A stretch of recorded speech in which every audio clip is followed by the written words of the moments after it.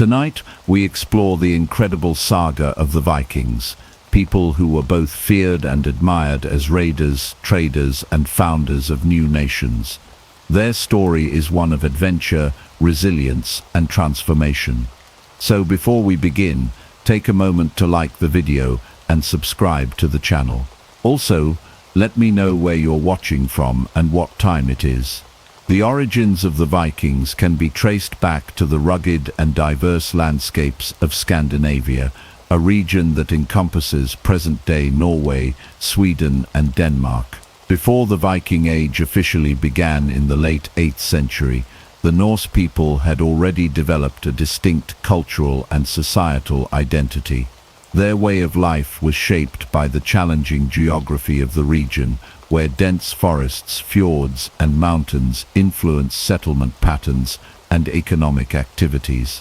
Agriculture was difficult due to the harsh climate, leading many to rely on fishing, hunting, and trade. The long, dark winters and short summers played a crucial role in shaping their resilience and adaptability. Early Scandinavian society was structured around local communities, known as clans or kindreds, which were led by chieftains. These leaders were responsible for maintaining order, settling disputes, and leading warriors in battle. Society was divided into three main classes: the jarls, the aristocratic rulers who controlled land and resources; the carls, who were free farmers, craftsmen, and traders; and the thralls, who were slaves captured in war or born into servitude. This hierarchical system ensured that power and wealth were concentrated among the ruling elite, but the system also allowed for some social mobility through acts of bravery, trade, and marriage alliances. Despite being decentralized, Scandinavian societies maintained a strong sense of law and justice. Assemblies known as things served as governing councils where free men could voice their opinions, resolve disputes, and create laws. These gatherings were crucial in maintaining order and reinforcing the principles of honor and loyalty that were deeply ingrained in Norse culture. Honor was of utmost importance, and personal reputation often determined an individual's standing within the community. Feuds and blood vengeance were common, as families sought to protect their honor through retaliation when wronged. Religious beliefs played a fundamental role in shaping the worldview of the Norse people. Before the widespread adoption of Christianity, they practiced what is now referred to as Norse paganism, a polytheistic religion centered around a pantheon of gods and goddesses. Odin, the Allfather, was revered as the god of wisdom, war, and death, often depicted as a one-eyed wanderer seeking knowledge. Thor, the god of thunder and protector of humanity, wielded his mighty hammer Mjolnir to battle giants and other forces of chaos.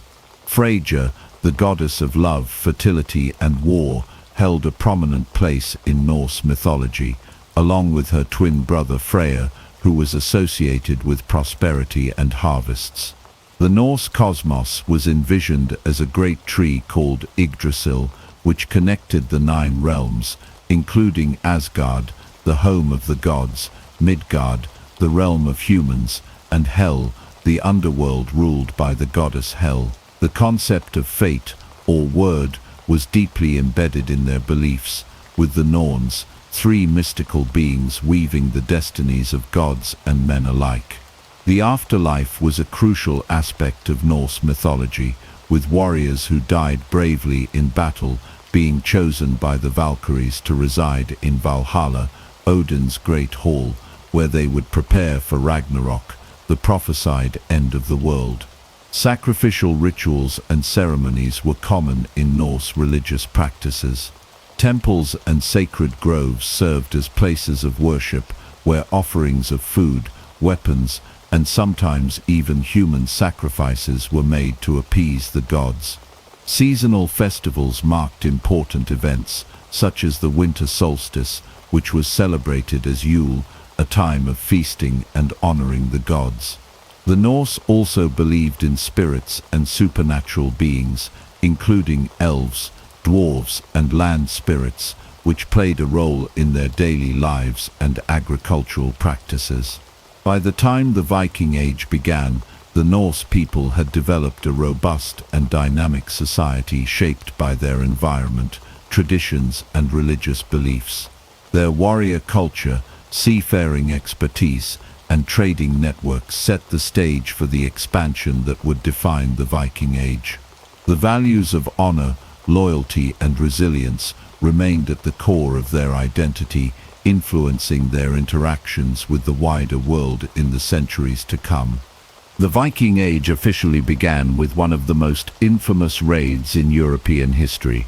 On June 8, 793 AD, a fleet of Viking longships appeared off the coast of Northumbria, heading for Lindisfarne, a small island home to a wealthy monastery.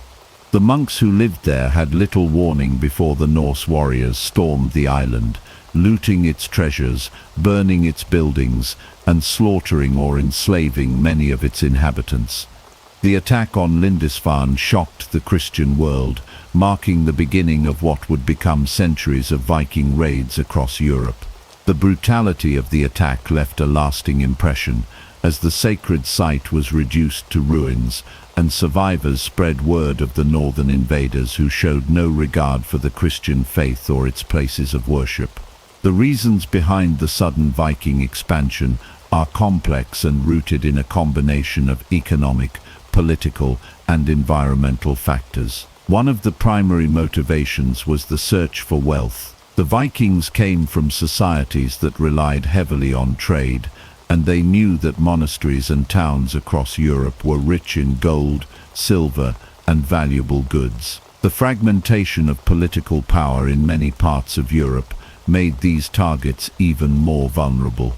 The Carolingian Empire in France, Anglo-Saxon England, and the various kingdoms of Ireland were often engaged in internal conflicts, making it easy for small, highly mobile Viking raiding parties to strike without facing strong resistance. The lack of a centralized defensive system in many regions allowed the Vikings to exploit weaknesses and return year after year to pillage new locations. Another major factor driving Viking expansion was the growing population of Scandinavia. By the late 8th century, limited arable land and increasing competition among chieftains created pressure to seek new territories. Younger sons who had no inheritance opportunities at home often turned to raiding as a way to gain wealth and status. Some Norse groups eventually transitioned from raiding to settling in new lands, establishing long-term Viking communities in England,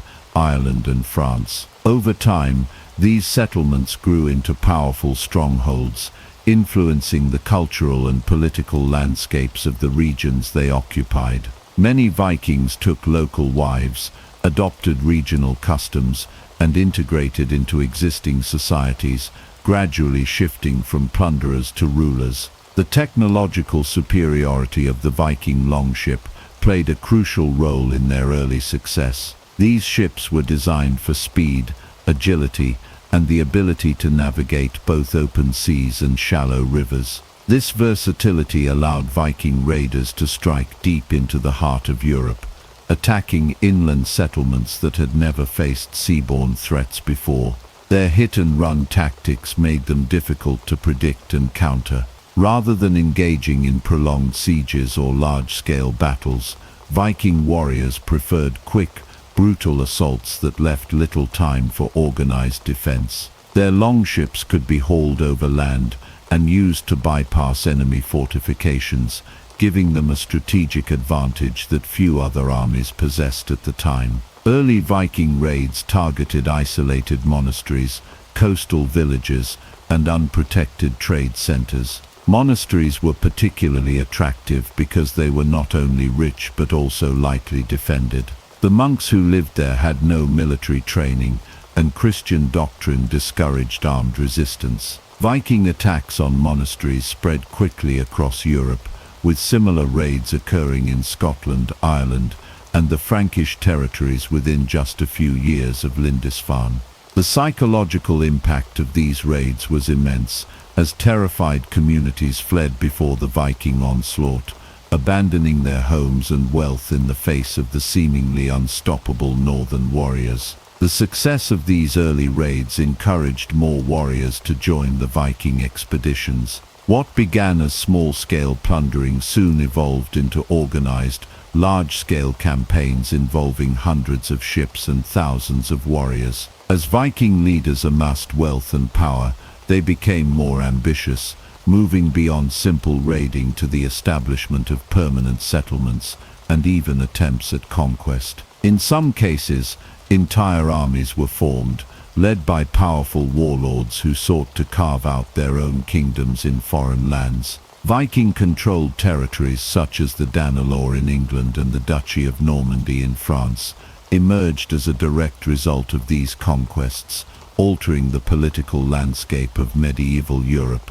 The Viking Age was only just beginning, and Europe would never be the same again. The fear and awe that the Vikings inspired would shape the policies of kings and emperors, forcing them to develop new military strategies and fortifications to protect their lands. Over the next several centuries, Viking expansion would continue, leaving a permanent mark on the history of the Western world. Their reputation as fierce warriors, skilled traders, and daring explorers would define an era, ensuring that the legacy of the Vikings would never be forgotten. As the 9th century dawned, Viking raids intensified and evolved into widespread campaigns of expansion across Europe. No longer were these Norse warriors content with isolated attacks on monasteries and coastal settlements. Instead, they launched full-scale invasions that altered the political and cultural landscapes of the regions they targeted. The British Isles, Ireland, and the Frankish territories became primary targets for Viking aggression, leading to the establishment of new settlements, trade centers, and even Viking-controlled territories. The British Isles faced some of the most relentless Viking attacks. England at the time, divided into several competing Anglo-Saxon kingdoms, struggled to mount a unified defense against the Norse incursions. The first major recorded Viking assault on England after Lindisfarne came in 835 AD, when Danish raiders targeted the Isle of Sheppey. Over the following decades, attacks became more frequent and devastating. Entire towns were sacked, churches were plundered, and rulers found themselves constantly under threat. One of the most significant events of this period was the arrival of the Great Heathen Army in 865 AD.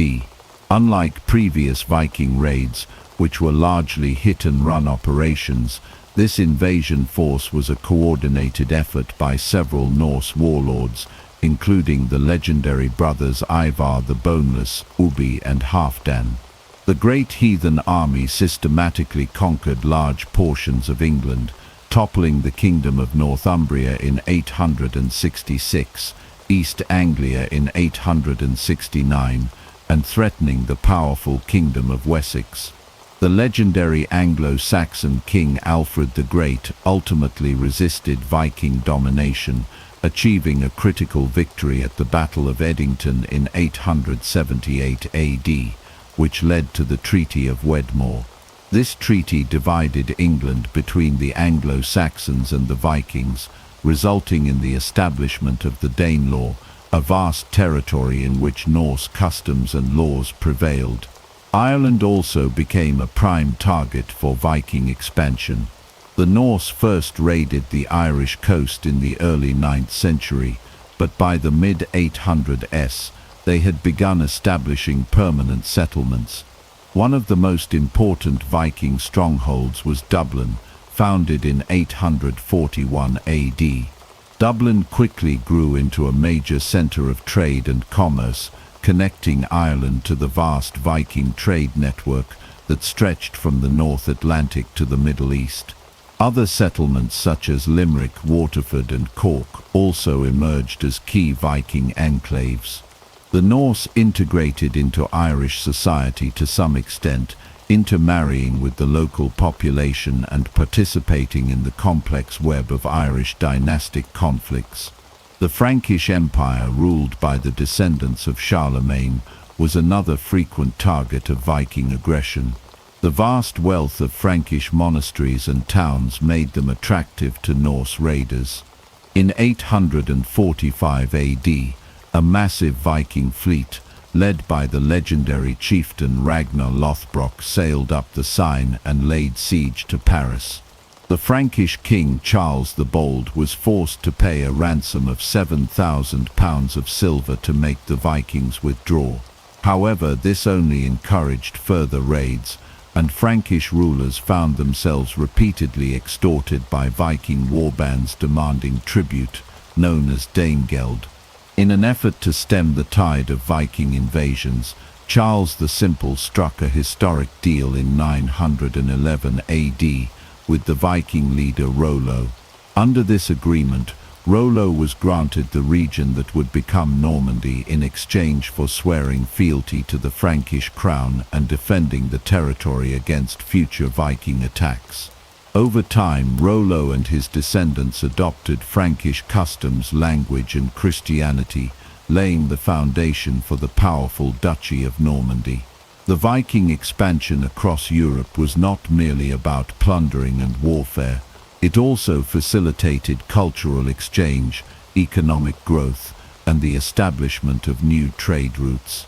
Viking merchants traveled as far as Byzantium and the Islamic Caliphates, bringing back goods, knowledge, and influences that would shape the societies they interacted with. The Norse presence in Europe helped forge connections between distant regions, leading to an era of increased trade and exploration that would shape the continent for centuries to come. As the Viking Age progressed, the Norse presence in Europe evolved from raiding parties to organized settlements and political entities. The impact of their expansion was profound, reshaping borders, economies, and cultures. Though they began as feared invaders, many Vikings ultimately integrated into the societies they once terrorized, leaving a legacy that endures to this day. The Vikings were not only fearsome raiders and warriors, but also highly skilled traders and merchants. From the 9th to the 11th century, Viking trade networks stretched across vast distances, connecting Scandinavia with Europe, the Middle East, and even Central Asia. Their ability to navigate rivers and open seas allowed them to establish trade routes that facilitated the exchange of goods, ideas, and technologies between different civilizations. This commercial aspect of Viking society played a crucial role in their expansion and influence. One of the most important Viking trade routes extended from the Baltic Sea through Eastern Europe, reaching as far as Constantinople, the capital of the Byzantine Empire. Utilizing the extensive river systems of modern-day Russia, including the Neva, Volkhov, Dnieper, and Volga rivers, Viking merchants, often referred to as the Rus, traveled deep into Slavic and Byzantine territories. This route became known as the Varangian route, a key artery of commerce that connected northern Europe to the wealth and splendor of the Eastern Roman Empire. Many Viking traders settled in cities such as Novgorod and Kiev, which became major centers of Norse trade and governance. By navigating the Dnieper River, they reached the Black Sea, where they conducted business in Constantinople, a city the Vikings called Miklagard, meaning the Great City. Trade between the Vikings and the Byzantine Empire was highly lucrative. The Norsemen brought valuable goods such as furs, honey, beeswax, and high-quality swords, while in return they received silk, spices, wine, and glassware from Byzantine merchants. Many Viking warriors also served as mercenaries in the Byzantine military, with the most famous among them joining the elite Varangian Guard, an imperial unit composed largely of Norse fighters. These warriors were highly prized for their loyalty and combat skills, and their presence in Constantinople strengthened the Viking-Byzantine relationship. Another major trading partner of the Vikings was the Islamic world. The Caliphate, which controlled vast territories stretching from Spain to Persia, had an insatiable demand for northern European goods. The Vikings played a key role in supplying the Islamic markets with commodities such as furs from Scandinavian animals, walrus ivory, amber, and most controversially slaves. The Vikings engaged in the slave trade extensively, capturing individuals from raids in England, Ireland, and Eastern Europe, and selling them in markets throughout the Islamic world. Silver was the most sought-after commodity by the Norse traders, and the discovery of thousands of Arab silver coins, known as dirhams, in Viking hordes across Scandinavia is evidence of the extensive commercial ties between the Vikings and the Muslim world. The Viking economy was not solely based on external trade. Within their own territories, they established bustling marketplaces in cities such as Hedeby, Birka, and Kaupang. These trading hubs became melting pots of different cultures, where Norse artisans, Slavic merchants, and Middle Eastern traders exchanged goods and knowledge. Hedeby, one of the largest Viking trading towns, was a focal point of commerce, connecting Scandinavia to the rest of Europe. Archaeological discoveries at these sites, including coins from the Islamic world, Byzantine jewelry, and silk from China, confirm the vast global reach of Viking commerce. Weapons also played a critical role in Viking trade.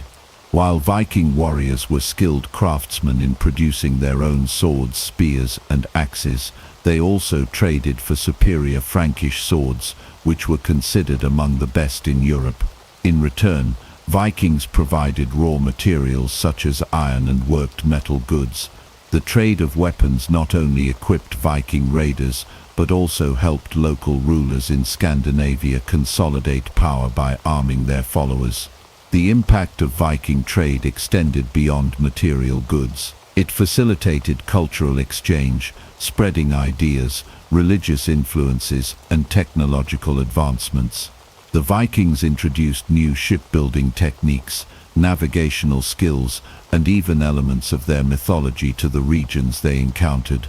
At the same time, they absorbed aspects of Christianity, Islamic scholarship, and Byzantine military tactics, which influenced their own societies over time. By the end of the 11th century, Viking trade had transformed from its early stages of piracy and raiding into an organized economic system. The interconnected trade networks built by the Norse ensured that Scandinavia remained a central part of European and global commerce. While their warrior reputation remains legendary, the Viking Age was also a golden era of trade and cultural exchange that helped shape the medieval world. As the Viking Age progressed from the 9th to the 11th century, Norse warriors and settlers moved beyond raiding and established permanent settlements and even entire kingdoms. These Viking-ruled territories played a crucial role in shaping the political and cultural landscapes of Europe. Their influence extended across England, Ireland, Scotland, Normandy, and the Isle of Man, leaving a legacy that would persist for centuries. One of the most significant Viking territorial expansions occurred in England with the formation of the Danelaw. The Danelaw was the name given to the region of England under Viking control, established after the successful campaigns of the Great Heathen Army in the late 9th century. This vast area encompassed much of northern and eastern England, including major cities such as York, which the Vikings captured in 866 AD and turned into a major trading and political centre. The Danelaw was governed by Norse customs and laws rather than Anglo-Saxon traditions, leading to a distinct cultural blend that influenced language, governance, and even place names. Many settlements still bear Viking-derived names, such as those ending in by, for example, Derby, Whitby, and Thorpe, for example, Scunthorpe. The Norse presence in England lasted until the early 11th century, when King Athelred the Unready and later King Canute of Denmark unified the land under a single crown. While the Danelaw in England was one of the most well-documented Viking settlements, the Norse also established a significant foothold in France. One of the most famous Viking rulers of this era was Rollo, a powerful Norse warlord who led repeated raids into Frankish territory.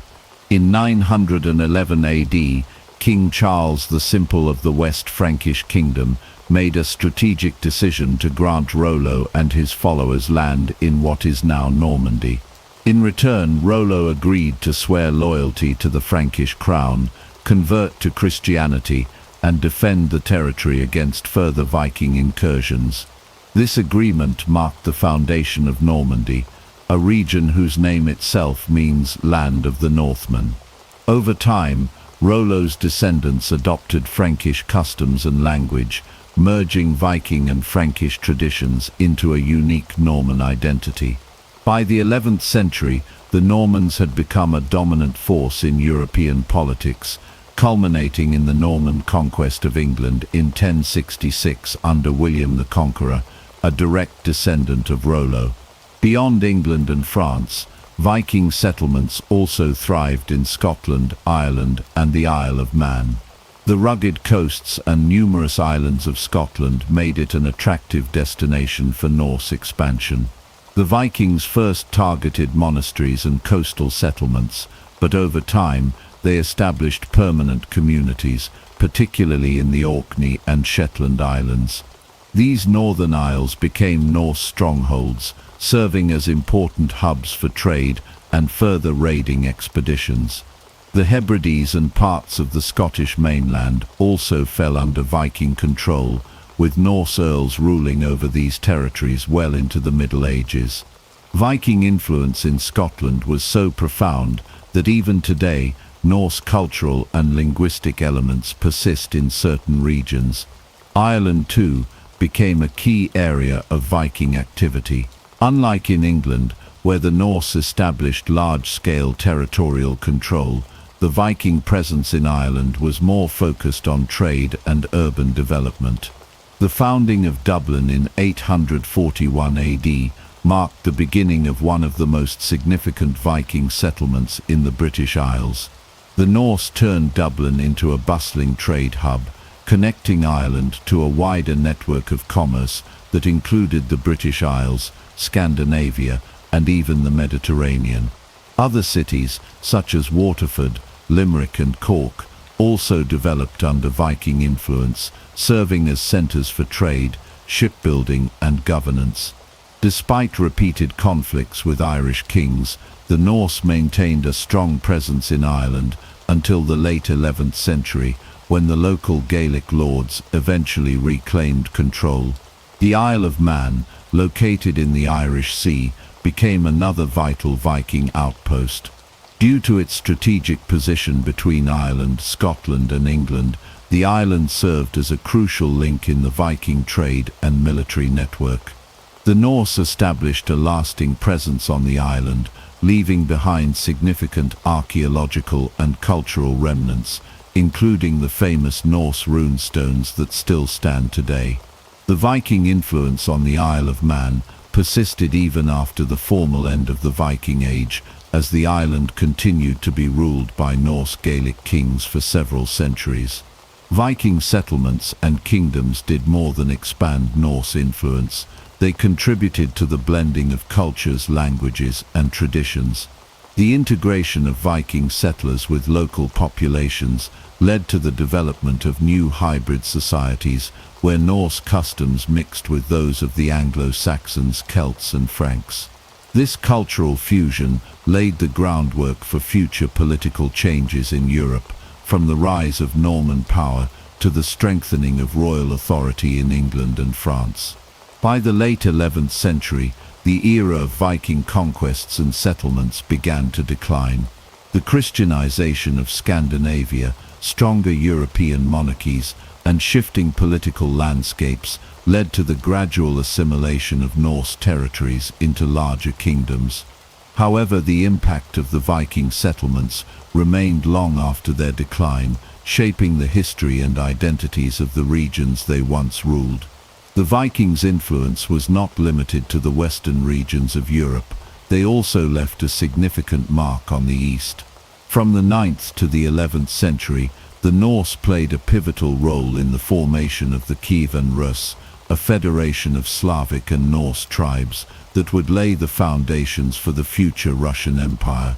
The Vikings, known as the Varangians in the east, also had extensive interactions with the Byzantine Empire, ranging from trade and diplomacy to mercenary service.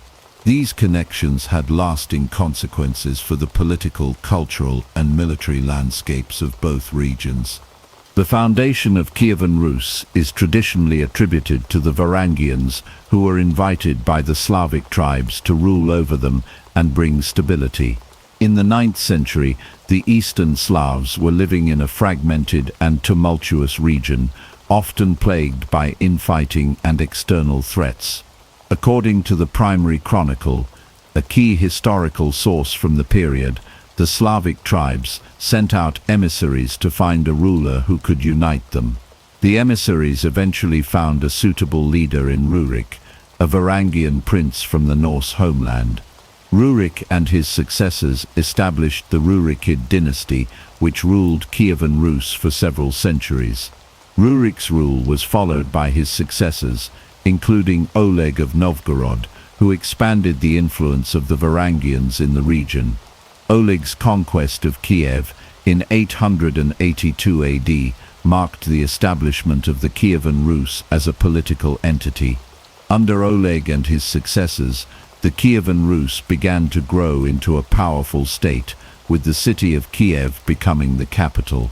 The Varangians contributed not only to the military prowess of Kievan Rus, but also to its cultural and economic development. They integrated with the local Slavic population, intermarrying and adopting many Slavic customs while retaining their Norse traditions and governing structures. Trade was one of the main factors behind the prosperity of Kievan Rus. The Varangians had established extensive trade routes connecting the Baltic Sea to the Black Sea, passing through important river systems such as the Dnieper, Volga, and Don. These trade routes connected the Vikings with the Byzantine Empire, the Islamic caliphates, and other distant regions. Kievan Rus became a crucial node in the east-west trade network, with goods such as furs, honey, wax, and slaves being exchanged for luxury items like silks, spices, and coins. This trade helped establish Kievan Rus as an influential power in the east, and the wealth generated from commerce allowed the Varangian rulers to consolidate their power. The Vikings' relationship with the Byzantine Empire was complex, involving both trade and warfare. The Byzantines were well aware of the Vikings' growing power, and they sought to establish diplomatic and commercial ties with the Norsemen. The most famous example of this relationship is the Varangian Guard, a group of elite Viking mercenaries who served as the personal bodyguards of the Byzantine emperors. The Varangian Guard was formed in the 10th century, initially composed of Norse warriors from Kievan Rus, but later expanding to include other Viking groups. The Guard became legendary for their loyalty and martial prowess, often serving as the Byzantine emperor's most trusted soldiers. In return for their service, the Varangians were paid well, granted land, and given significant political influence within the Byzantine Empire. The Varangian Guard played a key role in several major military campaigns, including the defense of Constantinople from invasions and internal revolts. The Guard's reputation for fierce loyalty and combat ability made them invaluable to the Byzantine emperors, and many Varangians were eager to join the elite unit. The Guard's presence in Constantinople also facilitated cultural exchange between the Vikings and the Byzantines. The Norsemen adopted many aspects of Byzantine culture, including their religion, and the Byzantines learned from the Vikings' naval expertise and martial traditions. In addition to the Varangian Guard, Viking mercenaries served in other military roles across the Byzantine Empire. Norse warriors fought in Byzantine armies as part of a larger group of foreign soldiers known as the barbarian mercenaries. These warriors were highly prized for their combat skills and often played decisive roles in important battles. In the 11th century, The Byzantine Empire relied increasingly on Viking mercenaries to support its military campaigns, as the empire faced numerous threats from both the east and the west. The relationship between the Vikings and the Byzantine Empire was not limited to warfare and mercenary service. Trade between the two powers flourished, with the Vikings sending furs, timber, and slaves in exchange for Byzantine luxury goods. The most famous trade route between the two regions passed through the Dniester River and into Constantinople, where Viking traders could sell their goods in the bustling markets. This exchange of commodities fostered a deeper cultural connection between the two civilizations, and many Vikings came to adopt Byzantine-style art, clothing, and architecture. The Viking connection to the east was not confined to Kievan Rus and the Byzantine Empire. The Vikings also engaged in trade and warfare with the Islamic caliphates. Viking raiders had long struck at the coasts of Europe, but they also ventured further south, conducting raids on Muslim-controlled territories in the Mediterranean and North Africa. However, the Vikings also had peaceful trade relations with the Islamic world, exchanging goods like furs, slaves, and walrus ivory for luxury items like silver, spices, and textiles. These interactions further integrated the Vikings into the global economy of the medieval world. In conclusion, the Vikings' role in the East was multifaceted and impactful. Through their connections with the Byzantine Empire and the formation of Kievan Rus, the Norsemen helped shape the political, economic, and military landscapes of Eastern Europe and the Mediterranean. Their legacy in the region was not only one of conquest but also of trade, cultural exchange, and mercenary service, leaving an indelible mark on the history of the East.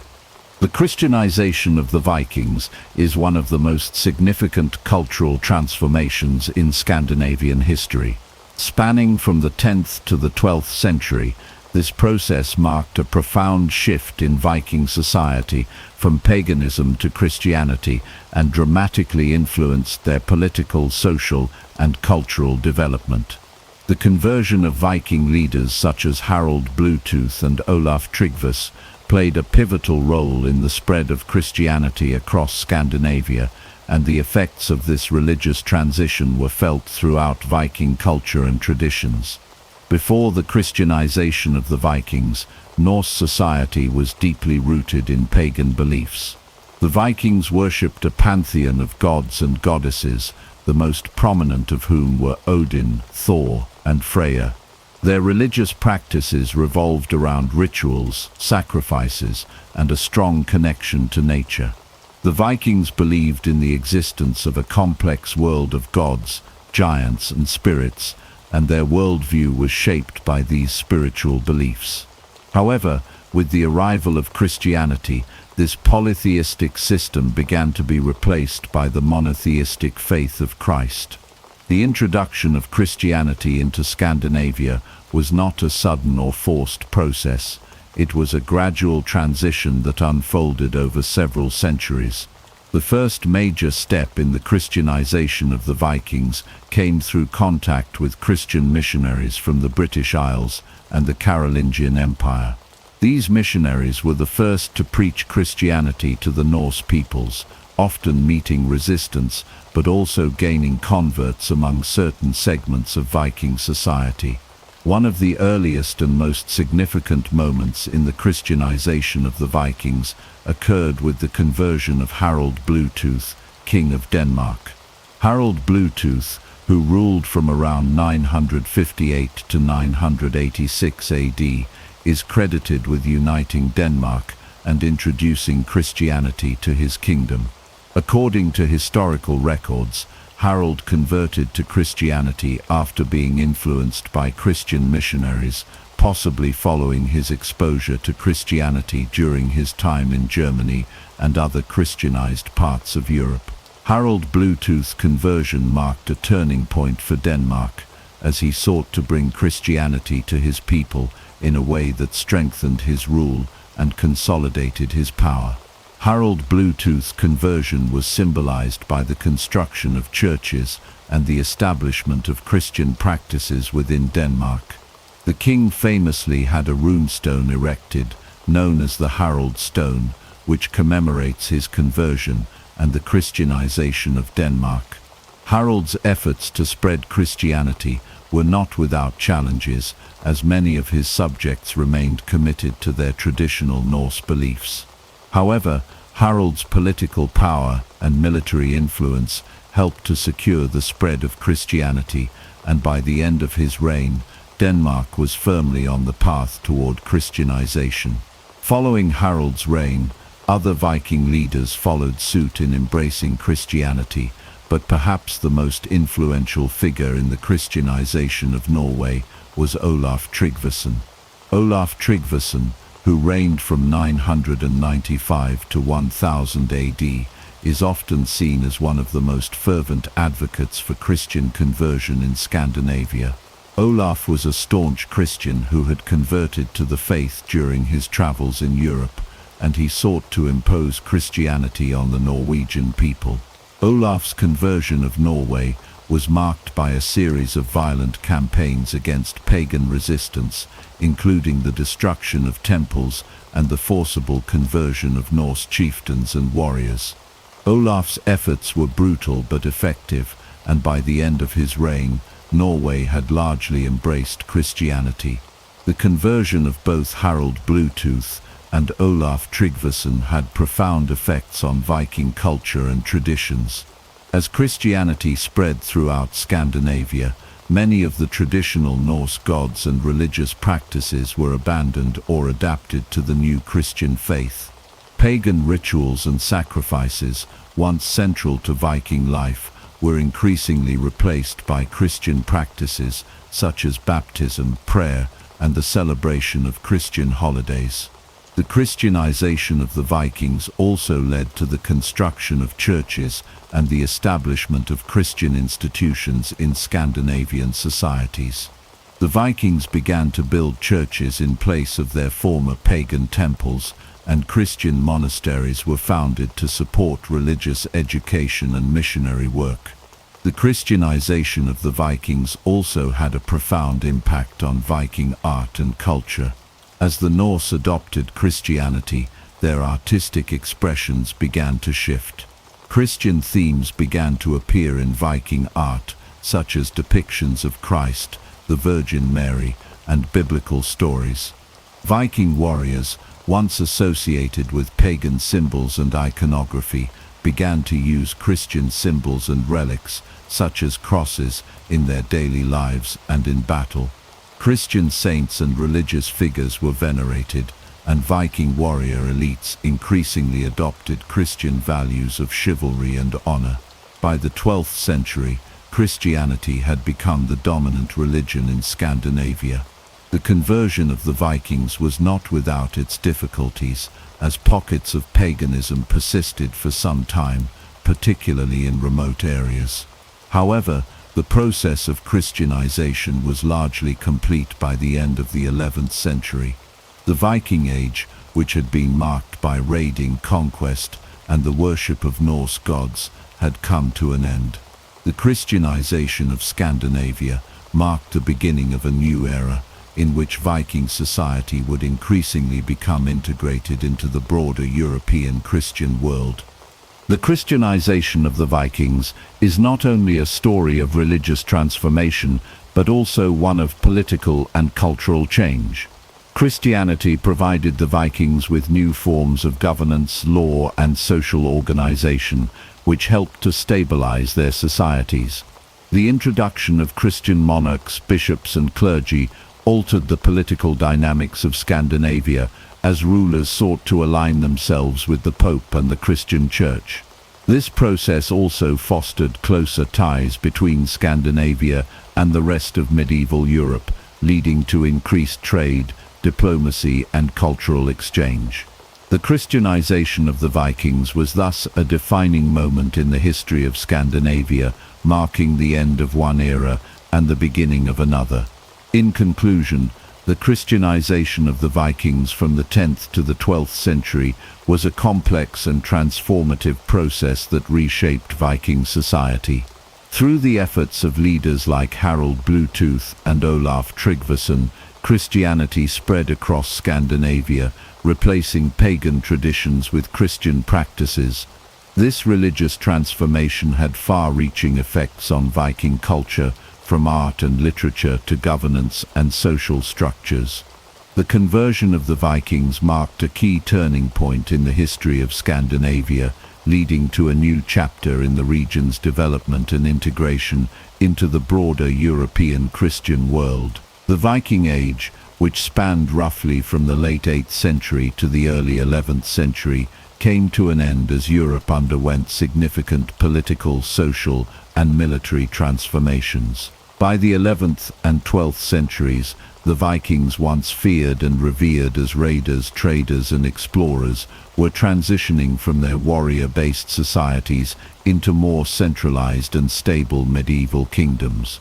A series of key events, including the Battle of Stamford Bridge in 1066, the consolidation of Scandinavian kingdoms, and the decline of raiding culture, marked the definitive end of the Viking Age and the beginning of a new era in European history. One of the most pivotal moments in the closing chapter of the Viking Age was the Battle of Stamford Bridge, fought on September 25, 1066, in England. This battle was the culmination of a series of invasions into England by Norse leaders, most notably Harald Hardrada, the King of Norway. Hardrada, a formidable warrior with a long history of raiding and warfare, sought to claim the English throne, which had been left vulnerable after the death of King Edward the Confessor. His invasion was part of a larger struggle for control over England, with several claimants vying for the throne. Harald Hardrada's army landed in northern England, but they were met by the forces of King Harold Godwinson of England, who had recently defeated another claimant, Tostig Godwinson, Harald's brother. The Battle of Stamford Bridge was a brutal and decisive engagement, with both sides suffering heavy losses. Despite initial Viking successes, Hardrada and his forces were ultimately defeated by Harald's army. Harald Hardrada was killed in the battle, marking the end of a long era of Viking invasions into England. The battle's significance lies not only in the defeat of one of the last major Viking leaders, but also in the broader shift in the political and military balance of power in Northern Europe. The Battle of Stamford Bridge, however, was not the final conflict in the struggle for the English throne. Just days later, Harold Godwinson would face another invasion, this time from William the Conqueror of Normandy. The Battle of Hastings, fought on October 14, 1066, resulted in Harold's death and the Norman conquest of England. This marked the final chapter in the Viking attempts to conquer and influence England. While the Vikings had a lasting impact on the culture and governance of England, their days of raiding and military dominance were now over. In the aftermath of Stamford Bridge and the events of 1066, the Viking societies in Scandinavia began to undergo significant changes. The once fragmented kingdoms of Denmark, Norway, and Sweden were beginning to consolidate into centralized monarchies. This shift toward more structured and powerful kingdoms was driven in part by the need to defend against external threats, such as the Norman invasions of England and the growing influence of the Christian Church. By the late 11th century, many Viking rulers had embraced Christianity, and their reigns were increasingly characterized by attempts to modernize their societies and consolidate power. One of the most notable figures in this process was King Olaf II of Norway, also known as Saint Olaf. Olaf's reign in the early 11th century marked a turning point for Norway, as he worked to strengthen the monarchy and bring the country into line with the growing Christian kingdoms of Europe. Saint Olaf's efforts to centralize power and suppress local chieftains helped lay the groundwork for a more unified and stable Norway. However, Olaf's death in battle in 1030 at the Battle of Stiklestad did not mark the end of his influence. He became a martyr and saint, and his legacy continued to shape Norway's development, particularly in the creation of a centralized Christian kingdom. The consolidation of power in Scandinavia also saw the rise of strong monarchs who sought to create more stable and efficient kingdoms. In Denmark, King Sweyn Forkbeard, who ruled from 1018 to 1030, and his son, King Canute the Great, who ruled from 1016 to 1035, played key roles in uniting Denmark and extending their rule to England and parts of Norway. Cnut's reign marked the peak of Viking influence in Europe, as he ruled over a North Sea empire that stretched from England to Denmark and Norway. However, following Canute's death, his empire fractured and the political landscape of Scandinavia began to shift toward more localized rule and the decline of Viking-era power structures. The decline of the raiding culture that had defined the Vikings for centuries was closely linked to these political and cultural changes. As the Viking kingdoms became more centralized and Christianized, the emphasis on raiding and plundering began to diminish. The Old Norse way of life, which had been centered around warfare, conquest, and the accumulation of wealth through raids, was gradually replaced by a focus on governance, trade, and diplomacy. The establishment of Christian monarchies in Scandinavia also played a key role in diminishing the Viking raiding culture, as Christian values emphasized peace, stability, and cooperation rather than war and conquest. By the 12th century, the Viking Age had officially ended. The once feared Viking raiders had been transformed into more traditional medieval rulers, and Scandinavia had evolved into a region dominated by centralized kingdoms with a strong Christian influence. The Norse warriors who had once roamed the seas in search of treasure and glory were now more likely to be found at the courts of monarchs, serving as advisors, soldiers, or members of the growing merchant class. In conclusion, the end of the Viking Age was a complex and multifaceted process that unfolded over several decades. The Battle of Stamford Bridge in 1066 was a key turning point in this transition, marking the end of Viking military dominance in England. The consolidation of power in Scandinavia, the decline of raiding culture, and the rise of Christianized monarchies all contributed to the decline of the Viking Age. By the 12th century, the Vikings had transformed from fearsome raiders into medieval rulers and statesmen, and their once formidable naval fleets were now turned to trade and diplomacy. The Viking Age, with its raids, explorations, and conquests, had come to an end, but the legacy of the Vikings would live on in the cultural and political landscapes of Europe. The Viking legacy in modern Europe is a multifaceted and enduring one, deeply woven into the cultural, linguistic, and genetic fabric of several countries. The Vikings, who once dominated the seas and laid waste to much of Europe, left behind a lasting imprint on the lands they once raided, traded with, and settled. Their influence can still be seen in the languages, genetics, mythologies, and national identities of modern Europe. From the shores of England and France to the vast expanses of Russia, the Vikings' contributions continue to resonate today. One of the most evident legacies of the Vikings is their impact on language. The Norse language, a North Germanic tongue, left a significant mark on the English language, especially in the regions of England that were once part of the Viking-dominated Danelaw. The Old Norse language contributed many words to English, particularly in areas related to law, governance, and everyday life. Words like law, sky, egg, window, and husband all have their roots in Old Norse. Moreover, the Viking influence extended to the place names of many towns and cities in England. Locations such as York, which was originally known as Jorvik, Durham, and Grimsby, all bear the traces of Viking settlement and language. In addition to England, the Vikings also had a profound impact on the French language.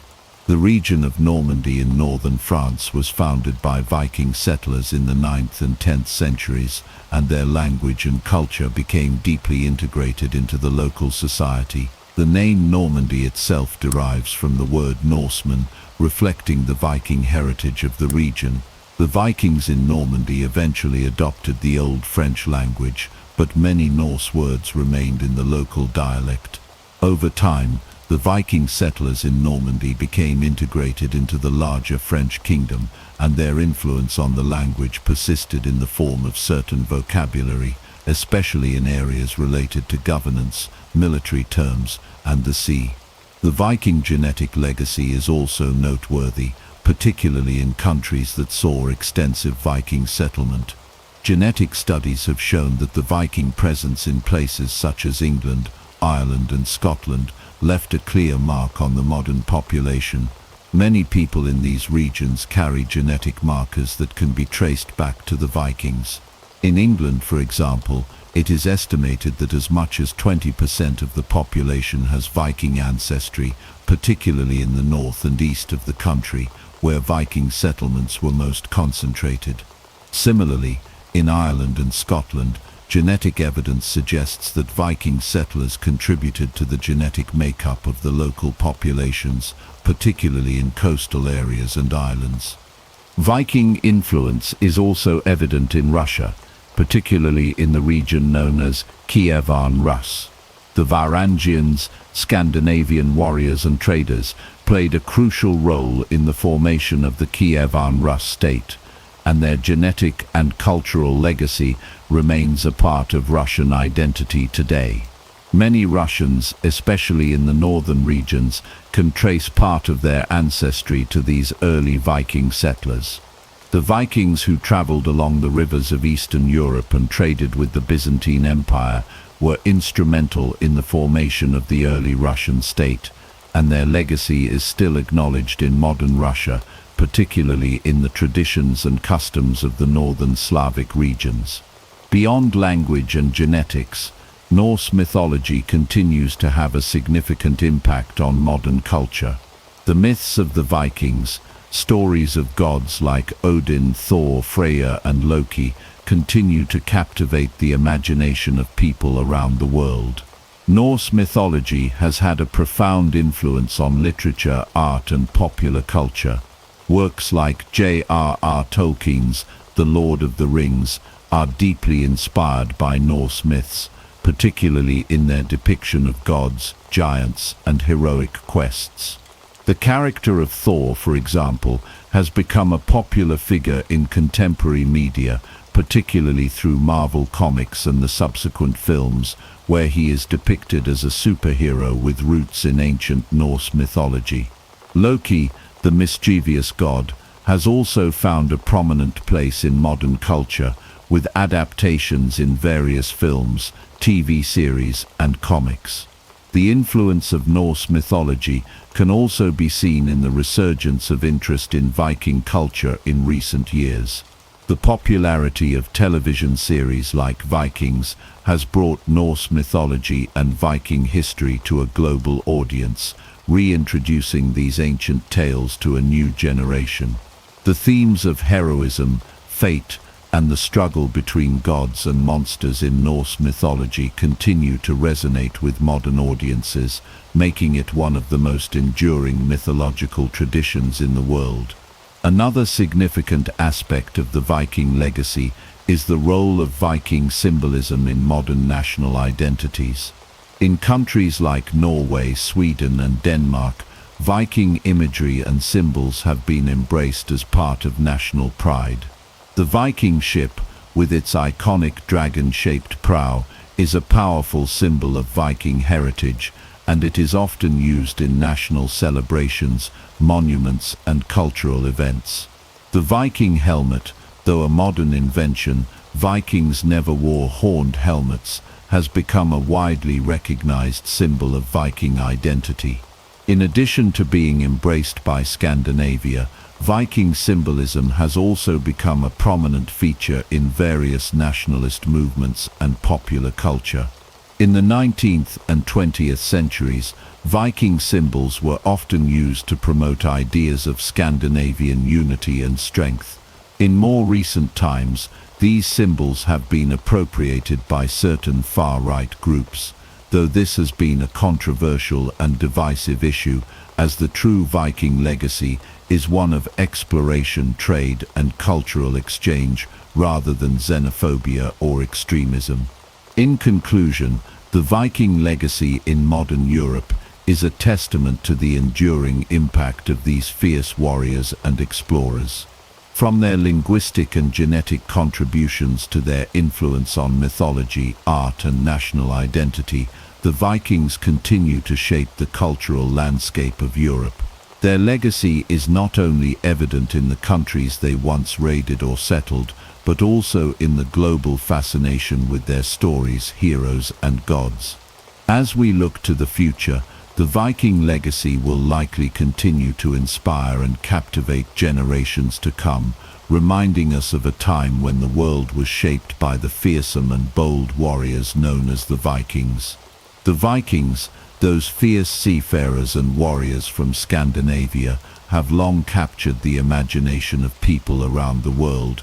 Over the centuries, the image of the Viking has been shaped by both historical accounts and popular culture, but much of what we think we know about these enigmatic people is based on myths and misconceptions.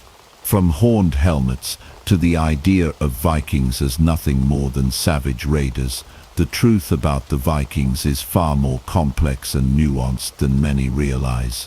This chapter seeks to debunk some of the most common misconceptions about the Vikings, compare them with the reality of what modern archaeology has revealed, and explore how pop culture has distorted our understanding of their lives. One of the most enduring myths about the Vikings is their supposed use of horned helmets. For centuries, this image of the horned Viking has been a staple of popular culture, from illustrations in history books to depictions in films, TV shows, and even costume designs for events like Halloween. However, there is no historical evidence to support the idea that Vikings ever wore horned helmets. The earliest depictions of Viking warriors, such as those on the 9th century stone carvings found in Scandinavia, show helmets that were simple and conical in shape, without any horns. Archaeological evidence from Viking graves and settlements has not uncovered any horned helmets either. In fact, the idea of horned helmets was popularized in the 19th century by the designer of the operas about Norse mythology, written by Richard Wagner, and it quickly became ingrained in the collective imagination. While the image of horned helmets might evoke a sense of barbaric ferocity, it is, in reality, a fantasy of the modern era. Another widespread misconception is that the Vikings were nothing more than brutal and savage raiders, with little regard for civilization or culture. This stereotype has been reinforced by centuries of historical accounts that emphasize the Viking raids on monasteries and towns across Europe. While it is true that the Vikings were formidable warriors and that their raids were often brutal and destructive, this portrayal overlooks the many other aspects of Viking life that were far from savage. The Vikings were also skilled traders, explorers, and settlers, and they played a crucial role in the development of early medieval Europe. Viking societies were complex, with well-organized systems of governance, law, and trade. Many Vikings were farmers, craftsmen, and merchants who engaged in long-distance trade with people from the Islamic world, Byzantium, and even the far reaches of North America. In fact, it was not uncommon for Vikings to establish peaceful trading relationships with the very people they had once raided. The idea of the Vikings as mindless destroyers is a gross oversimplification of their true nature. Modern archaeology has provided us with a much more nuanced understanding of Viking life. Excavations of Viking settlements, burial sites, and shipwrecks have uncovered a wealth of information about the Vikings' everyday lives, their technology, and their culture. One of the most significant discoveries in recent years has been the excavation of Viking longships, which have revealed much about the Vikings' advanced shipbuilding techniques and their prowess as sailors and explorers. The Vikings' longships were not only designed for speed and agility on the open seas, but were also capable of navigating shallow rivers and even being carried overland. These ships were crucial to the Vikings' success as both raiders and traders, and they were a testament to the Vikings' ingenuity and skill. Archaeological evidence has also shed light on Viking settlements and the way they lived. In towns like York in England and Dublin in Ireland, excavations have uncovered the remains of Viking houses, workshops and marketplaces, providing a glimpse into the daily life of Viking communities. Far from being isolated and barbaric, these settlements were hubs of trade and cultural exchange, with evidence of Viking artisans producing intricate jewelry, tools and weapons. The Vikings were also skilled farmers, growing crops such as barley, rye and oats, and raising livestock.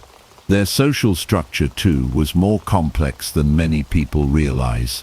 Viking society was organized into various classes, including free farmers, wealthy landowners and slaves, with a system of laws and assemblies known as the Althing in Iceland, which served as an early form of democracy. Perhaps one of the most misunderstood aspects of Viking culture is their relationship with women. Contrary to popular belief, Viking women were not simply passive figures waiting to be rescued by their male counterparts. Archaeological evidence suggests that women in Viking society had a far more active role than is often portrayed. They managed farms, participated in trade, and even served as warriors in some instances. There are accounts of women such as Lagertha, the legendary shield maiden of Norse sagas, fighting alongside male warriors. While the historical accuracy of these stories is debated, there is evidence that Viking women had greater rights and freedoms compared to women in other contemporary societies. They could own property, initiate divorce and engage in business, making them more independent than women in many other parts of medieval Europe. In addition to the historical realities of Viking life, the popular culture of the modern era has played a significant role in shaping our perceptions of the Vikings. Films, TV shows, books and video games have all contributed to the mythologizing of Viking culture, often blending historical fact with fantasy and fiction. For example, the popular TV series Vikings, which aired from 2013 to 2020, is filled with dramatic liberties and historical inaccuracies, though it has undoubtedly contributed to the modern fascination with Viking culture. The show, while entertaining, focuses heavily on the violent warrior aspect of Viking life, often neglecting their roles as traders, settlers and explorers. Similarly, the portrayal of Viking gods and mythology in films like Marvel's Thor has created a larger-than-life image of Norse mythology, with characters like Thor and Loki being reimagined as superheroes rather than the complex deities of Viking belief. In conclusion, while the Vikings were undoubtedly fierce warriors and raiders, the myths and misconceptions surrounding their culture often overshadow the more complex and varied aspects of their society.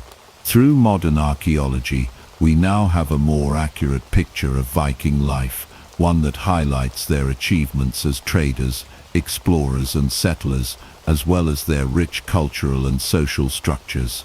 The popular image of the Viking, complete with horned helmets and bloodthirsty raids, has been shaped by centuries of myth and fantasy. However, the truth about the Vikings is far more intricate and fascinating than the popular depictions. The real Vikings were innovators, skilled craftsmen and seafarers who played a crucial role in shaping the medieval world. Before the Industrial Revolution, Europe was overwhelmingly an agrarian society, with most people living in rural areas surrounded by expansive farmland. Life was deeply tied to the land and the seasons, and most families lived in small villages or isolated farmsteads, where agriculture formed the bedrock of daily existence. Daily life revolved around the cultivation of crops and the raising of livestock. Families grew wheat, barley, oats, and rye using traditional methods that had changed little over the centuries. Livestock such as sheep, cows, pigs, and chickens were essential for food, clothing, and labor. Farming was laborious and exhausting, requiring the coordinated efforts of entire families, often including young children. Simple wooden plows drawn by oxen and hand tools like sickles, scythes, and hoes were the standard equipment. Without advanced machinery, every task from sowing seeds to harvesting crops had to be completed manually or with basic animal assistance. Technology was limited and innovation progressed slowly. The water wheel was one of the few mechanical devices in use, mainly to grind grain into flour. Other tasks such as spinning, weaving, and woodworking were done by hand in cottages as part of the so-called cottage industries, which supplemented agricultural incomes. These crafts were small-scale, labor-intensive, and largely seasonal activities, heavily dependent on local markets. Communities were isolated and insular. Travel was difficult, slow, and often dangerous due to poorly maintained dirt roads and a lack of infrastructure. Journeys that today would take hours required days or even weeks. Most people lived and died within a few miles of where they were born, and news from the outside world traveled slowly. Markets were small and local trade was the primary form of economic interaction, with distant commerce being rare and reserved for luxury goods like spices or fine fabrics. By 1700, Britain was a society deeply rooted in a rigid social hierarchy. Wealthy landowners controlled vast estates and the political power that came with them. Below them were tenant farmers who rented land and worked tirelessly to meet their obligations, often living in precarious conditions. Agricultural laborers and servants formed the bottom of this hierarchy, with little hope for social mobility. The system of primogeniture ensured that land and wealth remained concentrated in the hands of a few, perpetuating social divides. Living conditions were harsh and precarious. Life expectancy was low, with many children not surviving past infancy. Malnutrition was common, and outbreaks of diseases like smallpox, typhus, and tuberculosis could decimate entire villages. Medical knowledge was rudimentary, and healthcare was practically non-existent for the rural poor. Sanitation was minimal and clean. Drinking water was often difficult to obtain. Education was a privilege of the wealthy elite. For most rural inhabitants, literacy was a rare skill, and formal schooling was virtually unheard of. Knowledge and traditions were passed down orally, and daily existence was governed more by superstition and custom than by scientific understanding. The economy was largely subsistence-based. Families grew enough food to meet their needs with little surplus for trade. When possible, artisanship provided some additional income. Weaving cloth, cobbling shoes, and blacksmithing were among the common trades practiced within the home or in small workshops. Yet these enterprises remained small, limited by the slow pace of manual labor and the constraints of local demand. This world before the Industrial Revolution was defined by its slow rhythm and its deep connection to nature's cycles. It was a world where life was precarious, progress was glacial, and the concept of a radically different future seemed unimaginable to most. Stability and hardship went hand in hand as generations lived much as their ancestors had. However, beneath this surface of continuity, pressures were building. Population growth, improvements in agricultural techniques, and a slow trickle of new ideas were beginning to accumulate, setting the stage for an unprecedented transformation. The dawn before the storm was a fragile balance, a way of life that would soon be upended by the massive forces of industrialization. A transformation was on the horizon, one that would sweep across continents, reshape societies, and alter the course of human history forever. Before the machines roared to life and factories reshaped landscapes, a quieter but equally profound transformation laid the groundwork for the Industrial Revolution. This was the agricultural revolution of the 18th century, a period of remarkable innovation in farming that dramatically increased food production and freed up labor for the coming industrial age. One of the key developments was the system of crop rotation. Traditionally, farmers used the medieval method of leaving fields fallow every few years to restore soil fertility. However, agriculturalists like Charles Townsend popularized a more efficient system known as the four-field rotation. This method involved rotating different types of crops, such as wheat, barley, turnips, and clover, across 4 fields. Each crop played a role in maintaining the health of the soil, and none of the fields needed to lie fallow. This increased yields and kept the land productive year-round. Selective breeding was another critical innovation. Farmers began to intentionally breed animals for specific traits, such as size, strength, and wool quality. One notable figure in this movement was Robert Bakewell, who applied systematic breeding methods to sheep and cattle. His work led to larger, healthier animals that provided more meat, wool, and labor power. This scientific approach to agriculture ensured a more reliable food supply and supported a growing population. Technological inventions also played a transformative role. Perhaps the most famous agricultural invention of the period was the seed drill, created by Jethro Tull in the early 18th century. Before Tull's invention, seeds were typically scattered by hand, a method that wasted seed and resulted in uneven growth.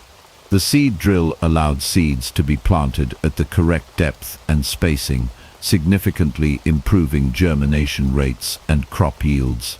Tull's ideas about mechanization and scientific farming methods influenced generations of farmers and agriculturalists. The agricultural revolution did more than just feed more people. It changed the very fabric of rural life. Enclosure Acts passed by the British Parliament allowed landowners to consolidate small plots of land into larger, more efficient farms. While this increased agricultural productivity, it also displaced many small farmers, forcing them to seek work elsewhere. Many of these displaced rural workers would later become the labor force that powered the factories of the Industrial Revolution. The increase in food production led to population growth, which in turn created greater demand for goods and services. This demand helped stimulate economic activity and encouraged investment in new technologies and industries. Agricultural surplus also meant that not everyone needed to farm to survive, allowing a portion of the population to specialize in other trades and professions. The agricultural revolution was not a single event, but a series of interconnected changes that unfolded over decades. It involved scientific discovery, technological innovation, social upheaval, and economic transformation. Without these fundamental changes in how food was produced and distributed, the Industrial Revolution might never have taken root. The spark of change ignited by the agricultural revolution set humanity on a path toward unprecedented growth and complexity, forever altering the way people lived, worked, and interacted with the world around them. In the 1760s, a Scottish engineer named James Watt initiated a transformation that would forever alter the trajectory of human history. At that time, steam engines already existed, primarily through the work of Thomas Newcomen, who had invented the Newcomen engine in 1712. While groundbreaking, the Newcomen engine was highly inefficient, consuming vast amounts of coal and delivering limited power output. Its main application was to pump water out of mines, and while it served that purpose, it was slow, costly, and restricted in scope. Watt recognized the limitations of this technology and saw an extraordinary opportunity to make substantial improvements. In 1765, while tasked with repairing a model of a Newcomen engine, Watt conceived the idea of adding a separate condenser. This seemingly simple innovation meant that the engine's cylinder could maintain its temperature while the steam condensed in an external chamber, drastically reducing energy loss and fuel consumption. The result was a steam engine that was far more efficient, powerful, and practical. Watt's journey did not end with invention. Realizing that funding and industrial support were essential, he partnered with the successful businessman Matthew Boulton. Together they founded Boulton and Watt in 1775, a partnership that proved instrumental in bringing the improved steam engine to a wide market. Watt's engine was a marvel of versatility. Unlike earlier models, it could drive machinery in addition to operating pumps. This development revolutionized production, making it possible to mechanize textile mills, iron foundries, and a variety of manufacturing industries. Factories no longer needed to be located near water sources for power, freeing them to cluster in urban centers where labor was abundant. This shift contributed heavily to the dramatic urbanization that characterized the Industrial Revolution. The transformative power of Watt's steam engine extended well beyond industry into the realm of transportation. Engineers like Richard Trevithick and George Stephenson, building on Watt's advancements, created the first steam-powered locomotives. In 1804, Trevithick constructed the first railway locomotive capable of hauling heavy loads on iron rails. By 1829, Stephenson's rocket demonstrated that steam locomotives could provide fast, reliable transportation over long distances. The rapid spread of railways stitched entire nations together, shrinking travel times and opening new economic possibilities. Cities grew along railway lines, and markets expanded as goods could now be transported quickly and cheaply across great distances. Steam power also revolutionized maritime travel. Before steam, ships relied entirely on wind and current, making voyages unpredictable and time-consuming. The advent of steamships, such as Robert Fulton's Clermont in 1807, allowed vessels to travel upstream and maintain consistent schedules. Oceanic steamships soon followed, accelerating global trade and making international travel more accessible. The world became smaller, economies became more interconnected, and cultural exchanges increased dramatically. The ripple effects of Watt's improved steam engine were vast. Industries experienced explosive growth, with factories producing goods at unprecedented rates. Urban centers swelled with workers seeking new opportunities. Infrastructure projects like canals, bridges, and later railroads reshaped landscapes. Innovation thrived, as the principles of steam power inspired further technological advancements, from steam hammers to mechanical looms. However, these advancements came with significant consequences.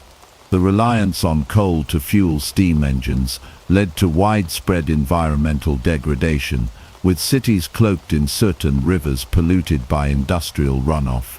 The working conditions in the new factories were often brutal, characterized by long hours, dangerous machinery, and minimal protections for workers. Despite these challenges, the momentum of industrial progress was unstoppable. James Watt's contribution was not merely technical, it was transformational. His improvements to the steam engine unlocked new dimensions of human potential and ushered in an era of rapid, relentless change. He demonstrated the power of applying scientific understanding to practical problems, inspiring countless others to innovate and push the boundaries of what was possible. The story of steam power is ultimately the story of human ambition and creativity. James Watt did not invent the steam engine, but through his vision, persistence, and engineering genius, he perfected it and turned it into the driving force behind the Industrial Revolution. His legacy endures in every train that crosses a continent, every factory that hums with machinery, and every technological leap that traces its roots back to the harnessing of steam. Watt's work laid the essential foundation for the modern world, where energy, technology, and human enterprise intersect to create an ever-changing future. Before the Industrial Revolution took full form, most goods were produced through cottage industries. Families worked from their homes, spinning thread, weaving cloth, and creating finished products by hand. This system, while intimate and skill-driven, was slow, inconsistent, and limited in scale. A series of groundbreaking inventions in the textile industry would soon change everything, pulling production out of homes and concentrating labor in large, centralized factories. One of the earliest and most significant innovations was the spinning jenny, invented by James Hargreaves in 1764. The spinning jenny allowed a single worker to spin multiple spools of thread simultaneously, dramatically increasing productivity. Where once a spinner could only work one thread at a time, now they could manage 8, 16, or even more. This machine greatly reduced the time and labor required to produce yarn, making cloth cheaper and more abundant. Shortly after the spinning jenny, another invention pushed textile production even further. In 1769, Richard Arkwright developed the water frame. Unlike the spinning jenny, which was operated by hand, the water frame used water power to drive the spinning process. The machine produced stronger, finer thread and worked much faster than manual methods. Because of its reliance on water power, Arkwright's invention led to the construction of large mills near rivers and streams, marking one of the first major shifts towards centralized factory production. In 1785, Edmund Cartwright introduced the power loom, an invention that mechanized the weaving process. Weaving, once an entirely manual and labor-intensive craft, could now be performed by machines at a much faster rate. The power loom synchronized the speed of weaving with the spinning innovations, allowing for continuous and large-scale textile production. Factories equipped with power looms grew rapidly, and the traditional hand weavers could not compete with the speed and efficiency of mechanized production. These technological breakthroughs fundamentally altered the nature of work. Cottage industries declined sharply as factories grew larger and more dominant. Workers who had once set their own hours and controlled their own pace found themselves laboring under strict schedules set by factory owners. The shift to factory work also introduced a new labor dynamic, with men, women, and even children working long hours under often grueling and dangerous conditions. Urbanization accelerated as people moved from rural areas to towns and cities in search of factory jobs. Cities like Manchester and Birmingham expanded rapidly, becoming bustling centers of industry. While factory work offered steady wages, it also brought a loss of independence and subjected workers to harsh environments, with few regulations to protect their health and safety. Despite the challenges, the rise of factories fueled economic growth and innovation. Mass production made goods more affordable and accessible to a broader segment of the population. It also stimulated demand for raw materials, transportation infrastructure, and new technologies, setting off a chain reaction of industrial advancement. The transformation from cottage industries to mass production in factories was not merely a shift in where goods were made, it was a profound social and economic revolution. The inventions of the spinning jenny, water frame, and power loom redefined labor, reshaped communities, and laid the foundation for the modern industrial economy. This pivotal chapter in history demonstrated humanity's capacity to harness technology in pursuit of greater efficiency, forever changing how societies functioned and how people lived their daily lives. The rapid growth of industry during the Industrial Revolution was fueled by two critical resources, iron and coal. These materials formed the backbone of industrialization, providing the essential building blocks and energy needed to power new machines, build infrastructure, and support expanding cities and industries. Coal had long been used as a source of heat, but its role expanded dramatically during the Industrial Revolution. Steam engines, which became widespread thanks to improvements by James Watt, required large amounts of coal to operate. The need for coal drove the expansion of mining operations, especially in Britain, where rich coal seams were plentiful. Coal-powered factories, heated homes, and fueled the engines of trains and ships, making it the dominant energy source of the era. Equally important was iron. Before the Industrial Revolution, iron production was limited and expensive, largely dependent on small-scale bloomeries that used charcoal as a fuel. This changed with innovations in smelting and refining processes. One of the most significant advancements came from Henry Cort, an English metallurgist, who developed the puddling process in the 1780s. The puddling process involved stirring molten iron in a furnace to remove impurities, producing a much higher quality of wrought iron that was stronger and more malleable. Cort also introduced rolling mills, which mechanically shaped iron into bars, sheets, and other useful forms. These innovations made iron more affordable and available in larger quantities, accelerating its use in construction, machinery, tools, and transportation. Iron became essential for building steam engines, railroad tracks, bridges, ships, and later, large-scale buildings and factories. The combination of abundant coal and improved iron production created a powerful feedback loop. Coal mining tools and transportation systems were made from iron, while coal provided the energy to extract and process more iron. Railroads, one of the most transformative developments of the period, relied heavily on both materials, iron rails and locomotives, powered by coal-fired steam engines, enabled faster, cheaper, and more reliable movement of goods and people. The demand for coal and iron also had profound social and economic effects. Mining towns grew rapidly as people sought employment in the expanding industries.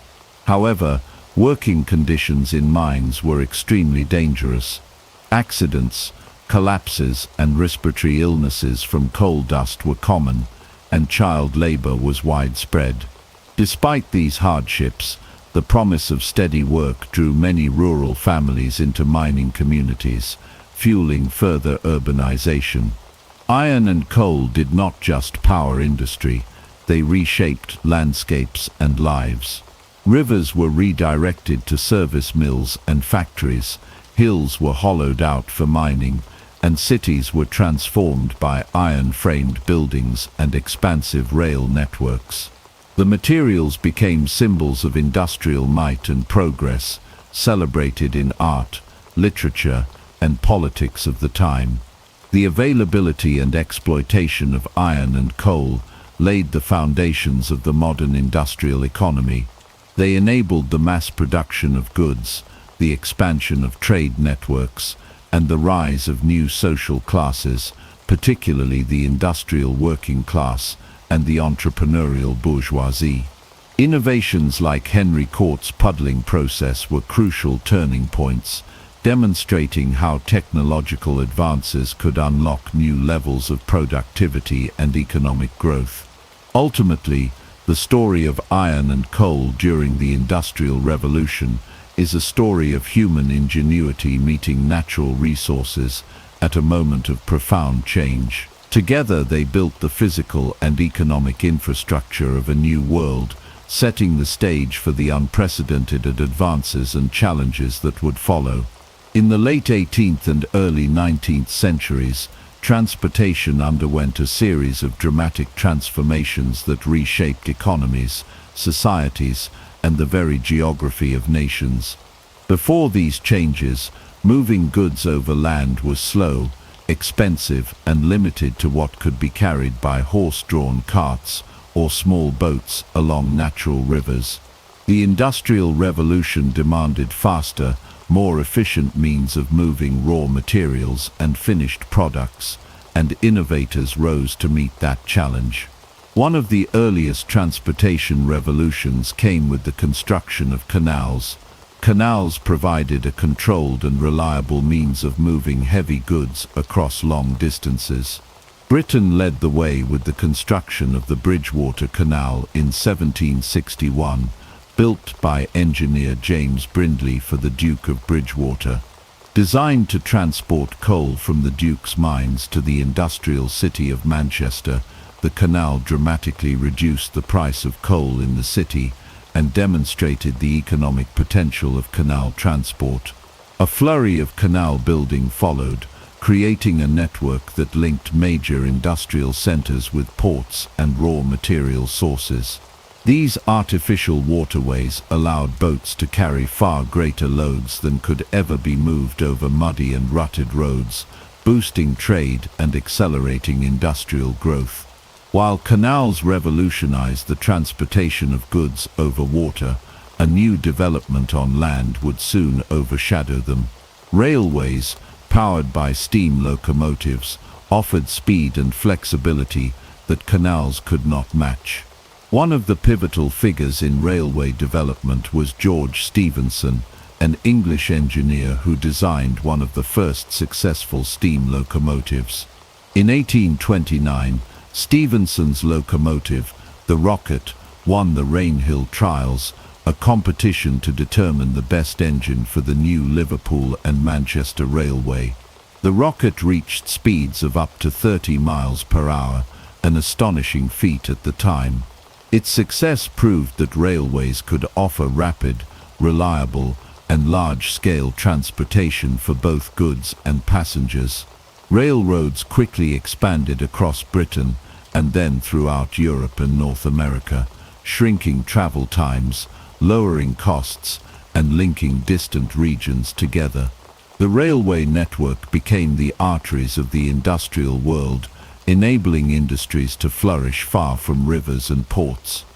At the same time, steam power was transforming maritime transport. Robert Fulton, an American engineer and inventor, successfully demonstrated the potential of steamships with his vessel, the Clermont, in 1807. The Clermont traveled up the Hudson River from New York City to Albany in just 32 hours, proving that steam-powered ships could move against currents and winds with reliable schedules. Steamships soon came to dominate rivers, lakes, and coastal routes. Ocean-going steamships followed, gradually replacing traditional sailing vessels for long-distance trade. This revolution in maritime transport shrank the world dramatically, allowing goods, people, and information to move faster than ever before between continents. Global commerce expanded rapidly, with raw materials flowing from colonies to industrial centers and finished goods traveling in the opposite direction. The cumulative effect of these transportation innovations was profound.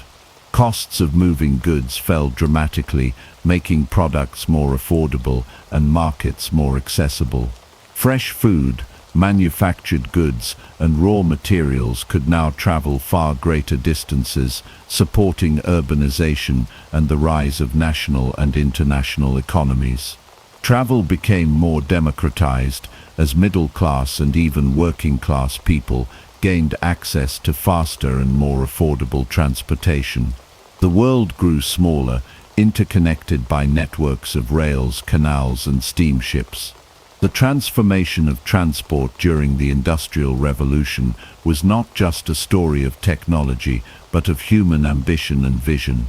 Entrepreneurs, engineers, and workers collaborated to overcome immense challenges, from rugged landscapes to technical limitations. Their efforts created systems of movement that underpinned the modern industrialized world and continue to influence how we live and work today.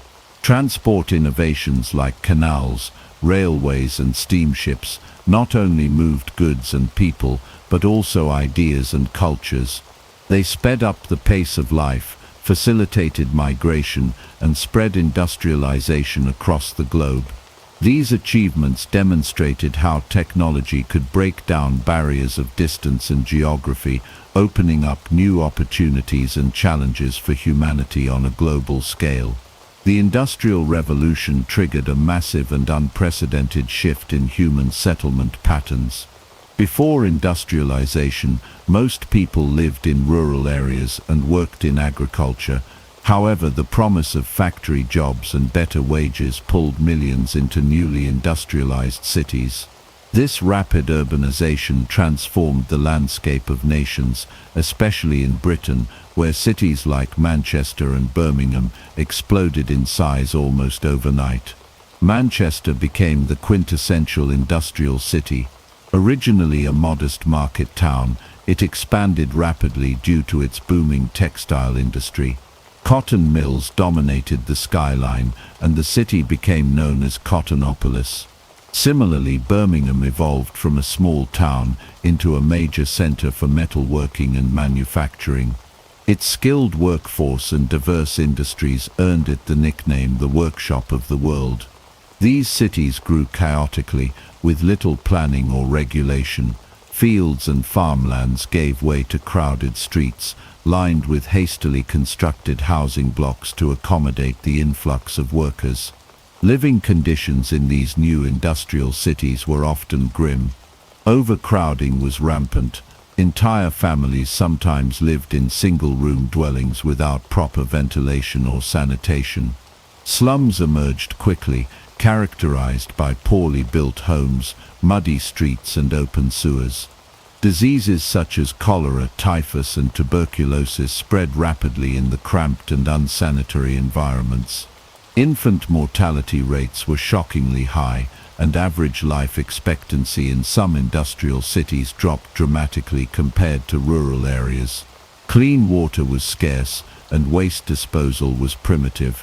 In many neighborhoods, human and industrial waste was dumped into nearby rivers, contaminating drinking supplies. The lack of public health infrastructure meant that outbreaks of deadly diseases could decimate entire communities within weeks. Medical knowledge at the time was limited, and governments were slow to respond to the growing health crises. Despite these harsh realities, industrial cities also offered new opportunities. For many, the chance to earn regular wages, even in difficult conditions, represented a significant improvement over the uncertainties of rural agricultural life. Cities became centers of innovation, culture, and social mobility. New public institutions such as schools, libraries, and hospitals began to appear, though access was often limited at first to wealthier citizens. The challenges of urbanization eventually sparked reforms. Public health movements gained momentum in the mid-19th century, leading to initiatives like clean water supplies, sewage systems, and public parks to improve urban living conditions. Activists and reformers pushed for better housing, labor laws, and sanitation reforms, laying the groundwork for modern urban planning and public health policies. Urbanization during the Industrial Revolution was a double-edged sword. It drove economic growth, technological progress, and cultural dynamism, but it also brought intense human suffering and exposed the need for systemic change. Cities like Manchester and Birmingham stood as both symbols of industrial achievement and stark reminders of the costs of rapid, unregulated growth. The rise of industrial cities reshaped not only landscapes, but also social structures, economies, and ways of life. Urbanization became a defining feature of modern civilization, influencing patterns of living and working that continue to shape societies around the world today. The Industrial Revolution profoundly reshaped human society in ways never before seen in history. As industries expanded rapidly, so did the insatiable demand for labor. Men, women, and even children found themselves pulled from rural fields into urban factories, mines, and mills, where they endured long hours under brutal and often dangerous conditions. While the revolution propelled technological progress and economic expansion, it simultaneously exposed deep social inequalities, entrenched poverty, and human suffering, eventually igniting the early labor movements that would rise to challenge exploitation and fight for workers' rights. One of the most tragic and heartbreaking aspects of early industrialization was the widespread and accepted use of child labor. Children as young as 5 or 6 were employed in factories, mines, and workshops. They worked 12 to 16 hours a day, 6 days a week, often in environments thick with dust, heat, and peril. In textile mills, children cleaned and operated heavy machinery, slipping between moving parts where adults could not fit, at great personal risk. In coal mines, children hauled heavy loads through narrow tunnels barely large enough for them to crawl through, constantly threatened by cave-ins and explosions. Paid only a fraction of adult wages, these young workers often suffered from stunted growth, chronic illnesses, and lifelong health problems caused by their exposure to harsh and hazardous conditions from an early age. Adult workers faced similar brutal realities. Factory owners imposed grueling work schedules with minimal breaks and no regard for physical or mental health. Wages were kept low to maximize profits, and safety measures were either rudimentary or entirely absent. Injuries from machinery were frequent, often resulting in permanent disabilities with no compensation. The rapid growth of industrial cities led to severe overcrowding, where entire families crammed into single-room tenements with poor ventilation, inadequate sanitation, and no clean water. Epidemics of cholera, typhus, and tuberculosis swept through working-class neighborhoods, where healthcare was scarce and often unaffordable. However, as the injustices of the industrial system became more apparent and more intolerable, workers began to organize and push back. Labor movements emerged, seeking to address exploitation, demand dignity, and improve working conditions. Early forms of collective action included friendly societies, mutual aid organizations, where workers pooled small contributions to support members in times of illness, injury, or unemployment.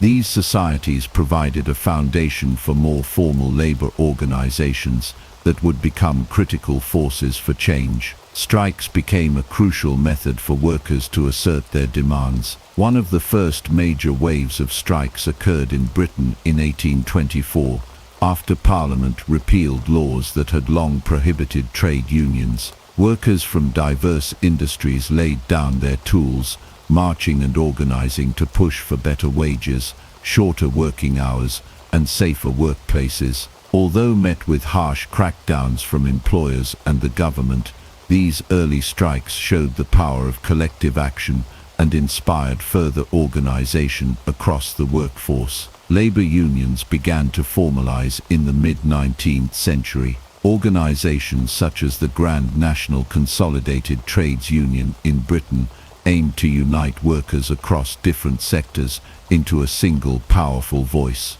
Although early unions faced tremendous obstacles, including legal challenges, employer blacklisting, and police repression, they planted the seeds of lasting labor reforms that would bear fruit in the decades to come. Public awareness of industrial labor's horrors grew as journalists, reformers, and writers turned their attention to the plight of the working class. Writers like Charles Dickens captured the grim realities of factory life and urban poverty in novels such as Oliver Twist and Hard Times, stirring public sympathy and calls for change. Activists like Robert Owen and later social reformers pushed for educational opportunities for workers' children, better housing, and safer workplaces. Their efforts pressured governments to begin addressing industrial abuses. Gradually, governments responded with legislation. The Factory Acts in Britain, beginning in 1833, marked the first significant government interventions aimed at protecting workers. These laws limited the working hours of children, mandated some degree of education for young workers, and set the stage for future labor protections. Subsequent acts expanded regulations to improve safety standards, regulate working hours for adults, and establish basic rights for employees. The social impact of the Industrial Revolution was profoundly complex. While it lifted millions out of rural poverty and created new avenues for social mobility, it also condemned countless individuals to lives of relentless hardship and exploitation. Yet it was within this crucible of suffering that the modern labor movement was born. The struggle for fair wages, humane working conditions, and workers' rights became an enduring legacy of the Industrial Revolution. The story of labor during this transformative era is ultimately one of resilience, resistance, and hope. It shows how, even against overwhelming odds and powerful industrial interests, ordinary people could organize, demand justice, and enact meaningful social change. Their courage and perseverance laid the foundation for the labor protections, workplace safety standards, and human rights principles that are now cornerstones of modern societies around the world. Their fight remains a testament to the enduring human spirit and the unyielding quest for dignity and fairness in the face of adversity.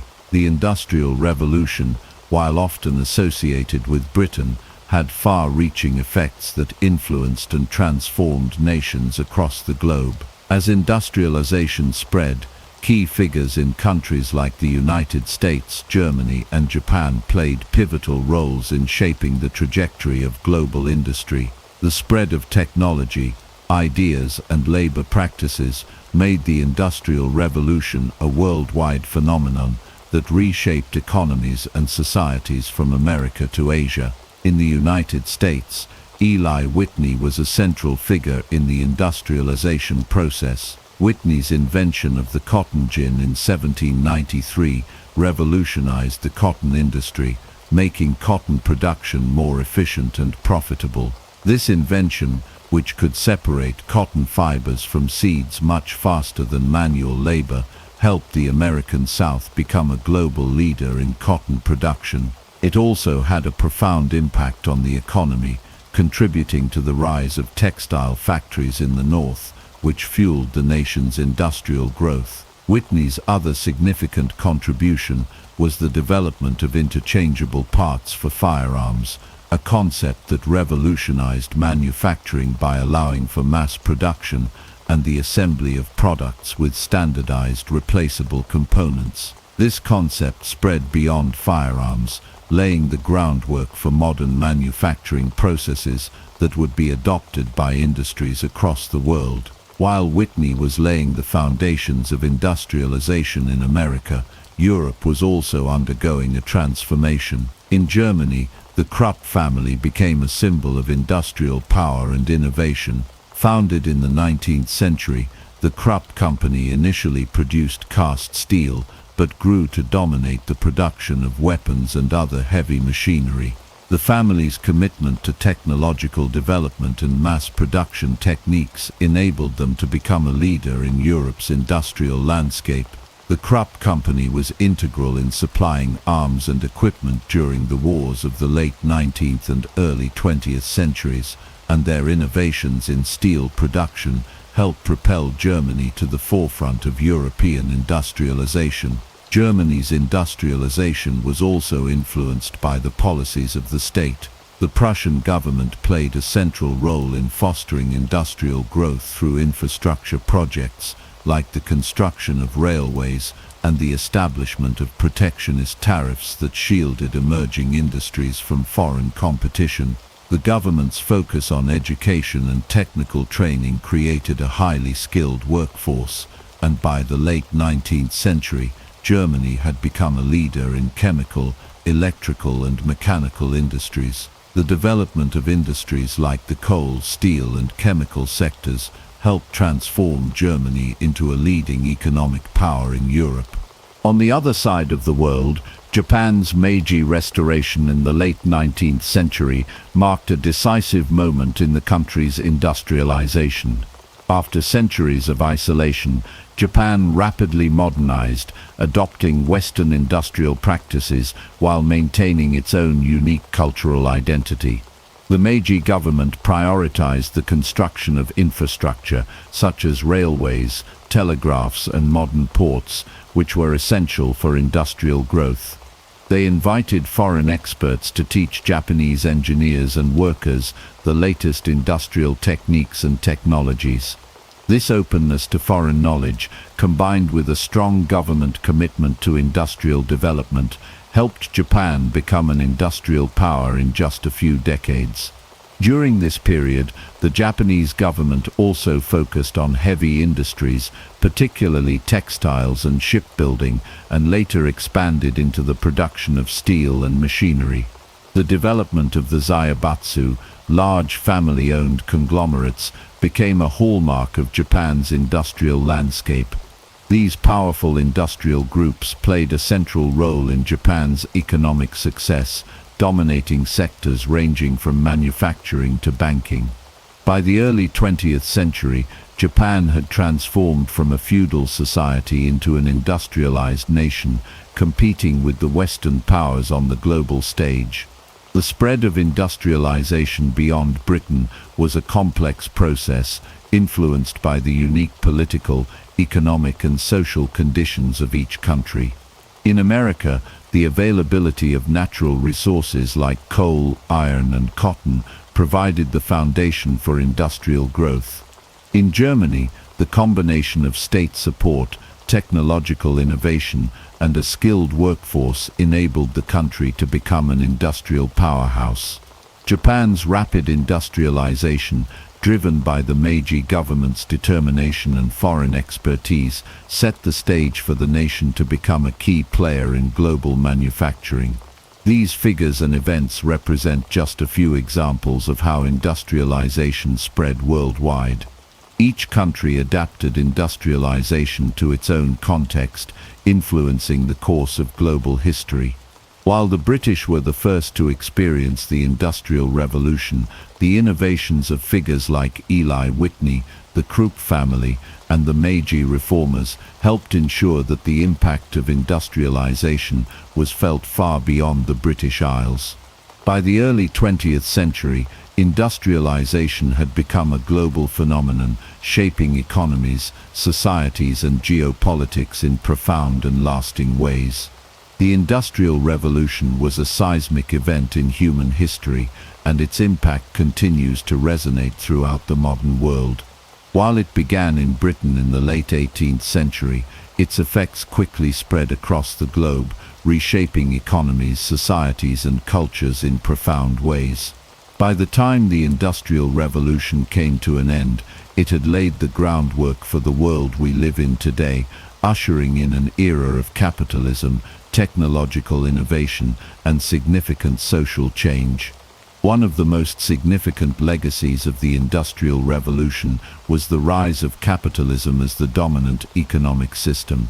Before industrialization, economies were primarily agrarian and feudal, with much of the workforce engaged in farming or small-scale handicrafts.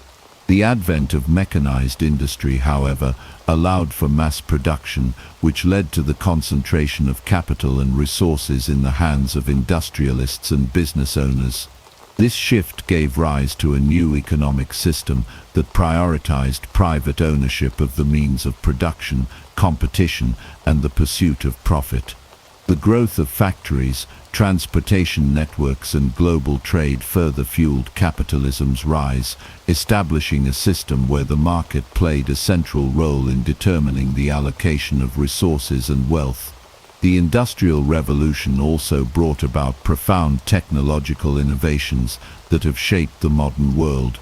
The steam engine, the spinning jenny, and the power loom were just the beginning. These early inventions paved the way for even more groundbreaking discoveries in the 19th and 20th centuries, including the telephone, the electric light bulb, and the automobile.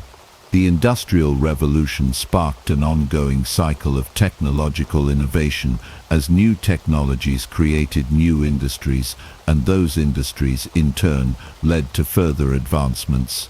It also set the stage for the technological boom of the 20th century, where innovations like computers, the internet and biotechnology would transform nearly every aspect of human life. Along with technological advances came the rise of modern economies. The Industrial Revolution shifted the center of economic activity from agriculture to industry, and from rural to urban areas. Cities like Manchester, Birmingham and Pittsburgh became bustling hubs of production and commerce. As industrialization spread, new economic centers emerged and global trade networks expanded. Countries that had once been dependent on agriculture and handicrafts began to specialize in mass production, exporting goods to markets around the world. This transformation also led to the growth of a consumer economy, where goods that were once rare and expensive became more affordable and accessible to a larger portion of the population. The social changes brought about by the Industrial Revolution were equally profound. The rise of factories and mechanized labor drastically changed the nature of work. People moved from rural areas to urban centers in search of employment, often living in overcrowded and unsanitary conditions. The working class grew, but so did the wealth gap, as factory owners and business magnates accumulated enormous fortunes, while workers earned meager wages.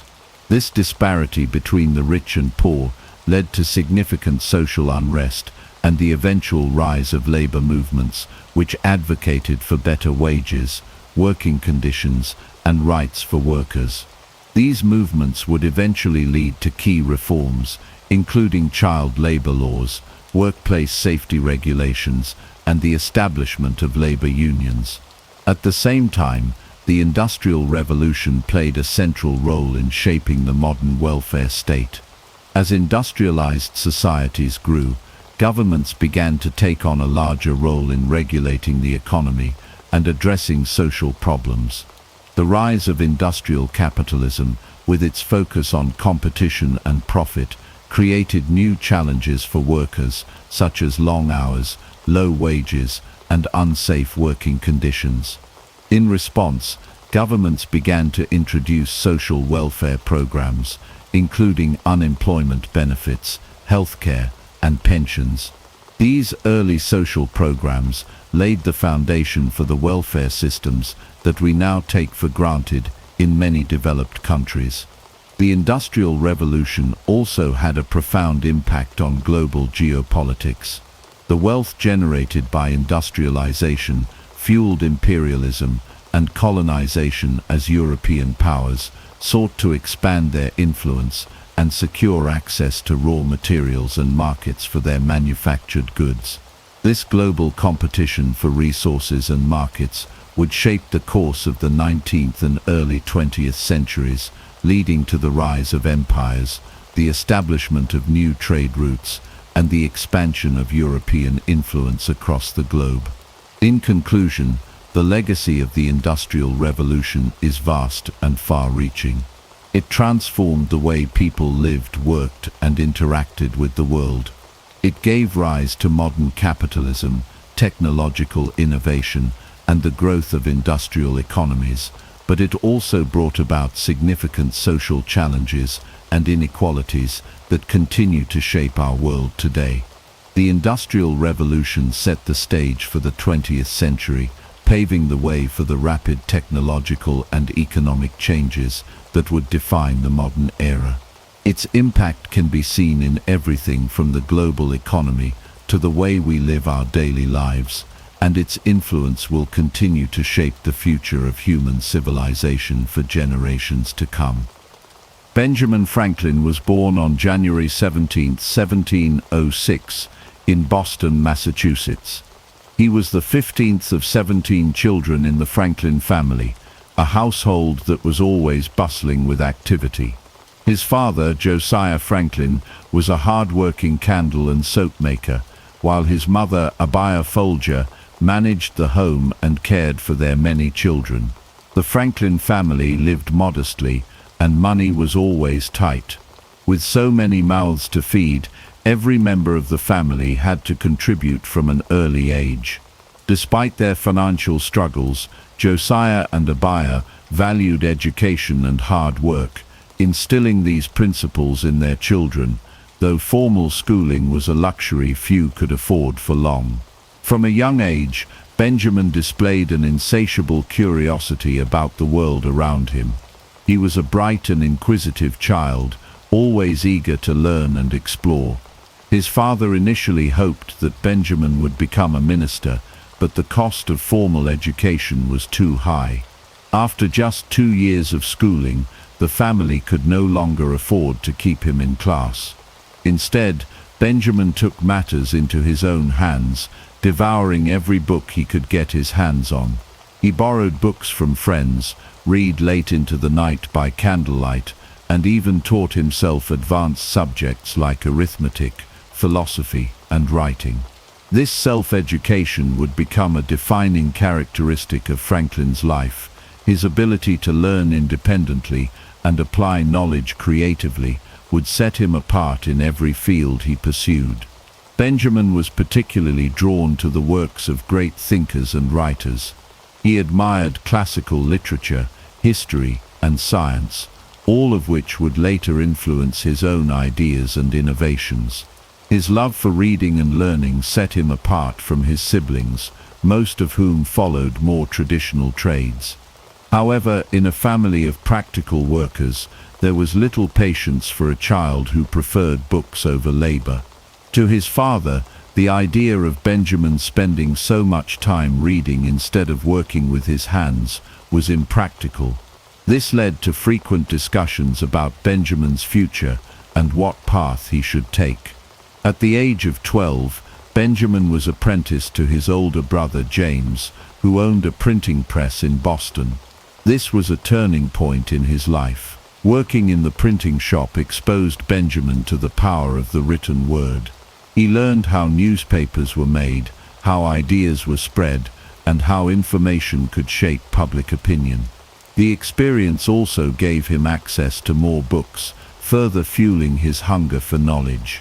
As an apprentice, he was expected to perform tedious tasks, such as setting type, mixing ink, and running errands.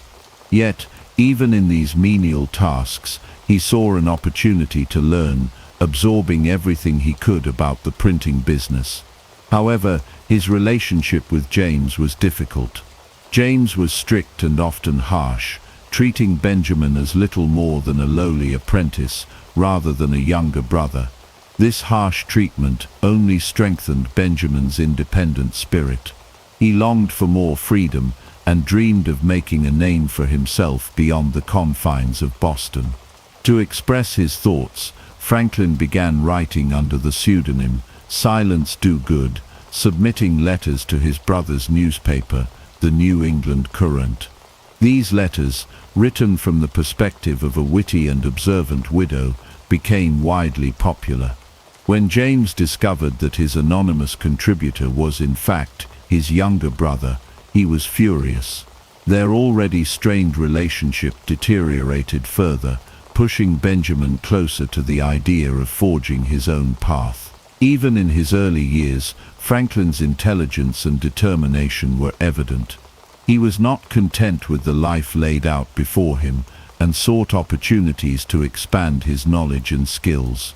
His early struggles shaped his character, teaching him resilience, self-reliance, and the value of education. He was already developing the traits that would define him as an inventor, writer, and statesman. His ability to question the status quo, think critically, and take bold action when necessary. He understood that, in order to achieve greatness, he needed to take control of his own destiny, even if it meant leaving everything behind. As tensions with his brother continued to rise, Franklin began formulating a plan to escape his apprenticeship and start anew elsewhere. At just 17 years old, he would make a daring decision to leave Boston behind and seek new opportunities in Philadelphia. It was a choice that would change the course of his life forever, and set him on a path toward becoming one of the most influential figures in American history. This was just the beginning of Franklin's incredible journey. In the next chapter, we will explore his bold move to Philadelphia, his early struggles in a new city, and how he would rise from an unknown runaway to one of the most respected printers and thinkers of his time. By the time Benjamin Franklin was 12 years old, he had already displayed an unquenchable desire to learn. But his education was cut short due to financial constraints, and instead of studying in a formal setting, he was sent to apprentice under his older brother James Franklin, a printer in Boston. It was a difficult and demanding role, but it would prove to be a defining experience in his life. Working in the printing shop gave young Franklin access to a world of information. He read extensively, learned the mechanics of the trade, and discovered how ideas could be shaped and spread through the power of the written word. However, James was a strict and often harsh master. As an apprentice, Benjamin had little control over his own time or work. He was expected to perform menial tasks and follow his brother's orders without question. But Franklin was not the kind to blindly accept authority. He yearned for intellectual freedom and a voice of his own. Determined to prove his abilities, he secretly wrote letters under the pseudonym Silence Doe Good, posing as a witty and insightful widow. These letters, filled with satire and sharp social commentary, were published in his brother's newspaper, the New England Courant, and quickly became popular among readers. When James discovered the true identity of the author, he was furious. The relationship between the two brothers quickly deteriorated. James resented Benjamin's talent and growing influence, and their conflicts became increasingly severe. The rigid constraints of the apprenticeship frustrated Franklin, who longed for more opportunities to develop his skills and pursue his ambitions. James's mistreatment of Benjamin extended beyond verbal reprimands. Physical punishments and outright hostility became a common part of their relationship. Benjamin found himself trapped in a role that stifled his creativity and intellect, and the more he excelled, the more resentment James harbored toward him. The desire for independence grew stronger, and with each passing day, the idea of escaping became more of a necessity than a fantasy. Eventually, after enduring years of mistreatment, Benjamin made a bold and fateful decision. He would break his apprenticeship contract and leave Boston behind. He knew this would not be easy. The contract legally bound him to James, and running away meant leaving his family, his job security, and his reputation behind. The consequences of being caught were severe, and the fear of what might happen loomed over him. But Franklin's resolve was unshakable. He knew that staying under his brother's control would stifle his potential and rob him of a future where he could think, write, and create freely. With careful planning, Franklin managed to slip away from Boston in 1723 at just 17 years old. His departure was secretive, as he could not afford to be discovered before he had fully escaped. He traveled by boat to New York, where he hoped to find work as a printer.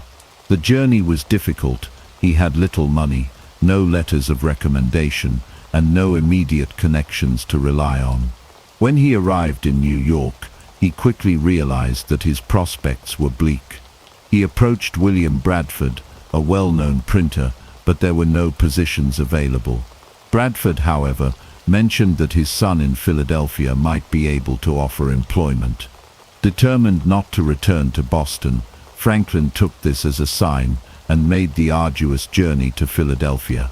He first traveled to New Jersey, enduring rough weather, hunger, and exhaustion along the way. At one point, he was forced to row part of the way himself to reach his destination. When he finally arrived in Philadelphia, he was disheveled, tired, and nearly penniless. He famously bought 3 rolls of bread with the little money he had left and walked through the streets of Philadelphia, eating them, an image that would later become symbolic of his humble beginnings in the city that would eventually define his legacy. Philadelphia was a world unlike Boston. It was growing rapidly, filled with opportunity, and home to a thriving intellectual community. But Franklin's journey was far from over. He still needed to establish himself, find work, and prove his worth. This bold escape marked a turning point in his life, setting him on a path that would ultimately lead him to become one of the most influential figures of his time. When Benjamin Franklin arrived in Philadelphia in 1723, he was just 17 years old, nearly penniless, and had no connections. Yet, this city would prove to be the perfect place for him to build his future. Unlike Boston, where Puritan traditions often stifled free thought, Philadelphia was a bustling and diverse city, open to new ideas and entrepreneurship. Its growing economy and thriving print industry provided Franklin with opportunities he could not have found elsewhere. Though his arrival was humble, famously walking through the streets with bread in his pockets, his ambition and intellect would soon set him apart. Franklin's first step towards stability was finding employment. He sought work as a printer and was eventually hired by Samuel Keimer, the owner of a struggling print shop. While Keimer was an eccentric and less than skilled businessman, he recognized Franklin's talent and put him to work. It did not take long for Franklin to gain a reputation as an industrious and highly skilled printer. He quickly befriended other young intellectuals and businessmen, including the merchant Thomas Denham, who saw great potential in him. Keenly aware of the power of networking, Franklin made efforts to connect with influential figures in Philadelphia. His intelligence, charm, and wit helped him form relationships with members of the city's elite, including Governor William Keith. Keith, impressed by Franklin's abilities, proposed that he travel to London to procure equipment and supplies to start his own printing business. The offer was enticing, and Franklin, eager for success, agreed. However, upon arriving in London, he discovered that Keith had not followed through on his promises. Stranded without financial support, Franklin was forced to find work as a printer in London, where he further refined his craft and expanded his knowledge of the printing industry. After nearly 2 years in London, Franklin returned to Philadelphia in 1726, wiser and more determined than ever. With the help of Thomas Denham, he secured employment and soon established himself as an independent printer. By 1728, he had partnered with Hugh Meredith to launch his own printing business. This was a pivotal moment in Franklin's life. He was no longer just an employee but an entrepreneur. His printing shop quickly gained traction thanks to his meticulous attention to detail, commitment to high-quality work, and innovative approach to business. Understanding the value of community and intellectual discourse, Franklin founded the Junto, a club for aspiring businessmen and thinkers to share ideas, discuss philosophy, and collaborate on projects. This group would later serve as the foundation for many of Franklin's civic initiatives, reinforcing his belief that knowledge and cooperation could improve society. As Franklin's printing business flourished, so did his influence in Philadelphia. He secured contracts for government printing work and began publishing the Pennsylvania Gazette, which would become one of the most successful newspapers in the colonies. His sharp wit and insightful commentary made the paper widely read, further cementing his status as a thought leader. Despite his growing success, Franklin never rested on his achievements.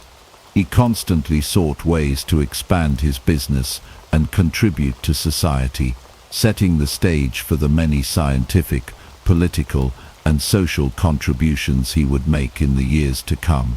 His rise from a penniless runaway to a respected businessman was just the beginning of an extraordinary journey that would shape the future of America. By the early 1730s, Benjamin Franklin had firmly established himself as a successful printer and businessman in Philadelphia. However, he was not content with simply running a printing press. He wanted to create something lasting that would both educate and entertain the public. This ambition led him to launch one of his most famous and enduring works, Poor Richard's Almanac. First published in 1732 under the pseudonym Richard Saunders, the almanac was a yearly publication filled with useful information such as weather forecasts, agricultural tips, and practical advice. However, what truly set it apart were Franklin's witty aphorisms and philosophical reflections. These sayings, often humorous yet deeply insightful, provided readers with guidance on frugality, hard work, and wisdom. Many of his maxims, such as early to bed and early to rise, makes a man healthy, wealthy, and wise, and a penny saved is a penny earned, became ingrained in American culture and remain well known today. Poor Richard's Almanac quickly became a bestseller in the American colonies. Its success was due not only to Franklin's engaging writing, but also to his keen understanding of marketing. He made the almanac accessible, affordable, and filled with content that appealed to a wide audience, from farmers and tradesmen to intellectuals and politicians. Franklin's use of humor, satire, and moral lessons made it both entertaining and educational, ensuring its continued popularity year after year. The financial success of the almanac played a crucial role in Franklin's rise as a businessman. The steady income it generated allowed him to invest in other ventures, expand his printing business, and pursue various civic projects. More importantly, it solidified his reputation as a wise and practical thinker. The persona of Poor Richard, a humble yet intelligent observer of life, helped Franklin cultivate an image of reliability and wisdom, making him one of the most respected figures in the colonies. Through Poor Richard's Almanac, Franklin not only achieved financial prosperity, but also influenced generations of Americans with his philosophy of self-improvement, industry, and virtue. His ability to blend humor with practical wisdom made the almanac one of the most significant publications of its time, shaping both his legacy and the values of a growing nation. Benjamin Franklin was not just a statesman, writer, and businessman. He was also one of the greatest inventors of his time. His natural curiosity and relentless pursuit of knowledge led him to develop innovations that would change the world.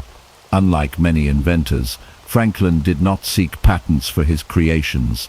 Instead, he believed that knowledge should be freely shared for the benefit of society, stating that as we enjoy great advantages from the inventions of others, we should be glad of an opportunity to serve others by any invention of ours.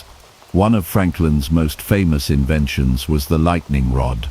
During the 18th century, lightning strikes were a major hazard, often causing devastating fires, especially to churches and large buildings.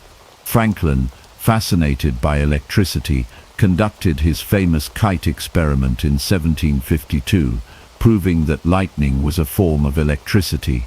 This discovery led him to design the lightning rod, which safely directed lightning into the ground, preventing buildings from catching fire. This simple yet revolutionary device saved countless lives and changed how people understood and harnessed electricity. Soon lightning rods were installed on buildings across the colonies and Europe, making Franklin's innovation one of the most impactful safety measures of the time. Another of Franklin's practical inventions was the bifocal lens. As he aged, he found himself constantly switching between two pairs of glasses, one for reading and one for distance. To solve this inconvenience, he devised bifocals, which combined two lenses in a single frame, allowing for clear vision both up close and far away. This innovation remains widely used today and continues to improve the quality of life for millions, especially those who rely on glasses for both near and distant vision. Franklin's ability to take a simple problem from everyday life and find a lasting solution showcases his ingenuity and problem-solving skills. Franklin also sought to improve everyday living conditions with his invention of the Franklin stove. Traditional fireplaces were inefficient, producing more smoke than heat. Franklin's design improved airflow and increased heating efficiency while using less fuel. Unlike traditional open fireplaces, the Franklin stove used a baffle system to improve heat retention, making homes warmer and safer. Though Franklin never patented the design, it inspired numerous later improvements in home heating technology. The Franklin stove became a popular household fixture, reducing energy waste and making homes more comfortable during the cold months. Beyond these famous inventions, Franklin also made advancements in medical science. He invented a flexible urinary catheter to aid those suffering from bladder issues, demonstrating his commitment to improving health and quality of life. He also proposed daylight saving time, recognizing the benefits of adjusting clocks to maximize daylight hours and conserve energy. Despite the potential for profit, Franklin refused to patent his inventions. He believed that knowledge should be a shared resource, accessible to all who could benefit from it.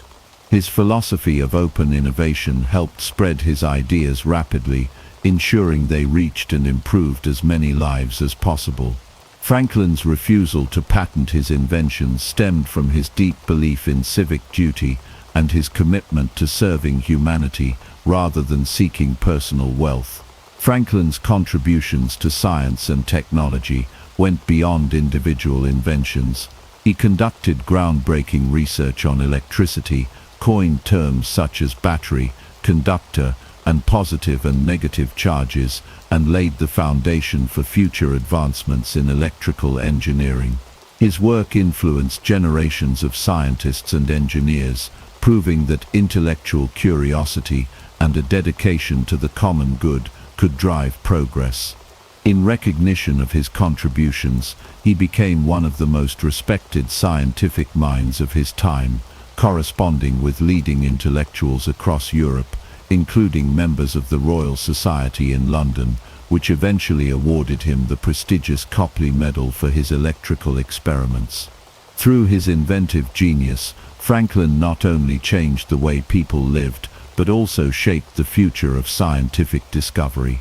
His legacy as an innovator endures, demonstrating that true progress comes not from personal gain, but from a commitment to the greater good. His ability to observe everyday problems and create solutions that benefited society at large remains one of the defining aspects of his genius, ensuring that his influence would extend far beyond his own lifetime. Benjamin Franklin's insatiable curiosity and commitment to intellectual progress extended far beyond his inventions and business endeavors. He was deeply devoted to the pursuit of knowledge and the exchange of ideas, which led him to found the American Philosophical Society in 1743. This institution would become one of the most important scholarly organizations in the United States, fostering scientific advancements and intellectual discussions that would shape the future of the nation. The inspiration for the society came from Franklin's admiration of the scientific circles in Europe, particularly the Royal Society in London, of which he later became a member. He envisioned a similar community in the American colonies, where thinkers, scientists, and inventors could collaborate and share discoveries.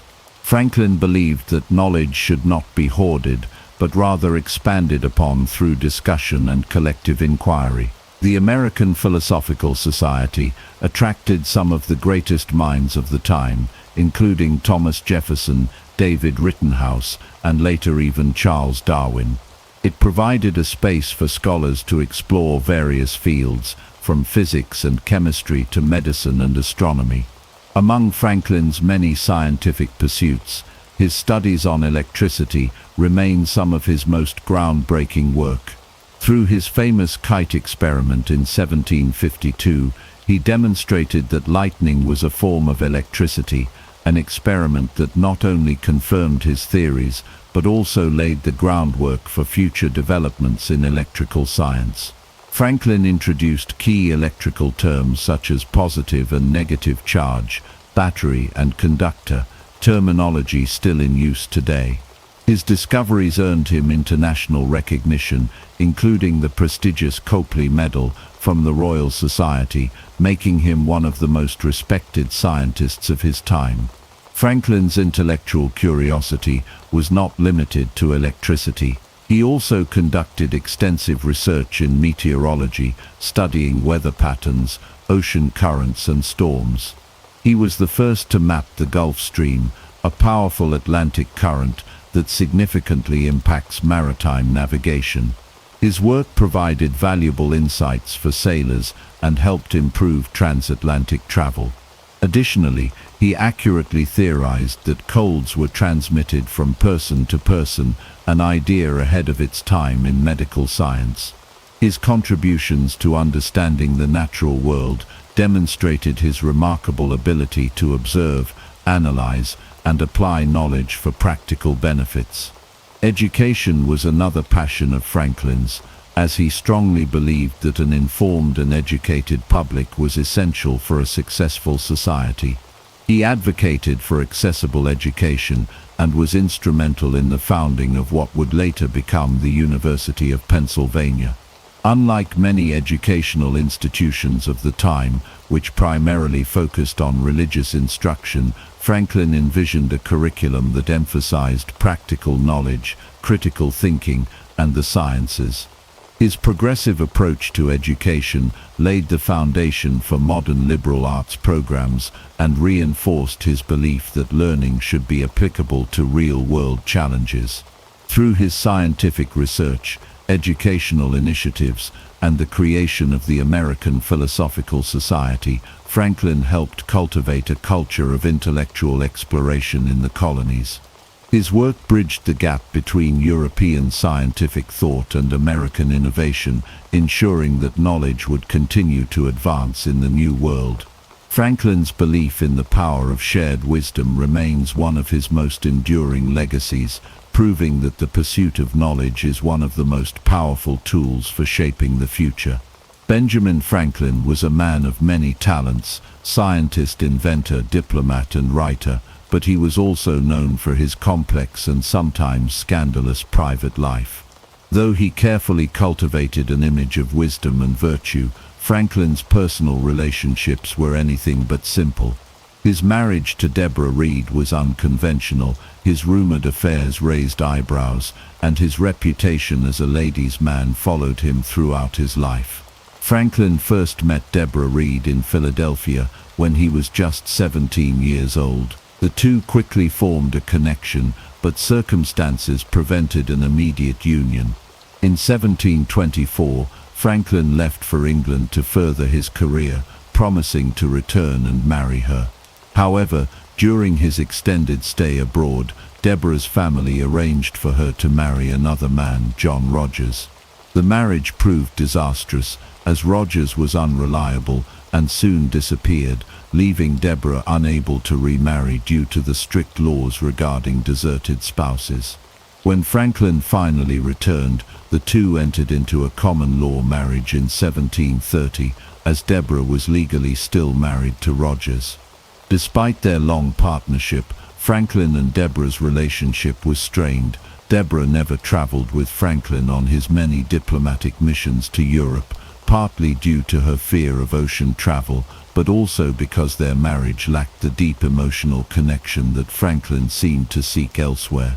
Their correspondence became less frequent over the years, and when Franklin spent extended periods in London and Paris, he surrounded himself with intelligent and attractive women, leading to speculation about his fidelity. Rumors of Franklin's affairs were widespread, and while some were likely exaggerated, there is evidence that he engaged in romantic relationships outside his marriage. One of the most persistent mysteries of Franklin's life was the identity of the mother of his illegitimate son, William Franklin. Born around 1730, William was raised in Franklin's household, but Franklin never publicly named his mother. Some historians believe she may have been a Philadelphia woman Franklin had a brief relationship with before marrying Deborah, while others suggest she was a servant in his home. Regardless of her identity, William grew up to be a loyalist governor during the American Revolution, a stance that would eventually create a deep rift between father and son.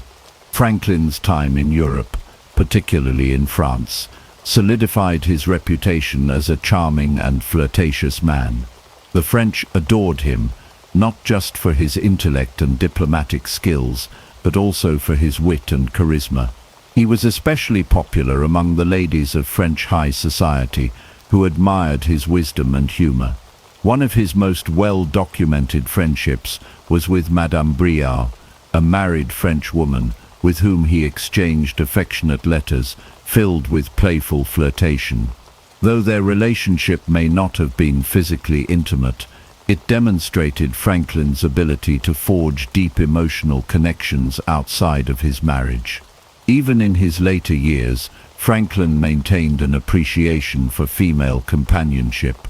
He wrote extensively about love, relationships, and even offered humorous advice on choosing mistresses in a famous letter to a friend.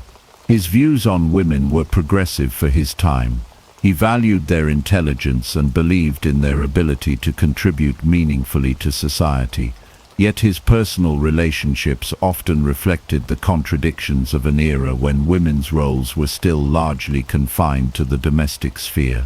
While Franklin's personal life was filled with complexities, his charisma and charm made him one of the most fascinating figures of his time. His ability to navigate both the intellectual and social worlds with ease ensured that, despite any scandals or rumors, his legacy as a great thinker and statesman would endure. His private life, much like his public one, was marked by curiosity, passion, and an undeniable magnetism that captivated those around him. Benjamin Franklin was a man of many roles: scientist, diplomat, inventor, and philosopher, but one of his lesser-known yet significant affiliations was with the Freemasons. Franklin's connection to Freemasonry was not just a casual association, it played a crucial role in shaping his network, influence, and philosophical outlook. The organization, often shrouded in secrecy and mystery, provided Franklin with valuable connections that aided his career and allowed him to engage with some of the most influential minds of his time. Franklin was initiated into Freemasonry in 1731, at the age of 25, joining the Masonic Lodge of St. John in Philadelphia. Within a few years, his intelligence, leadership skills, and dedication propelled him to a position of prominence within the fraternity. By 1734, he was elected Grand Master of the Pennsylvania Lodge, making him one of the most influential Freemasons in the American colonies. That same year, Franklin published the first Masonic book in the Americas, an edition of the Constitutions of the Freemasons, further cementing his role in spreading the principles and influence of the organization. Freemasonry, at its core, was built upon values of enlightenment, self-improvement, and fraternity. These ideals aligned closely with Franklin's own beliefs in reason, education, and civic duty. The Freemasons advocated for moral integrity, philanthropy, and the pursuit of knowledge, all of which were deeply ingrained in Franklin's life work. As a member, he engaged in discussions on philosophy, politics, and science, refining ideas that would later influence his contributions to the American Revolution and the drafting of the U.S. Constitution. Despite the fraternity's stated goals of intellectual and moral enlightenment, Freemasonry has long been the subject of speculation and conspiracy theories. Some claim that the organization wielded immense secret power, influencing governments and shaping historical events from behind the scenes. Given Franklin's close involvement, rumors swirled about his participation in hidden agendas or clandestine operations. However, no concrete evidence supports these theories. Franklin's own writings suggest he saw Freemasonry as a force for good, providing structure and fraternity rather than a means of control. What is undeniable, however, is that Franklin's Masonic connections greatly benefited his career. The fraternity created an extensive network of like-minded men, many of whom held significant positions in politics, business, and academia. This network proved invaluable during Franklin's diplomatic missions, particularly in France, where he worked to secure crucial support for the American Revolution. Many high-ranking French officials and intellectuals were themselves Freemasons, and Franklin's shared affiliation helped build trust and establish important alliances. His Masonic ties also extended to other founding fathers, including George Washington, John Hancock, and Paul Revere, further illustrating how deeply intertwined Freemasonry was with the early political landscape of America. Franklin remained a devoted Freemason throughout his life. In his later years, he continued to promote the fraternity's principles of charity and self-improvement.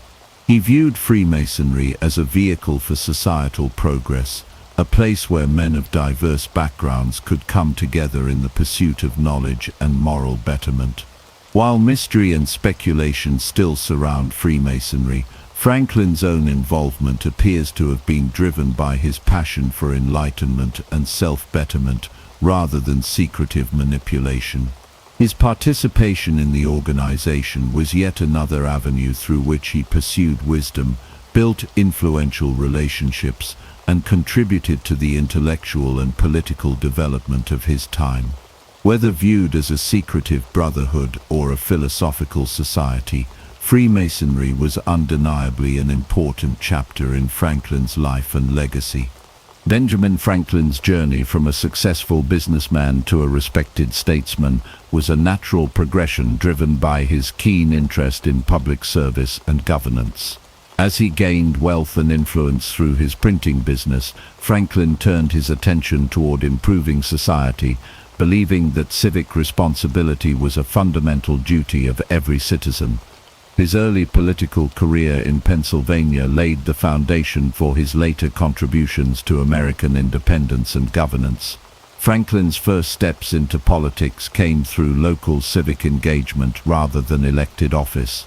He founded organizations such as the Junto, a club dedicated to intellectual discussion and community improvement, which later influenced many of his political initiatives. His leadership in establishing Philadelphia's first public library, fire department, and hospital demonstrated his commitment to practical solutions that benefited the broader public. This hands-on approach to problem-solving caught the attention of Pennsylvania's political elite, who saw Franklin as an invaluable asset to the colony's administration. In 1736, Franklin was appointed clerk of the Pennsylvania Assembly, a position that granted him insight into the workings of colonial government. His efficiency and organizational skills quickly earned him recognition, and within a few years he was appointed postmaster of Philadelphia. This role gave him control over the distribution of information, further solidifying his influence in both business and politics. His reforms in the postal system improved communication between the colonies, making it easier for news and ideas to spread, an essential factor in the coming revolutionary movement. By the 1740s, Franklin had gained enough political experience to take on a more active role in governance. In 1751, he was elected to the Pennsylvania Assembly, where he championed various reforms aimed at improving public welfare. Among his most notable achievements was his push for better public safety measures, including the organization of a professional firefighting brigade and the improvement of street lighting and sanitation.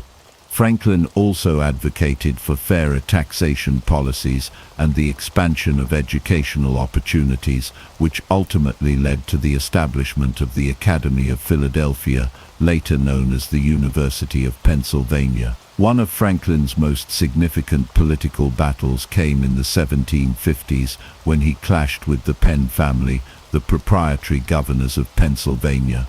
The Penns controlled much of the colony's land and wielded significant political power, often refusing to fairly tax their vast estates. Franklin became a leading voice against this imbalance, arguing that the wealthy should contribute their fair share to the colony's expenses, particularly in funding its defense. His advocacy for a more democratic and equitable government earned him both admiration and powerful enemies. Franklin's increasing involvement in colonial affairs eventually extended beyond Pennsylvania. In 1754, he proposed the Albany Plan of Union, an ambitious but ultimately unsuccessful attempt to unite the colonies under a central government for mutual defense against French and Native American threats. Though the plan was rejected, it foreshadowed the later push for American independence and demonstrated Franklin's visionary thinking in matters of governance.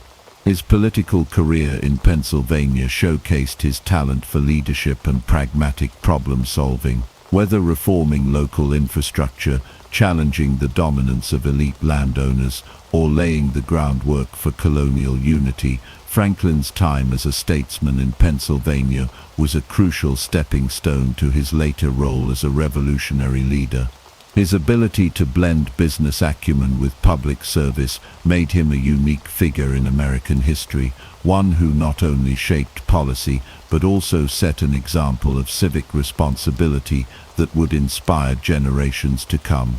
Benjamin Franklin's journey to London in 1757 marked a significant chapter in his life and in the tense relationship between the American colonies and the British Crown. Sent as a representative of the Pennsylvania Assembly, his mission was initially focused on resolving local disputes over taxation and governance. However, his role soon expanded as tensions between Britain and its American colonies grew, positioning him as a crucial intermediary in what would become the prelude to the American Revolution. Franklin's primary reason for traveling to England was to address the ongoing conflict between the Pennsylvania Assembly and the Penn family, the colony's proprietors. The Penns refused to allow their vast land holdings to be taxed fairly, putting the financial burden on ordinary citizens. Franklin, armed with his diplomatic skills and deep knowledge of politics, hoped to persuade the British government to intervene and enforce a more just system. While in London, he lobbied Parliament and engaged in numerous discussions with influential politicians, making a strong case for colonial rights and fair taxation. During his stay, Franklin also acted as an unofficial spokesperson for broader colonial concerns. He became a respected figure in British intellectual circles, joining the Royal Society and engaging with some of the greatest thinkers of the time. His reputation as a scientist and inventor gave him credibility, allowing him to interact with both politicians and scholars. Franklin's essays and letters during this period argued for greater colonial autonomy while still maintaining loyalty to the Crown, reflecting his initial hope that the colonies could reach a fair and peaceful agreement with Britain. However, Franklin's optimism was gradually eroded by the arrogance and indifference he encountered among British officials. The prevailing attitude in London was that the American colonies existed solely for the benefit of the Empire, and their demands for fair treatment were met with condescension. The British government viewed colonial resistance as an inconvenience rather than a legitimate concern, dismissing Franklin's efforts to mediate. The situation worsened with the passage of the Stamp Act in 1765, a direct tax imposed on the colonies without their consent. Franklin initially sought compromise, advising colonial leaders to accept the tax while negotiating for greater representation. However, when the backlash in America turned fierce, with widespread protests and economic boycotts, Franklin changed his stance. He testified before Parliament in 1766, delivering a powerful argument against the tax and warning of the growing unrest in the colonies. His testimony played a key role in the eventual repeal of the Stamp Act, earning him both admiration and suspicion from different factions within Britain. Despite this victory, Franklin became increasingly disillusioned with British rule. He witnessed firsthand the corruption and disdain that many British officials had for the American colonies. The final blow came in 1774 with the Hutchinson Affair, when Franklin leaked private letters from Massachusetts Governor Thomas Hutchinson, revealing British plans to impose harsher control over the colonies. Instead of acknowledging the wrongdoing exposed by the letters, the British government retaliated by publicly humiliating Franklin in a hearing before the Privy Council. He was stripped of his position as Deputy Postmaster General of North America, marking a turning point in his political allegiance. Disillusioned and outraged, Franklin realized that reconciliation was no longer possible. In 1775, after nearly 2 decades in London, he returned to America with a clear vision. Independence was the only viable path forward. His experiences in Britain had transformed him from a mediator seeking compromise into a revolutionary leader determined to help forge a new nation free from British rule. His diplomatic failures in London would ultimately pave the way for his greatest successes, rallying international support for American independence and shaping the future of the United States. Benjamin Franklin's transformation from a loyal British subject to a fervent supporter of American independence was neither sudden nor easy. For much of his life, Franklin believed in the possibility of reconciliation between Britain and its American colonies. However, as tensions escalated and British policies became increasingly oppressive, he came to the painful realization that independence was the only path forward. The root of Franklin's disillusionment lay in Britain's taxation policies. Following the costly 7 Years' War, the British government sought to recover its financial losses by imposing new taxes on its American colonies. The Sugar Act of 1764 and the Stamp Act of 1765 were among the first measures that angered colonists, who protested against taxation without representation. Franklin, still hopeful for a diplomatic resolution, initially advised Americans to comply while working within the system for change. However, as colonial resistance grew, he shifted his stance, recognizing the fundamental injustice of Britain's actions. Franklin's famous 1766 testimony before the British Parliament played a crucial role in the repeal of the Stamp Act. He eloquently argued that the American colonies had always taxed themselves through their own legislatures, and that Britain's unilateral taxation was a dangerous overreach. His words carried weight, and the Stamp Act was repealed. However, this victory was short-lived. Britain soon passed the Declaratory Act, affirming its right to legislate for the colonies in all cases whatsoever. The Townshend Acts followed, imposing further taxes on essential goods, reigniting colonial fury.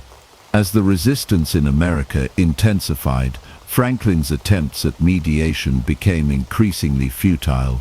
His breaking point came in 1774 with the Hutchinson Affair.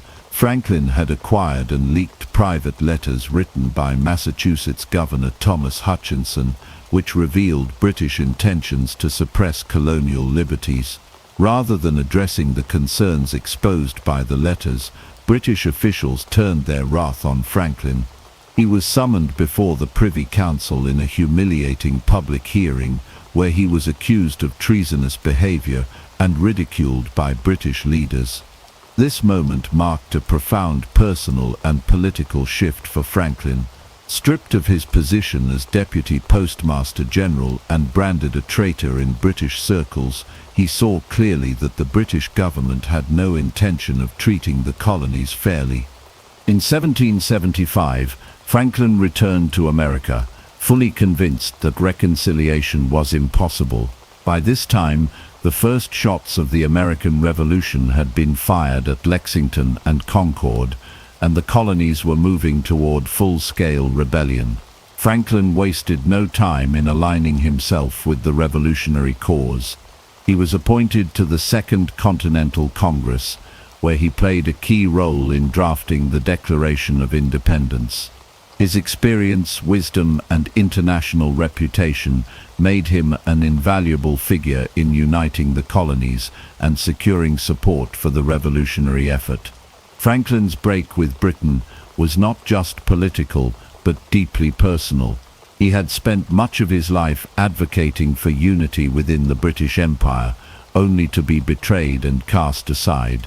Even his relationship with his own son, William Franklin, the loyalist governor of New Jersey, was torn apart by the revolution. Franklin's decision to support independence came at great personal cost, but he believed it was necessary to ensure the future freedom of the American people. By the time he signed the Declaration of Independence in 1776, Franklin had fully embraced his role as a revolutionary. No longer a mediator seeking compromise, he was now one of the architects of a new nation. His journey from loyal British citizen to American patriot was complete, and his efforts would soon turn towards securing international alliances to ensure the survival of the young republic. As the American colonies waged their war for independence, Benjamin Franklin played a critical but often overlooked role behind the scenes.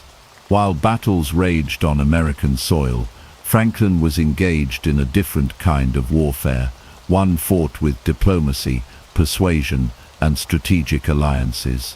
His mission to secure France's support for the American Revolution. Without his efforts in Paris, the fledgling United States might never have survived its struggle against the British Empire. Franklin arrived in France in December 1776, a 70-year-old man with an extraordinary reputation. Already famous as a scientist, philosopher, and writer, he was welcomed into the highest circles of French society. Unlike traditional diplomats who relied on strict formality, Franklin cultivated an image that fascinated the French elite. He dressed simply, often wearing a fur cap instead of a powdered wig, and played the role of the wise, humble American. This calculated persona made him immensely popular in France, where intellectuals and aristocrats admired the revolutionary ideals he represented. However, Franklin's mission was far from easy. At the time of his arrival, France was hesitant to openly support the American cause.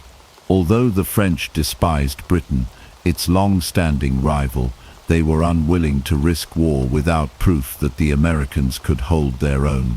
Franklin's first task was to convince the French government that the American Revolution was not a doomed rebellion, but a legitimate fight for independence. To achieve this, Franklin and his fellow commissioners, Silas Deane and Arthur Lee, worked tirelessly to cultivate relationships with French officials and financiers. They secretly arranged for shipments of arms, ammunition, and supplies to be sent to the American rebels. French merchants, encouraged by Franklin's assurances, provided loans and resources that sustained the Continental Army in its early desperate years. Meanwhile, Franklin engaged in covert negotiations with France's foreign minister, the Comte de Vergennes, laying the groundwork for a formal alliance. The turning point came in October 1777, with the stunning American victory at the Battle of Saratoga. This triumph proved to the French that the Americans were capable of defeating British forces. Franklin seized the opportunity, using his diplomatic skill to persuade France that now was the time to act. His efforts paid off. In February 1778, France officially recognized the United States and signed the Treaty of Alliance, committing military and financial support to the American war effort. This alliance was a game-changer. French troops, warships, and supplies began pouring into the conflict, shifting the balance of power. The French Navy played a decisive role in key battles, most notably the Siege of Yorktown in 1781, where French ships blockaded British forces, leading to their surrender. Franklin's negotiations had secured not just diplomatic recognition, but also the material support necessary for American victory. Beyond politics and military strategy, Franklin's time in Paris was marked by his charm and social influence. He moved effortlessly among French intellectuals, winning over philosophers, scientists, and influential figures. His wit, intelligence, and ability to navigate French society made him an unmatched diplomat, able to foster goodwill and strengthen ties between the two nations. By the time the war ended in 1783, Franklin had achieved what once seemed impossible. His diplomacy had turned the tide of the revolution, ensuring that the United States had the backing of a major European power. His work in France was one of the most crucial contributions to American independence, proving that wars are not won by battles alone, but also by the skillful hands of those who can forge alliances and sway the course of history. Benjamin Franklin was one of the most influential figures behind the Declaration of Independence, even though he was not its principal author. By 1776, Franklin was already a revered statesman, scientist, and diplomat, known for his wisdom and political acumen. However, when it came to drafting the historic document that would sever America's ties with Britain, the task was given to a younger man, Thomas Jefferson. Franklin, though, played a vital role in shaping both the content and the political strategy behind the Declaration. The decision to have Jefferson write the first draft was largely due to Franklin's declining health and his personal reluctance to take on the primary authorship. Additionally, Jefferson was known for his eloquence and ability to craft compelling prose.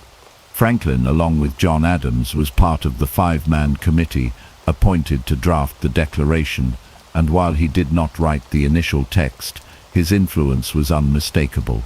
When Jefferson completed his draft, Franklin carefully reviewed it, making several key edits that refined and strengthened the final version. One of his most famous contributions was altering Jefferson's phrase, "We hold these truths to be sacred and undeniable to the now iconic. We hold these truths to be self-evident." This change not only improved the rhetorical flow, but also aligned with the Enlightenment ideals that Franklin so deeply believed in. Beyond his editorial contributions, Franklin's greatest impact lay in his ability to unify the colonies behind the cause of independence. He was a master of diplomacy, both in international affairs and in managing the fierce political debates among the American revolutionaries. The Continental Congress was deeply divided, with some delegates still hoping for reconciliation with Britain. Franklin used his persuasive skills to strengthen the resolve of the pro-independence faction, emphasizing the necessity of unity. He understood that for the revolution to succeed, the colonies had to stand together, and he worked tirelessly to bridge political differences and rally support for the Declaration. Franklin's wisdom and wit also helped diffuse tensions and reinforce the gravity of the moment. One of his most famous remarks came on July 4, 1776, as the signers of the Declaration gathered to commit what was, at the time, an act of treason against Britain. As they prepared to affix their names to the document, Franklin famously quipped, "We must all hang together, or, most assuredly, we shall all hang separately." This statement underscored the risks they were taking and the necessity of unity in the face of a common enemy. Franklin's role in the Declaration of Independence was not just about words on paper, it was about shaping a vision for a new nation. His influence extended beyond the document itself. He had spent years preparing the intellectual and political groundwork for American independence. Through his writings, such as his contributions to the Pennsylvania Gazette and Poor Richard's Almanac, he had long been promoting the values of self-governance, industry, and liberty. His diplomatic skills had already helped bring France closer to supporting the revolution, and his reputation lent credibility to the revolutionary cause. In the end, while Thomas Jefferson may have penned the most famous words of the Declaration, Franklin's wisdom, diplomacy, and strategic thinking were crucial in ensuring that those words would have the full backing of the colonies. His legacy as a founding father is not only in what he wrote, but in how he guided the revolution toward success, shaping the destiny of the United States in ways that continue to be felt to this day. By the time Benjamin Franklin arrived in France in 1776, he was already one of the most famous men in the world. But during his years in Europe, his reputation soared to new heights, transforming him into a true superstar of the Enlightenment era. In Paris, Franklin was not just a diplomat representing the American colonies. He became a symbol of the revolutionary spirit and a living embodiment of the ideals that intellectuals across Europe admired. Franklin's appeal in France was immediate and overwhelming. His reputation as a scientist, inventor, and philosopher preceded him, and his association with the American Revolution made him an instant sensation. He carefully cultivated an image that captivated the French aristocracy and intellectual elite. Instead of wearing the elaborate powdered wigs and fine silks typical of European diplomats, Franklin embraced a simpler, rustic look, often appearing in a fur hat and modest clothing. This self-presentation as the wise, humble American genius fascinated the French, who saw in him the personification of the noble struggle for liberty. One of the key aspects of Franklin's time in France was his connection to the leading intellectuals of the Enlightenment. He formed a close friendship with Voltaire, the legendary philosopher and critic of religious dogma. When the two men met in 1778 at the Academy of Sciences in Paris, the encounter was treated as a momentous event. Before a rapt audience, they embraced and exchanged pleasantries, with Voltaire reportedly giving Franklin his blessing in the form of an ancient ceremonial gesture. The crowd erupted in applause, seeing this as a symbolic passing of wisdom between two of the greatest minds of the age. Beyond Voltaire, Franklin engaged with other influential figures such as the mathematician and philosopher Condorcet, the economist Turgot, and the political thinker Rousseau. He attended salons, gatherings where the intellectual elite discussed philosophy, science, and politics, and became a revered figure in these circles. His charm, wit, and ability to articulate the revolutionary cause made him a favorite guest, and he used these opportunities to build support for the American struggle for independence. Franklin's popularity in France extended far beyond the intellectual salons. His face appeared on medallions, portraits, and even pieces of furniture. His likeness was sculpted into busts and painted by some of the finest artists of the time.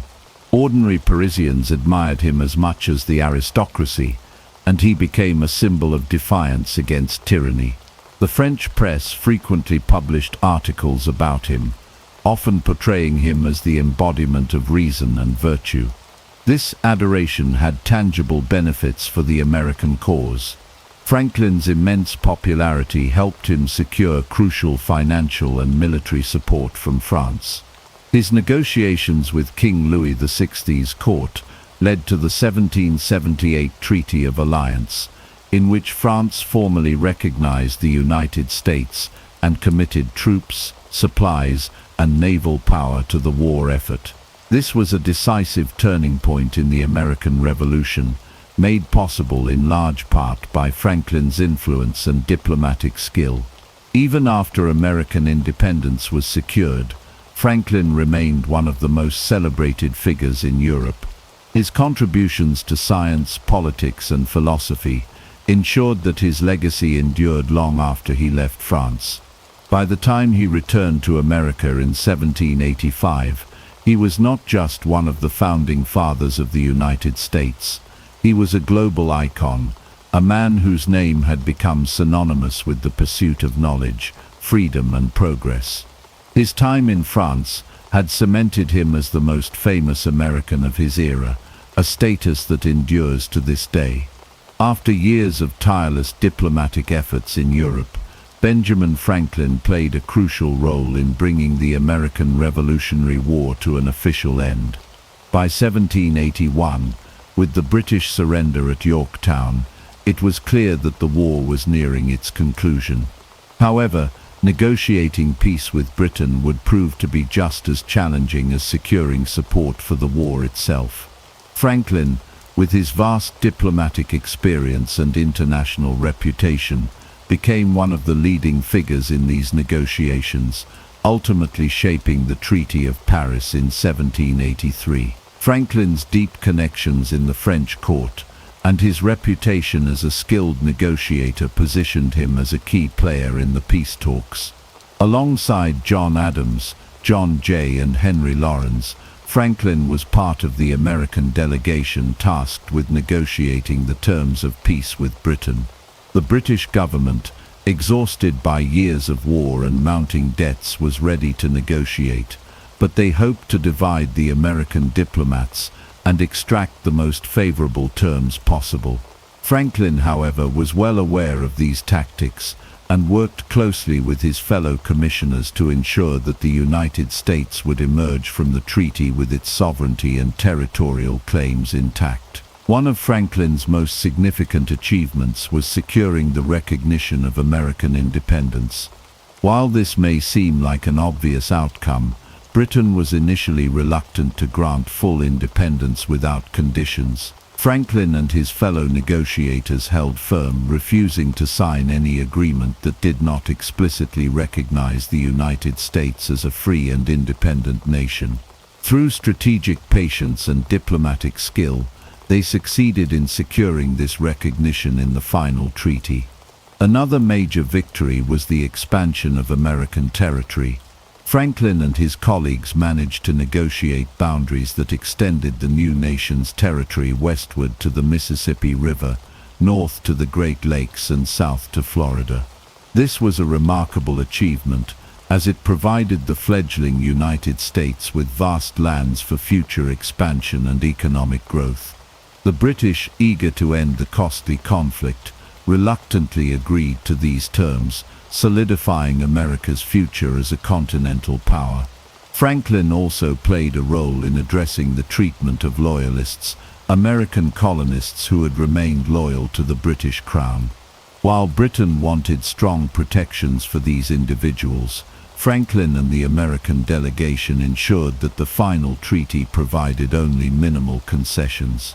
The agreement allowed loyalists to seek restitution for seized property, but the U.S. government was not required to enforce these claims, leaving most matters to individual states. This compromise allowed the peace process to move forward without alienating the new American government or its citizens. With the Treaty of Paris signed on September 3, 1783, Franklin had helped bring an end to a war that had defined an era. His ability to navigate complex negotiations, maintain alliances and secure favorable terms demonstrated his enduring influence and political mastery.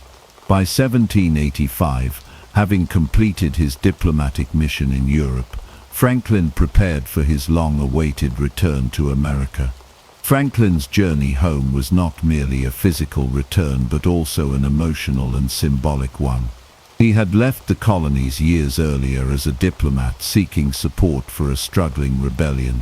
Now he returned to a fully independent nation, in part due to his own efforts.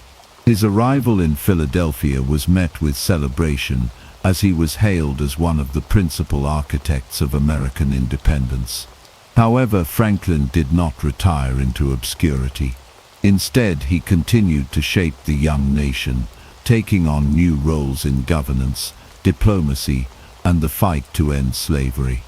Though his years in France had made him one of the most famous Americans in the world, his heart remained with the people of the United States.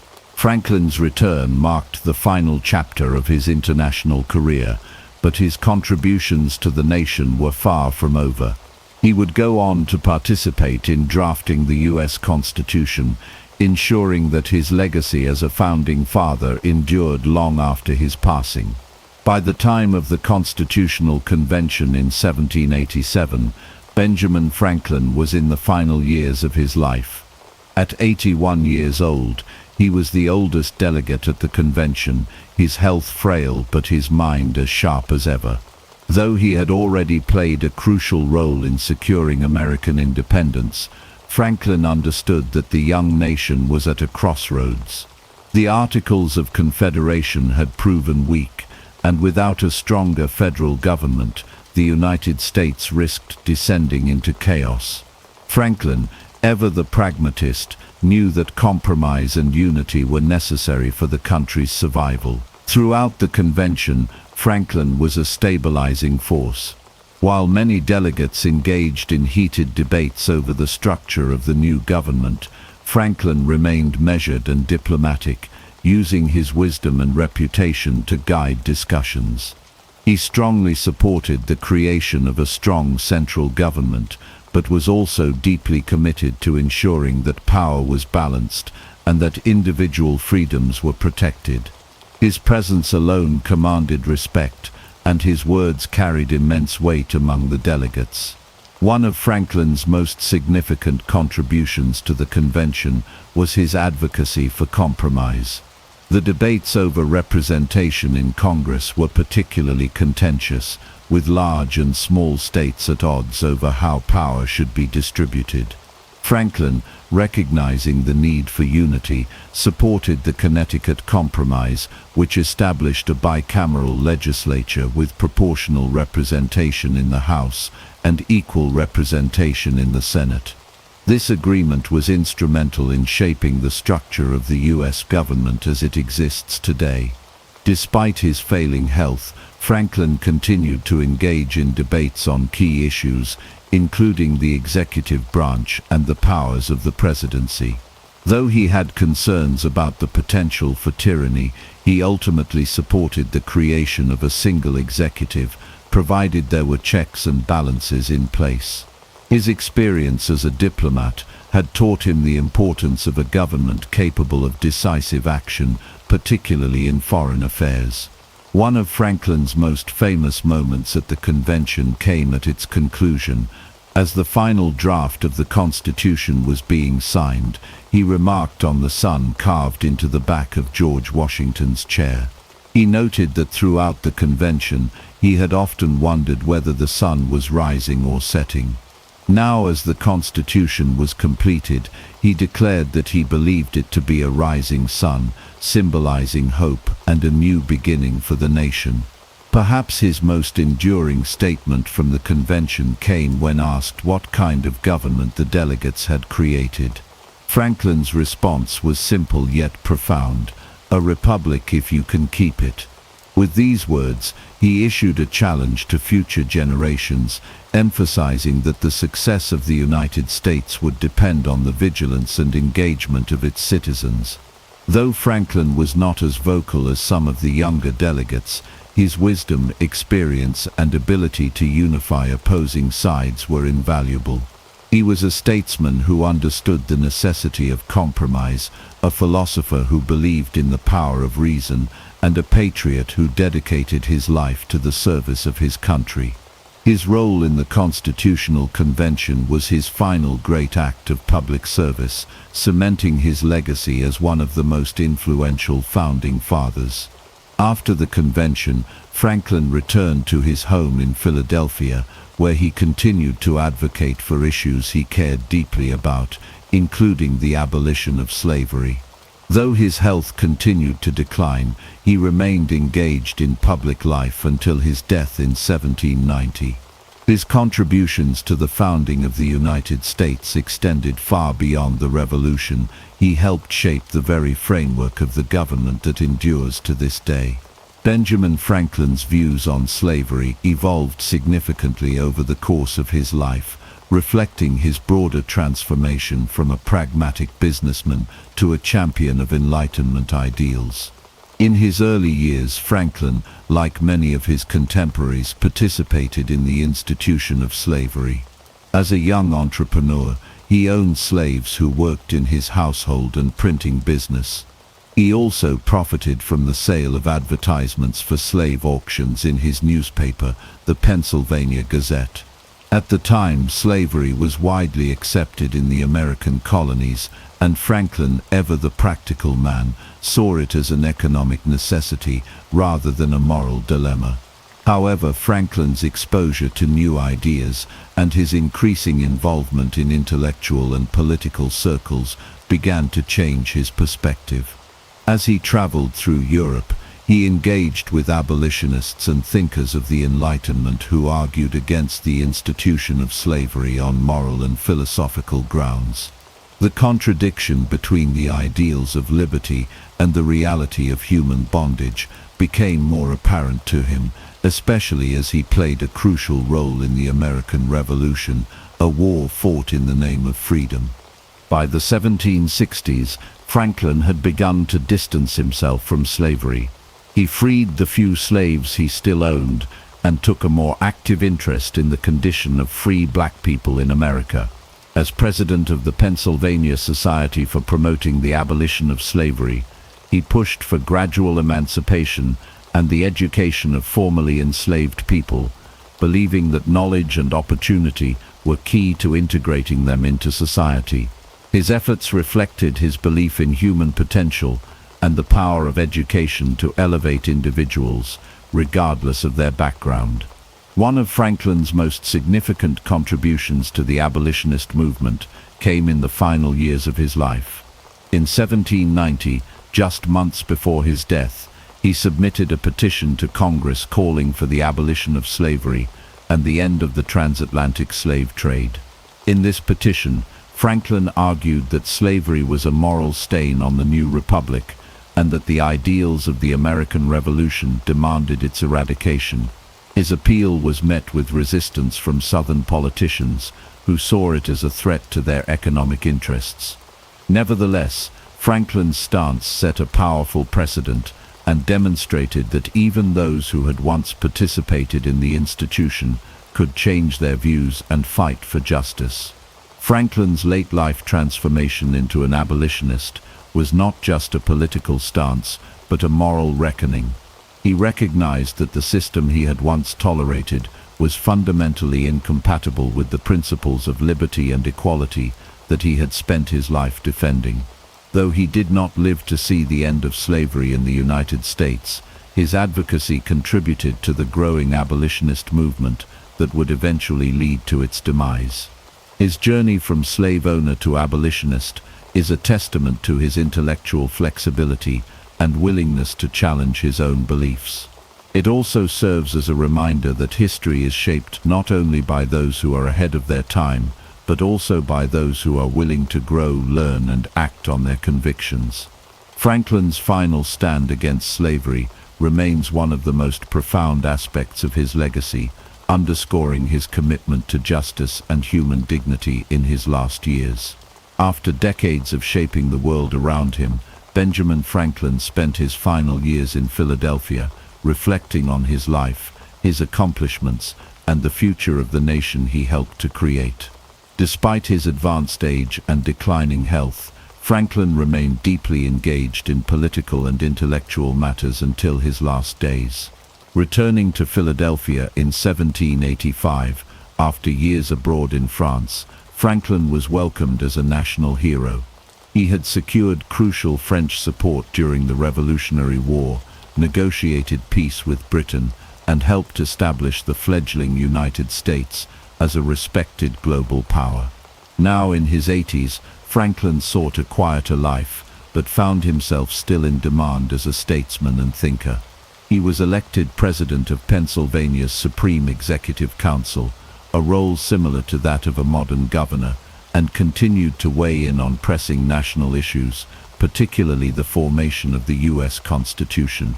As one of the elder statesmen at the Constitutional Convention in 1787, Franklin played a crucial role in fostering compromise among the delegates. Though physically weak and often needing assistance to move or write, his wisdom and humor helped bridge ideological divides. He famously urged unity, recognizing that the success of the new nation depended on cooperation. His statement about the rising or setting sun on George Washington's chair, declaring that he finally believed it to be a rising sun, symbolizing a hopeful future, remains one of the most memorable moments of the convention. In his final years, Franklin turned his attention to broader philosophical questions and personal reflection. He wrote his autobiography, which chronicled his journey from a humble printer's apprentice to a revered statesman and inventor. The work, though unfinished at the time of his death, remains one of the most influential autobiographies in history, offering insights into his values, ambitions and principles of self-improvement. He also continued writing political essays, including his final major public act, an anti-slavery petition to Congress in 1790, reaffirming his late-in-life commitment to abolitionism. As his health declined, Franklin was surrounded by family and friends, including his beloved daughter Sarah. He suffered from gout and other ailments, yet maintained his wit and intellectual curiosity until the very end. On April 17, 1790, at the age of 84, Franklin passed away peacefully in his Philadelphia home. His funeral drew massive crowds, with an estimated 20,000 people gathering to pay their respects. Leaders from across the new nation and abroad mourned his passing, recognizing the profound impact he had on politics, science and society. The question of whether Franklin was satisfied with his life remains an intriguing one. By all measures, he had achieved more than most could dream of, rising from modest beginnings to become a world-renowned figure. Yet his writings suggest a man who always saw room for improvement, both in himself and in society. He was proud of his contributions, but remained acutely aware of the work still to be done, particularly in the realms of governance, education and human rights. His legacy endures not just in his inventions or political achievements, but in the values he championed: reason, curiosity, and the relentless pursuit of progress. On April 17, 1790, Benjamin Franklin, one of the most influential figures in American history, passed away at the age of 84 in his home in Philadelphia. His death marked the end of an era, as the last of the great founding fathers who had shaped the United States from its very inception. Despite years of illness, Franklin remained mentally sharp until his final days, continuing to correspond with political figures and intellectuals alike. His passing was met with an outpouring of grief, not only in the newly formed United States, but also across Europe, where he had been revered as a champion of liberty, science, and diplomacy. News of Franklin's death spread rapidly, and Philadelphia prepared for what would become the largest funeral the city had ever seen. An estimated 20,000 mourners gathered to pay their final respects, a staggering number considering the city's population at the time. The funeral procession was attended by citizens of all walks of life, from prominent politicians to working-class laborers, all of whom recognized Franklin's immense contributions to the nation and the world. His coffin was carried through the streets in a somber yet dignified ceremony, accompanied by members of various civic and fraternal organizations, including the Freemasons, of which Franklin had been a proud member. Franklin's will, carefully crafted in his final years, reflected both his generosity and his deep commitment to public service. He left substantial sums to the cities of Boston and Philadelphia to fund educational and public works projects, a final testament to his belief in self-improvement and societal progress. He also made provisions for his family, though his relationship with his son William, a loyalist during the Revolution, remained strained until the end. Among the many tributes paid to Franklin, some of the most notable came from his fellow founding fathers. George Washington, then serving as the first President of the United States, publicly mourned Franklin's death, calling him one of the greatest men America had ever produced. Thomas Jefferson, who had worked closely with Franklin in drafting the Declaration of Independence, praised him as a beacon of wisdom and ingenuity, acknowledging his vast contributions to both science and statecraft. James Madison, often called the father of the Constitution, recognized Franklin's ability to unite diverse political factions and promote compromise, a quality that proved instrumental in shaping the fledgling nation. Beyond the United States, Franklin's death was widely mourned in Europe, particularly in France, where he had been celebrated as a hero of the Enlightenment and a key figure in securing French support during the American Revolution. The French National Assembly observed a period of mourning in his honor, a rare tribute for a foreign statesman.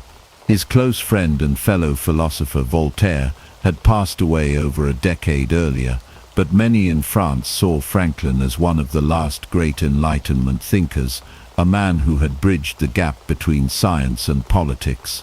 Franklin's legacy was cemented not only through the institutions and inventions he left behind, but also through the values he championed: rational thought, civic responsibility, and the pursuit of knowledge. His famous epitaph, written in his own words years before his death, compared his body to an old book, worn and tattered but awaiting a new edition. His passing was not just the end of a remarkable life, but the beginning of a legend that would endure for centuries to come. Even today, Franklin's influence can be seen in the principles of American democracy, the pursuit of scientific discovery, and the spirit of innovation that defines the modern world. Benjamin Franklin's impact on the United States and the world is so profound that many historians consider him the true architect of America. While figures like George Washington, Thomas Jefferson, and James Madison played vital roles in the nation's founding, Franklin's influence spanned far beyond politics. He shaped the nation's identity through his contributions to science, education, diplomacy, and moral philosophy, leaving a legacy that still resonates today. One of the reasons Franklin is often regarded as the most important founding father is his unparalleled versatility. He was not just a politician but also a scientist, inventor, writer, and philosopher. His role in drafting the Declaration of Independence and the U.S. Constitution positioned him at the very heart of the nation's birth. Unlike other founders, Franklin was a self-made man, embodying the American dream centuries before the term was coined. His life story, from an apprentice printer to a statesman who conversed with kings, inspired generations of Americans to strive for self-improvement and innovation. Education was one of Franklin's greatest passions. He believed in the power of knowledge and its ability to uplift individuals and society. He founded institutions that endure to this day, such as the University of Pennsylvania and the American Philosophical Society. His emphasis on practical knowledge over rote learning helped shape the American education system, fostering a culture of curiosity and problem-solving that remains central to the country's ethos. His widely read publication, Poor Richard's Almanac, disseminated wisdom in the form of witty and practical maxims, many of which are still quoted today. In the realm of science, Franklin's experiments with electricity, most famously his kite experiment, revolutionized our understanding of the natural world. His discoveries led to the invention of the lightning rod, a device that saved countless buildings and lives. Unlike many inventors, Franklin chose not to patent his creations, believing that innovation should serve humanity rather than personal gain. His scientific contributions went beyond electricity. He made advancements in meteorology, oceanography, and even medical science, proving that his intellectual curiosity had no bounds. Diplomatically, Franklin's role in securing French support during the American Revolution cannot be overstated.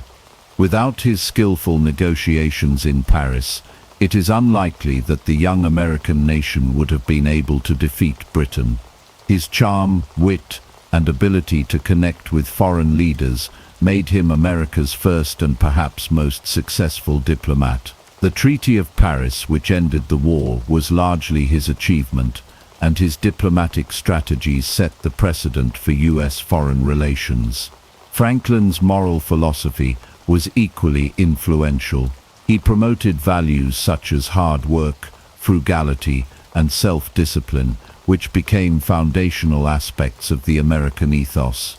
His 13 Virtues, a personal guide to self-improvement, reflected his belief that character was built through conscious effort and continuous learning.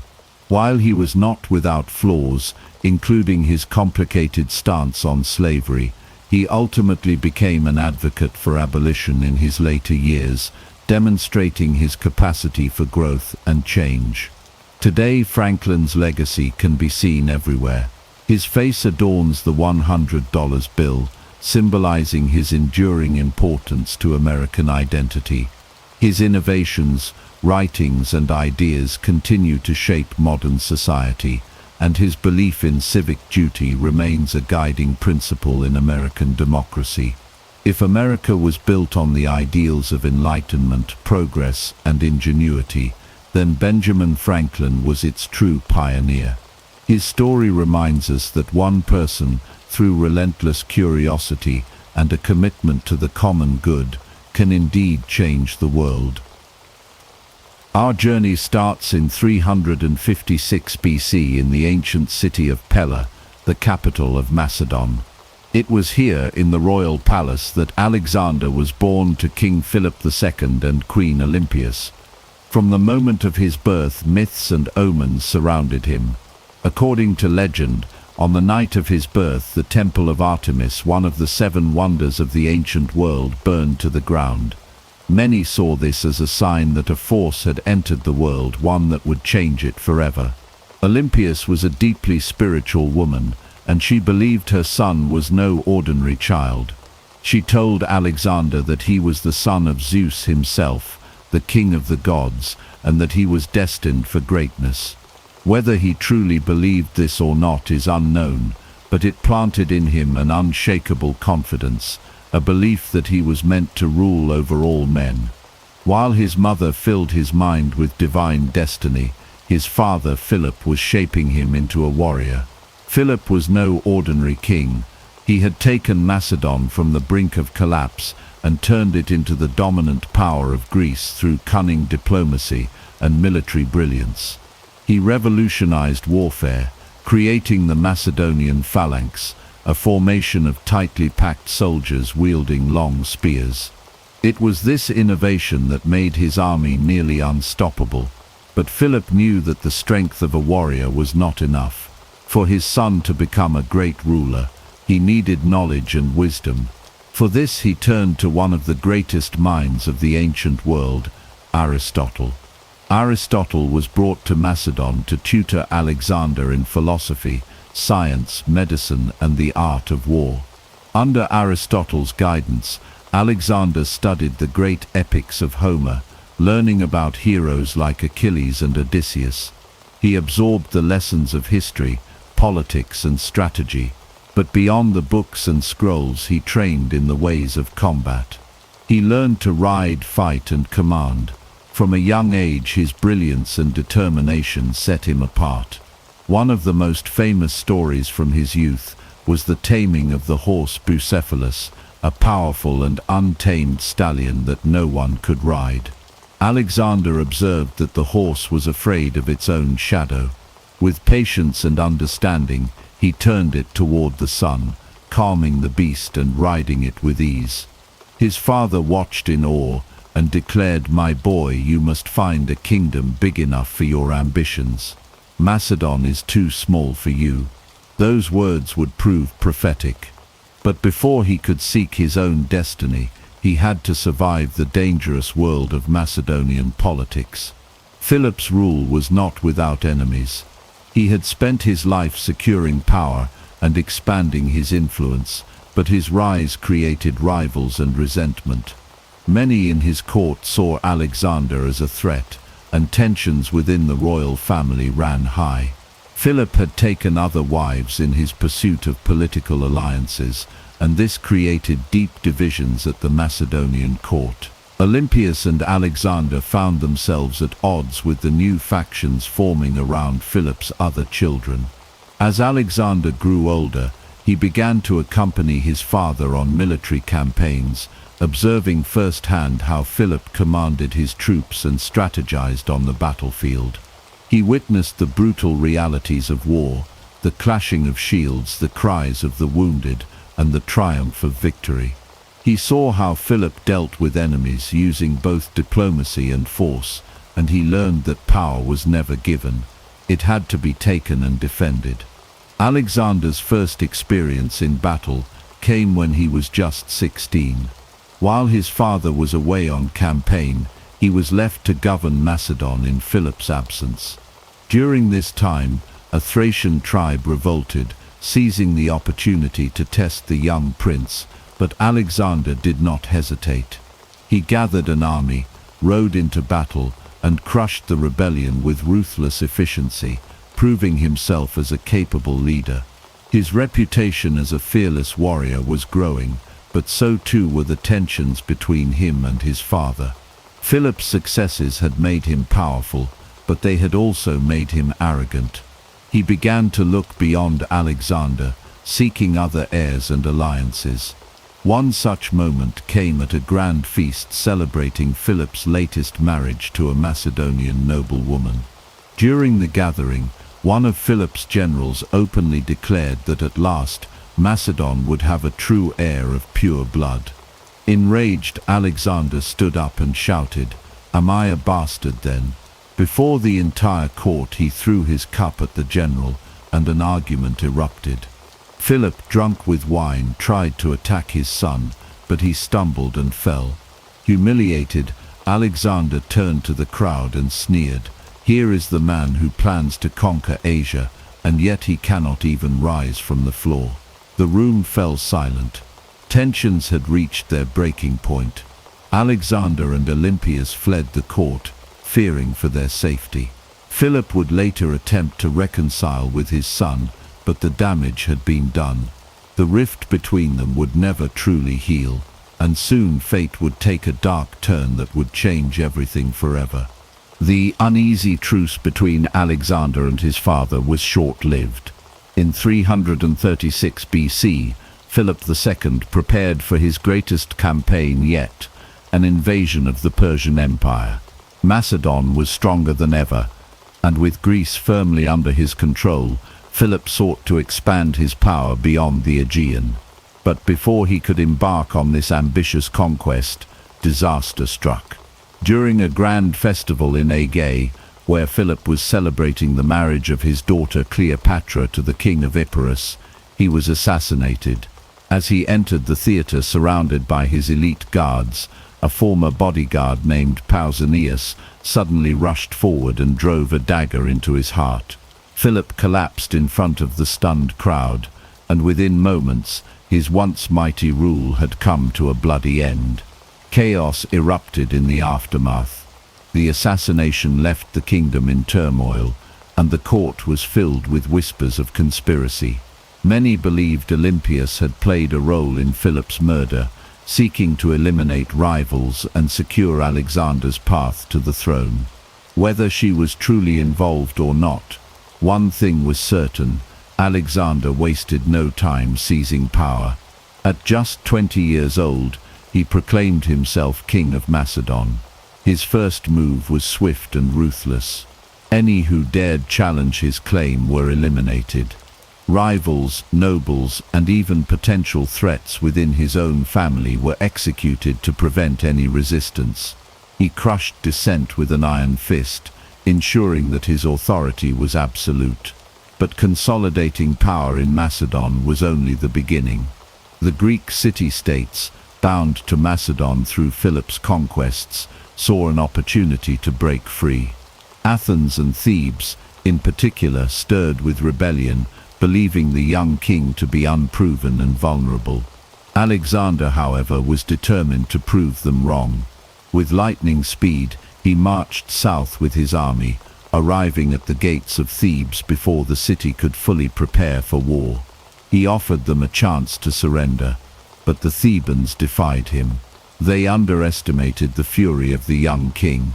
Alexander unleashed his forces, and the siege of Thebes became a brutal display of his power. The city's defenses crumbled under the relentless assault, and once his army broke through the walls, the slaughter began. In a ruthless show of strength, Alexander ordered the city to be razed to the ground. Thousands were killed, and the survivors were sold into slavery. The message was clear: rebellion would not be tolerated. The destruction of Thebes sent shockwaves through Greece. Athens and the other city-states quickly abandoned thoughts of resistance and submitted to Alexander's rule. With Greece secured under his iron grip, he could now turn his attention to the dream his father had never lived to see fulfilled: the invasion of Persia. The great war that would define his legacy was about to begin, and Alexander was ready to carve his name into history. With Greece firmly under his control, and the memory of Thebes' destruction fresh in the minds of his subjects, Alexander turned his gaze eastward. Persia, the greatest empire the world had ever known, stood before him, a vast and powerful enemy. But to Alexander, it was not an insurmountable obstacle, it was his destiny. In the spring of 334 BC, he led his army across the Hellespont, the narrow strait that separated Europe from Asia. He had arrived on Persian soil, and there would be no turning back. The force he brought with him was small compared to the mighty Persian army, but it was battle-hardened, disciplined, and led by a man whose ambition knew no limits. He commanded roughly 40,000 soldiers, including the elite Macedonian phalanx, a formation of warriors wielding long spears that had never been broken in battle. Alongside them were his trusted cavalry, the companion cavalry, considered the most formidable horsemen of their time. Though outnumbered, Alexander's strategy, speed and sheer force of will would prove more than a match for the Persians. The first true test of his campaign came swiftly. Near the banks of the Granicus River, the Persian satraps had assembled an army to halt Alexander's advance. They believed they could crush him before he could gain a foothold in Asia. The Persian commanders lined their cavalry along the riverbank, confident that the raging waters and steep embankment would break the Macedonian charge. But Alexander did not hesitate. Leading from the front, he spurred his cavalry forward, plunging into the river despite the strong currents and treacherous footing. The battle was fierce, with Alexander himself at the heart of the fighting. He cut through the Persian lines with relentless fury, his sword striking down enemy commanders one by one. At one point, he was nearly killed when a Persian noble raised his weapon to strike him down, but his loyal general Clytus the Black intervened at the last moment, saving his life. With the Persian cavalry shattered, their forces broke and fled, leaving Alexander victorious. This first triumph sent a clear message to the Persian king Darius III. Alexander was not a mere upstart. He was a force to be reckoned with. Rather than slowing his momentum, Alexander pressed forward, marching deeper into Persian territory, seizing cities and fortresses along the way. At every turn he was met with both fear and admiration. Many Greek cities under Persian control welcomed him as a liberator, opening their gates willingly. Others, unwilling to surrender, faced the full wrath of his army. But while Alexander pushed forward, Darius III was preparing for war. The young Macedonian king had proven himself in battle, but the real test was yet to come. The Persian king was amassing a massive army, one that would dwarf Alexander's forces in size. The two would soon meet on the battlefield, and the fate of an empire would hang in the balance. Alexander's victory at the Granicus River had sent shockwaves through the Persian Empire, but the true test of his campaign still lay ahead. The great king Darius III, now fully aware of the Macedonian threat, was no longer content to let his satraps handle the invader. He began assembling an army unlike any Alexander had ever faced, one that would dwarf the Macedonian forces in both numbers and resources. Yet, if there was one thing Alexander knew, it was that sheer numbers did not win battles, strategy did. Marching through Asia Minor, Alexander continued his advance with unrelenting speed. City after city fell to his forces, either by surrender or conquest. In many Greek cities that had long been under Persian rule, he was welcomed as a liberator, and they pledged their loyalty to him. Those who resisted met the full fury of his army. As his reputation grew, so did his legend. His soldiers saw him not just as a commander, but as a man touched by the gods, a living embodiment of destiny. By late 333 BC, Alexander had reached the city of Gordium, home to the famous Gordian knot, an intricate and seemingly impossible tangle of rope said to have been tied by an ancient king. According to legend, whoever could untie the knot was destined to rule all of Asia. Alexander, never one for superstition without action, approached the knot. When attempts to unravel it proved futile, he simply drew his sword and sliced through it in one clean stroke. Whether he had solved the puzzle or simply bypassed it mattered little. The message was clear: nothing would stand in his way. But as Alexander pushed further into Persia's domain, Darius was ready. The Persian king had gathered an army of nearly 100,000 men, composed of elite Persian immortals, cavalry, and levied soldiers from across his vast empire. He had chosen the battlefield carefully, narrow terrain near the town of Issus, where his numerical superiority would be less of an advantage. When Alexander learned of Darius's location, he wasted no time. He turned his army south, marching through the night to surprise the Persian forces. By dawn, both armies stood face to face. The Battle of Issus was unlike anything Alexander had fought before. The Persian forces stretched as far as the eye could see, their banners waving under the eastern sun. Darius, seated in his grand war chariot, believed victory was assured. But Alexander had no intention of letting the Persian king dictate the terms of battle. With calculated precision, he ordered his companion cavalry to charge directly at the Persian left flank, breaking through their lines with devastating force. The Macedonian phalanx followed, their sarissas driving into the enemy ranks with deadly efficiency. The battlefield was a chaotic storm of blood and steel, but amid the carnage, Alexander saw his moment. He fixed his gaze on Darius himself. With his elite cavalry at his side, Alexander cut through the Persian defenses, forcing his way toward the Persian king.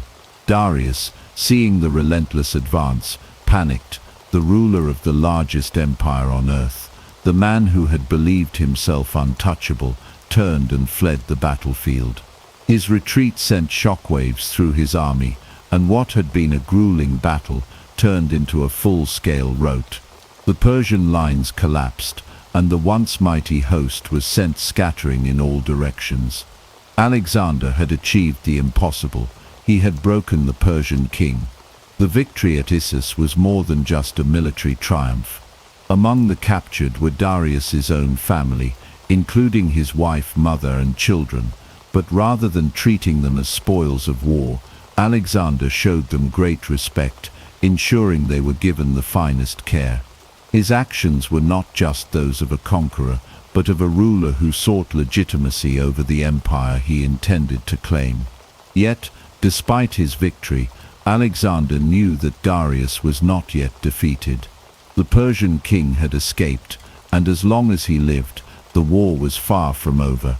Alexander now had his sights set on the beating heart of Persia's empire, the cities of Tyre, Egypt, and ultimately, Babylon. But before he could claim the title of King of Asia, he would face one of the most grueling and legendary sieges in history. After his stunning victory at Issus, Alexander had proven to the world that he was more than just a young conqueror. He was a force of nature. But his journey was far from over.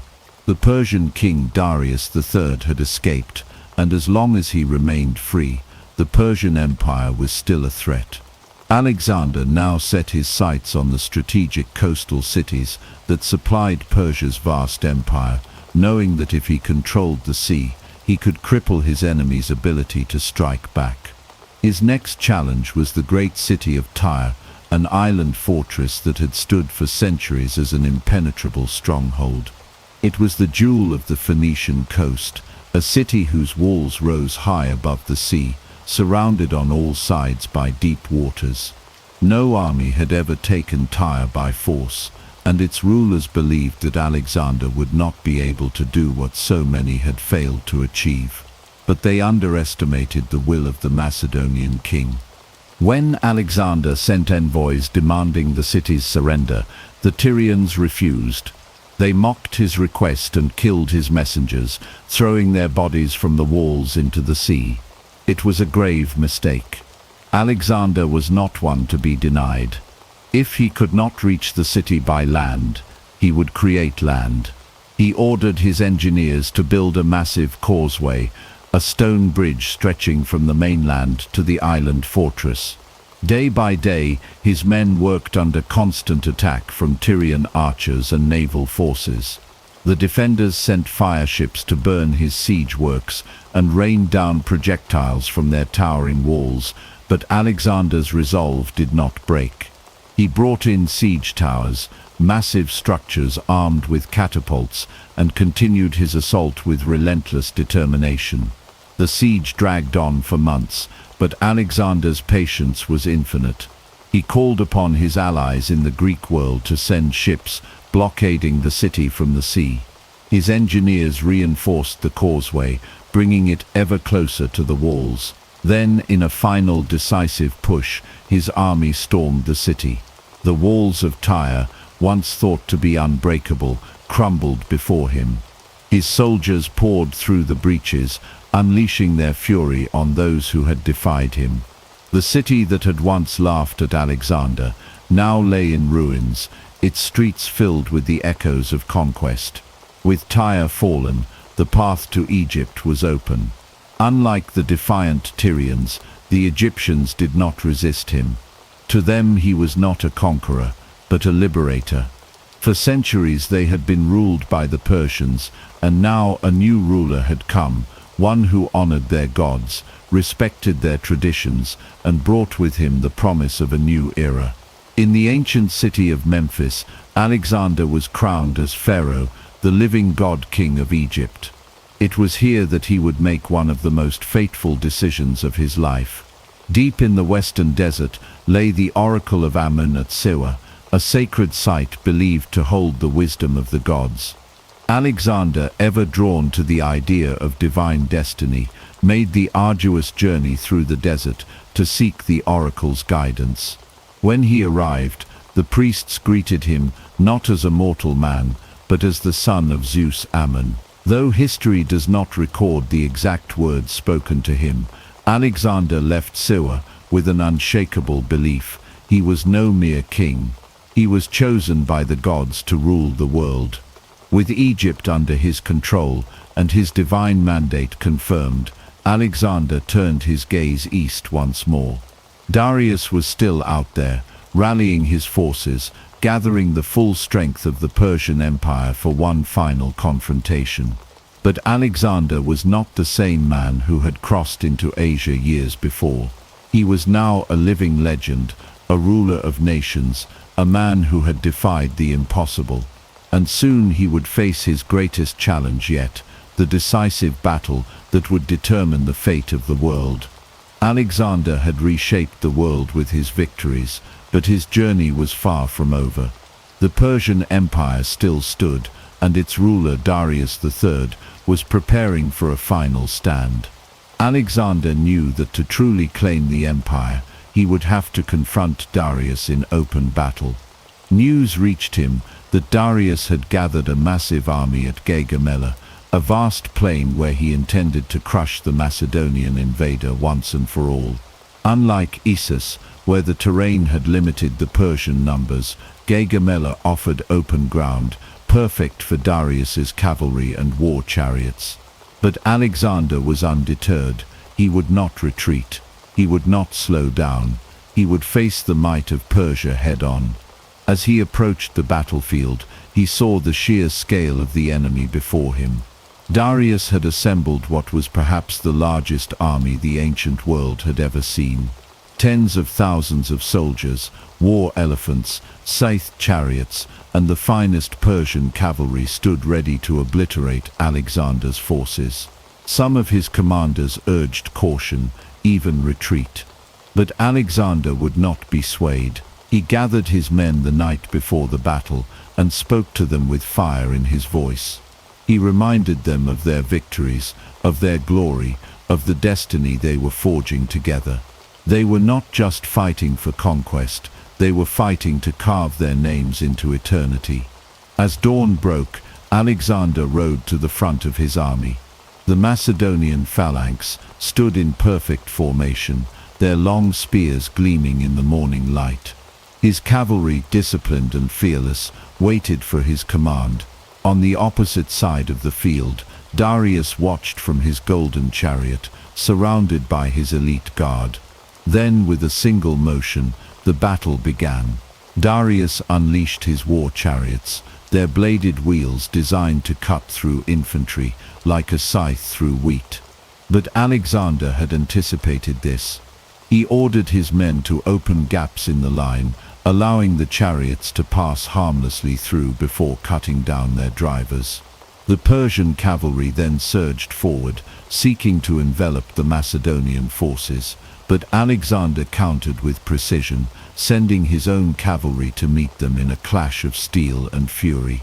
The field became a storm of dust and blood, warriors locked in deadly combat, the air filled with the sounds of battle. Then Alexander saw his moment. He had spent the battle luring Darius into a false sense of control, drawing his forces apart. Now, with perfect timing, he led his elite companion cavalry straight toward the Persian king.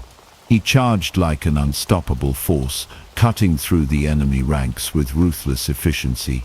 As he neared Darius, panic spread through the Persian lines. For the second time, the great king of Persia lost his nerve. He turned his chariot and fled, abandoning his army to be slaughtered. With their king gone, the Persian soldiers broke. Some fought to the death, others threw down their weapons and ran. By the day's end, Alexander stood victorious. Gaugamela had not just been a battle, it had been the death blow to the Persian Empire. He was now the master of Asia, but victory came at a cost. His men had fought and bled for years, and though they followed him without question, they had begun to wonder how far they would go. Alexander, however, was not finished. His eyes turned further east, toward the last remnants of Persian resistance and beyond, to lands unknown, to an empire without end. With the Persian Empire shattered, Alexander was no longer just a conqueror. He was the ruler of the largest empire the world had ever seen. Babylon, Susa, and Persepolis had fallen before him, their wealth pouring into his hands. But despite his triumph, he did not stop. He could not stop.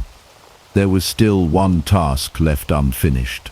Darius III, the defeated king of Persia, had fled eastward into the vast and treacherous lands beyond the empire's heartland. As long as he lived, there would always be a shadow over Alexander's rule. And so, with relentless determination, he set out to hunt down his fallen adversary. Through mountains and deserts, Alexander pursued Darius. The journey was grueling, the terrain unforgiving. The deeper he marched into the unknown, the more his men began to question their purpose. They had fought for years, conquered the unconquerable, and now they were chasing a ghost across an endless expanse. But Alexander did not waver. He pushed forward, driven by a force that few could understand. To him, this was not just about vengeance or power, it was about destiny. Finally, after months of pursuit, word reached Alexander that Darius had been betrayed. One of his own governors, Bessus, had seized him, declaring himself the new king of kings.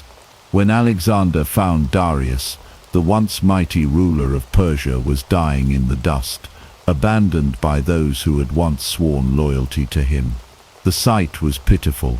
Here lay the man who had ruled the greatest empire in the world, now nothing more than a broken fugitive.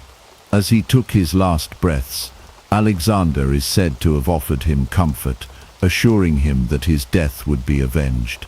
Darius died with the knowledge that his empire was gone, his legacy erased. But Alexander was not finished.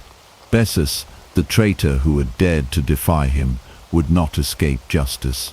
Alexander pressed further east, into lands unknown to the Greeks, where fierce warriors and vast wildernesses awaited him. His campaign was no longer about conquest alone, it was about forging something greater than an empire. He adopted Persian customs, dressed in their robes, and demanded that his men bow before him, as the Persians did their kings.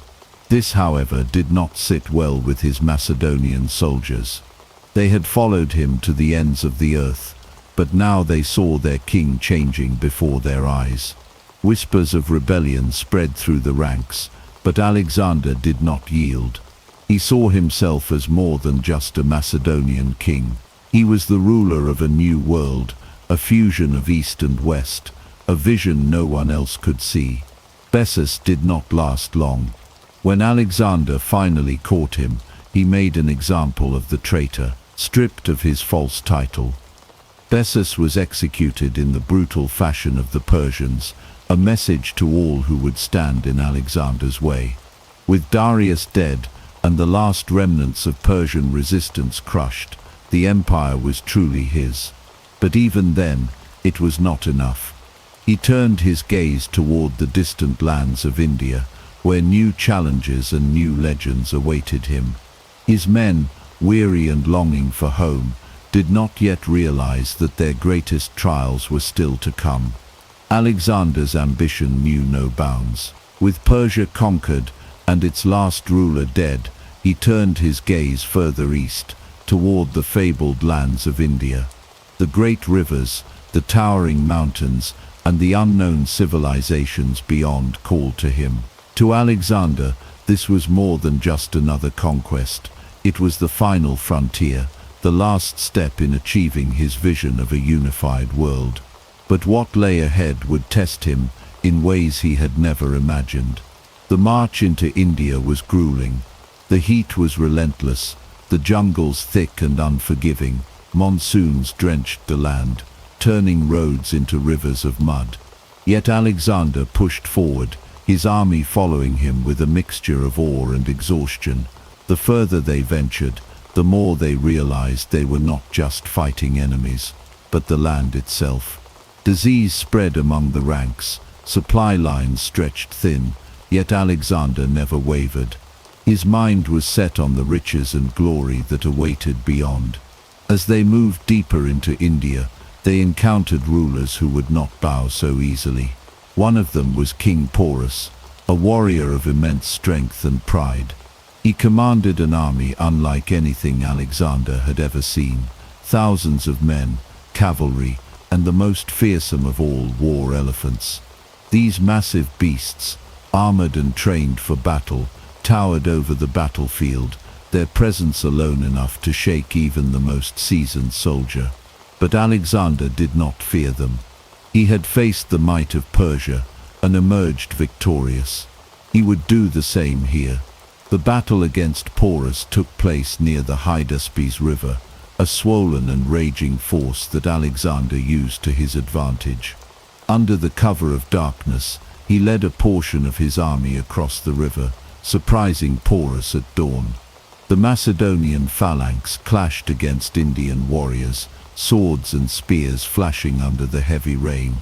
The elephants charged, crushing men underfoot, sweeping away soldiers with their trunks. The battle was brutal, chaotic, and unlike anything Alexander had fought before. But he was relentless. His cavalry maneuvered with precision, his men striking at the elephants' legs, forcing the massive beasts into a frenzy. The tide turned, and soon Porus found himself wounded, his army shattered. When he was finally captured and brought before Alexander, he stood tall despite his injuries. When asked how he wished to be treated, he simply replied, "Like a king."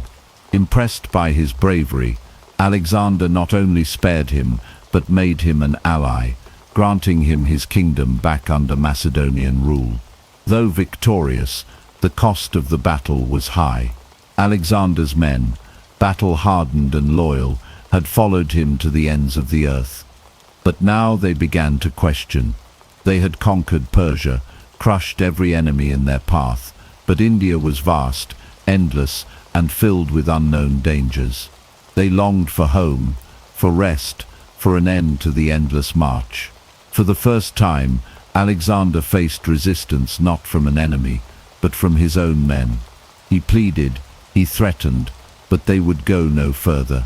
The dream of conquering all of India faded, and at last Alexander relented. With a heavy heart, he turned back, beginning the long journey home. But fate had other plans, and the road back to Babylon would prove just as deadly as any battlefield he had ever faced. The retreat from India was not the triumphant march home that Alexander had envisioned. His army, weary and battered, began the long journey back through treacherous terrain. Rather than retracing their steps, Alexander made the fateful decision to take a new route, through the unforgiving Gedrosian desert. He saw it as another challenge, another test of endurance that would forge his men into legends. But what awaited them was far worse than any enemy they had faced. The desert was merciless.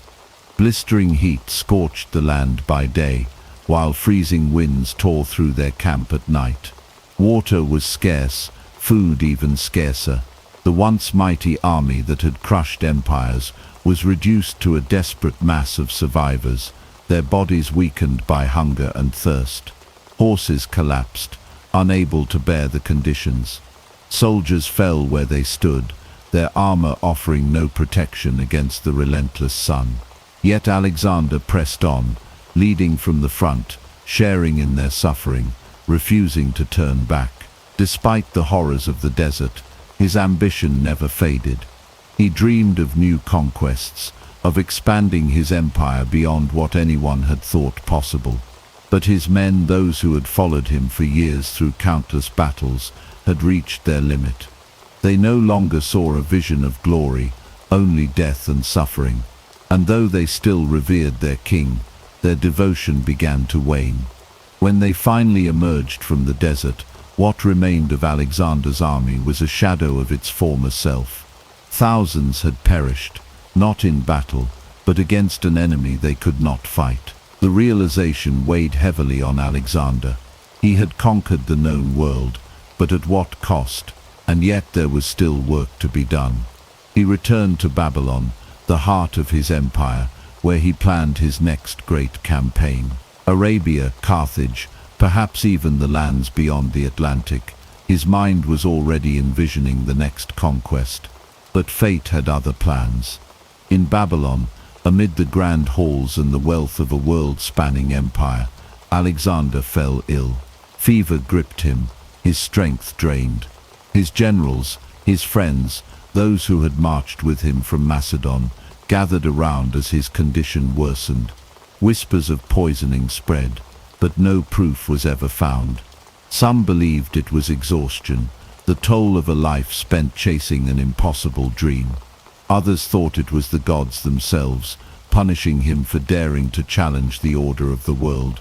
As death loomed, his men, desperate for guidance, asked him who would inherit his empire. His answer was as cryptic as it was prophetic. To the strongest, with those final words, Alexander the Great, the man who had conquered the world, breathed his last. His death sent shockwaves through his empire. Without an heir, his generals turned on each other, dividing his vast lands in a brutal struggle for power. The dream of a unified world under one ruler died with him, but his legacy endured. Cities bore his name, his tactics shaped warfare for centuries, and his legend lived on. Alexander had carved his name into history, not just through conquest, but through the sheer force of his will. And though his empire crumbled, his story would never be forgotten. Alexander's death marked the end of an era, but the battle for his empire was only beginning. With no clear successor, his most trusted generals, known as the Diadochi, turned on one another in a brutal struggle for power. The unity Alexander had fought so hard to create dissolved into chaos, as the vast empire fractured under the weight of ambition and betrayal. In Babylon, Perdiccas, Alexander's trusted commander, initially took control, attempting to hold the empire together. He had Alexander's signet ring, a symbol of authority, but power was fleeting. Other generals, each with their own ambitions, refused to accept his rule. Ptolemy seized Egypt, declaring it his own. Antigonus claimed Asia Minor. Lysimachus took Thrace. Cassander, the son of a former regent, sought control of Macedon itself. Each man saw himself as the rightful heir, and none were willing to submit to another's rule. The empire descended into the Wars of the Diadochi, a series of brutal conflicts that reshaped the world Alexander had left behind. Betrayals were constant. Alliances formed and shattered in an instant. Perdiccas, once poised to rule in Alexander's name, was assassinated by his own officers. In Macedon, Alexander's mother Olympias fought to preserve his bloodline, but she too was killed in the ruthless struggle for dominance. The young Alexander I, Alexander's son, was ultimately murdered, ending any hope of a direct heir reclaiming the throne. As the years passed, the dream of a unified empire faded completely. The territories that Alexander had conquered were carved up by his former generals, each ruling as kings in their own right. Ptolemy established the Ptolemaic dynasty in Egypt, a line that would last for centuries, culminating in the reign of Cleopatra. Seleucus claimed Persia, founding the Seleucid Empire. Antigonus fought desperately to reunite the empire, but he too fell in battle, his dreams crushed by the very men who once followed Alexander. Despite the bloodshed, Alexander's influence endured. Greek culture, language and ideas spread across the lands he had conquered, shaping civilizations for centuries to come. His cities, from Alexandria in Egypt to those in Central Asia, became centers of learning and trade. His military strategies were studied by future generals, from Rome to Napoleon. Even in death, Alexander's vision had changed the course of history. Though his empire did not survive, his legend did. His name remains synonymous with greatness, a symbol of ambition, conquest, and the relentless pursuit of glory. The world he left behind was forever altered, shaped by the echoes of his impossible dream. As the dust of war settled and the Diadochi carved up Alexander's empire, a new era emerged, one of kings rather than conquerors. The generals who had once stood united under Alexander's banner now ruled as monarchs, each forging their own destiny from the ruins of his vision. The wars had left scars across the land, but they had also laid the foundation for the Hellenistic world, a civilization that blended Greek culture with the traditions of the East. Ptolemy had secured Egypt, a land of ancient wonders and untold wealth. Unlike many of his rivals, he chose stability over endless conquest. He declared himself pharaoh, adopting the customs of the people he ruled while maintaining the Greek ideals that had shaped his life. Under his reign, Alexandria flourished, becoming a beacon of knowledge and power. The Great Library of Alexandria, a monument to learning, was founded, attracting scholars from across the known world. Ptolemy had not only taken a kingdom, he had built a legacy that would last for generations. In the East, Seleucus claimed vast territories stretching from Persia to India. His rule was one of constant struggle, balancing the ambitions of his Greek officers with the traditions of the peoples he governed. The Seleucid Empire was a land of contrasts, Greek cities rising among ancient Persian capitals, Macedonian military rule merging with Eastern philosophies. But like all great kingdoms, it was vulnerable. Rivals within and enemies beyond its borders ensured that his reign would never know peace. Meanwhile, in Macedon and Greece, Cassander fought to solidify his control. He was not a warrior like Alexander, but a strategist, a man who understood that power was maintained through fear and calculation. He ordered the execution of Alexander's mother Olympias, and later his wife Roxana, and their son Alexander the. With the bloodline extinguished, there was no one left to challenge his rule in the name of the fallen king. Yet, despite his cunning, his reign was short-lived, and Macedon would continue to be a land of turmoil for years to come. Antigonus, perhaps the most ambitious of them all, dreamed of restoring Alexander's empire under his rule. He declared himself the rightful heir, challenging the other Diadochi in a final bid for supremacy. The Battle of Ipsus in 301 BC was the turning point.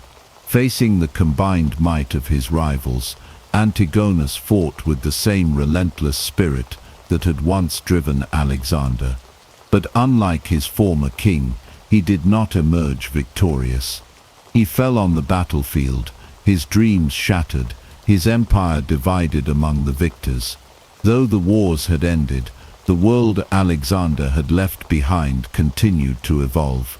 The Hellenistic kingdoms, each a fragment of his once unified domain, would shape history for centuries. Greek culture, philosophy, and science flourished in the lands he had conquered, influencing civilizations from Rome to India.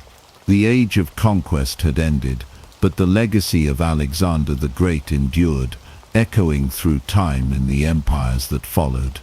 As the Hellenistic world continued to take shape, the influence of Alexander the Great remained a force that transcended his short but extraordinary life. Though the wars of the Diadochi had divided his empire, they had also ensured the survival of his vision, an interconnected world where Greek culture blended with the traditions of the East. The cities he founded continued to thrive, serving as bridges between civilizations, while his name became a legend whispered across continents. In Egypt, Ptolemy and his successors ruled with a delicate balance of Greek administration and native traditions. Alexandria, the jewel of the Mediterranean, became the intellectual and commercial heart of the ancient world. The city's famous library housed the greatest collection of knowledge ever assembled, attracting scholars from all lands. The Ptolemies patronized the arts, science, and literature, ensuring that the cultural legacy of Alexander lived on through learning and discovery. The Seleucid Empire, sprawling across the lands of Persia, Mesopotamia, and beyond, was a realm of constant adaptation. Seleucus and his descendants struggled to maintain control over a vast and diverse population, navigating between Greek military rule and the deep-rooted customs of the East. The blending of cultures was evident in the cities where Greek architecture stood alongside Persian palaces, and local gods were worshipped alongside Olympian deities. Despite endless conflicts, the Seleucid dynasty carried forward Alexander's dream of a world united through shared knowledge and trade.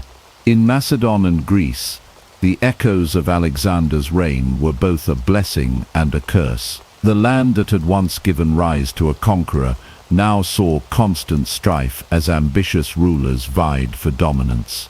The Antigonid dynasty, descendants of Antigonus, managed to hold power in Macedon for generations, yet they faced relentless challenges from rival states and foreign invaders.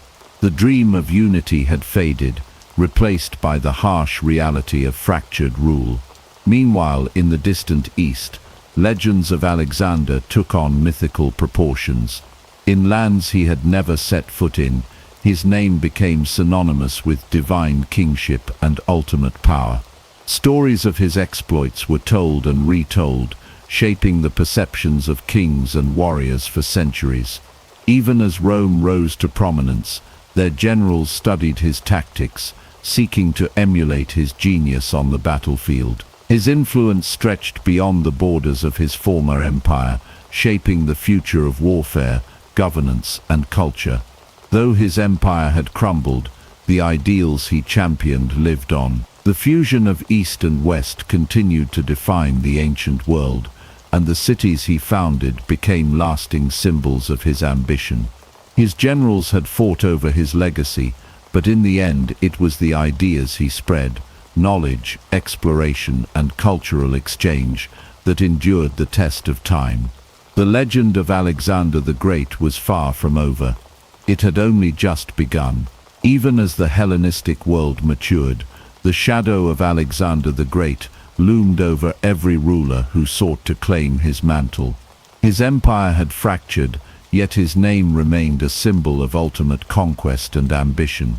The rulers of the Hellenistic kingdoms, Ptolemies in Egypt, Seleucids in the east, and Antigonids in Macedon, continued to shape their realms with Greek influence, but none could match the sheer brilliance of the man who had created it all.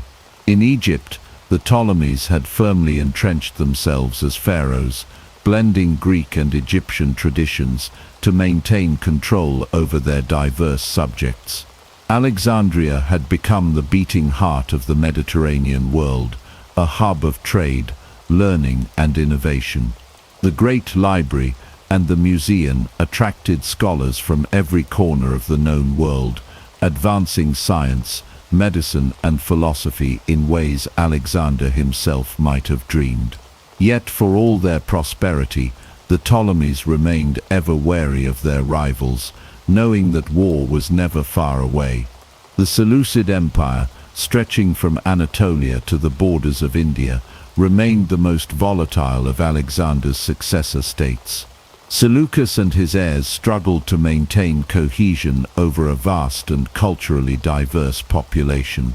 Greek rulers governed Persian subjects, Indian war elephants marched alongside Macedonian phalanxes, and cities bore the marks of both East and West.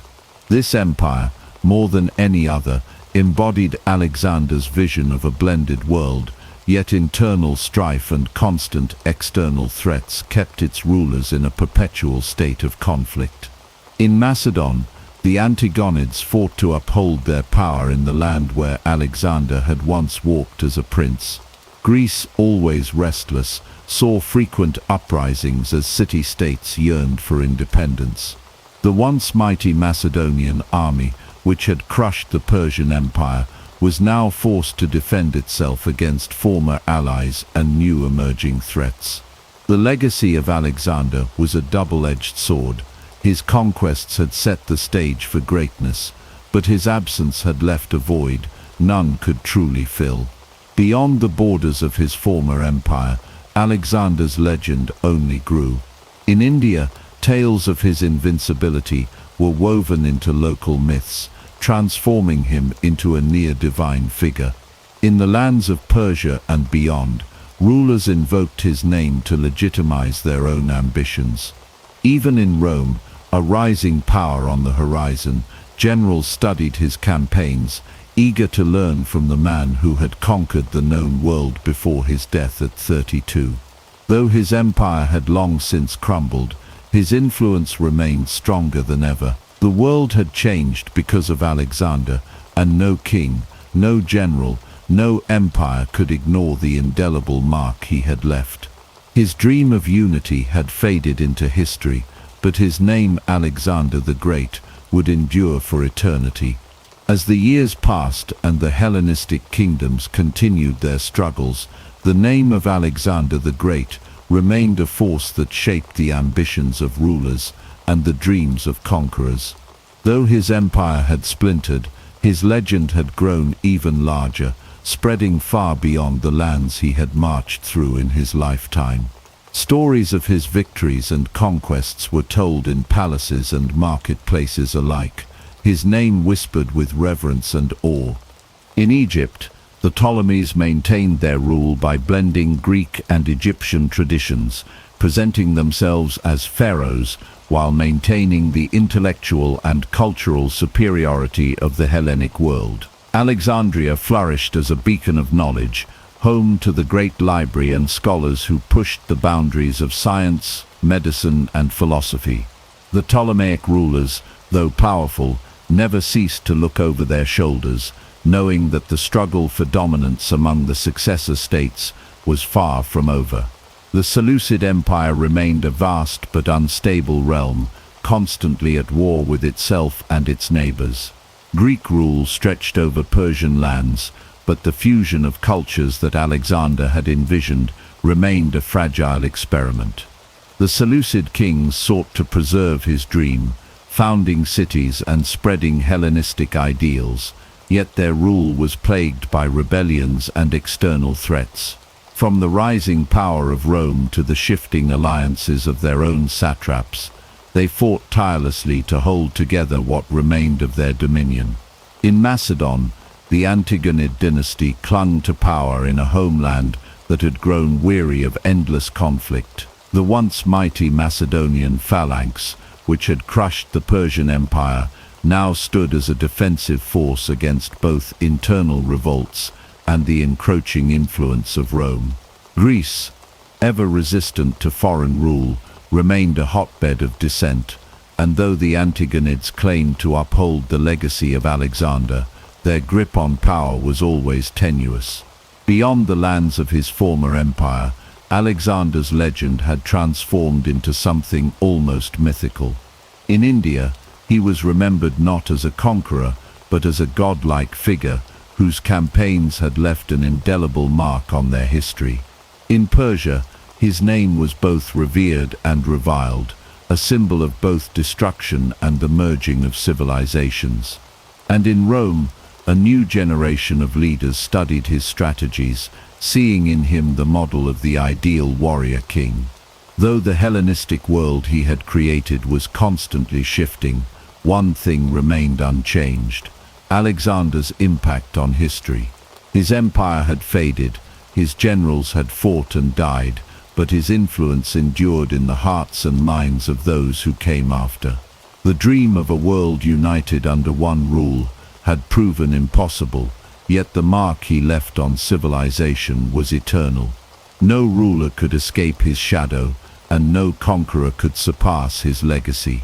His story was far from over, for as long as men sought greatness, they would look to Alexander as the measure of all things.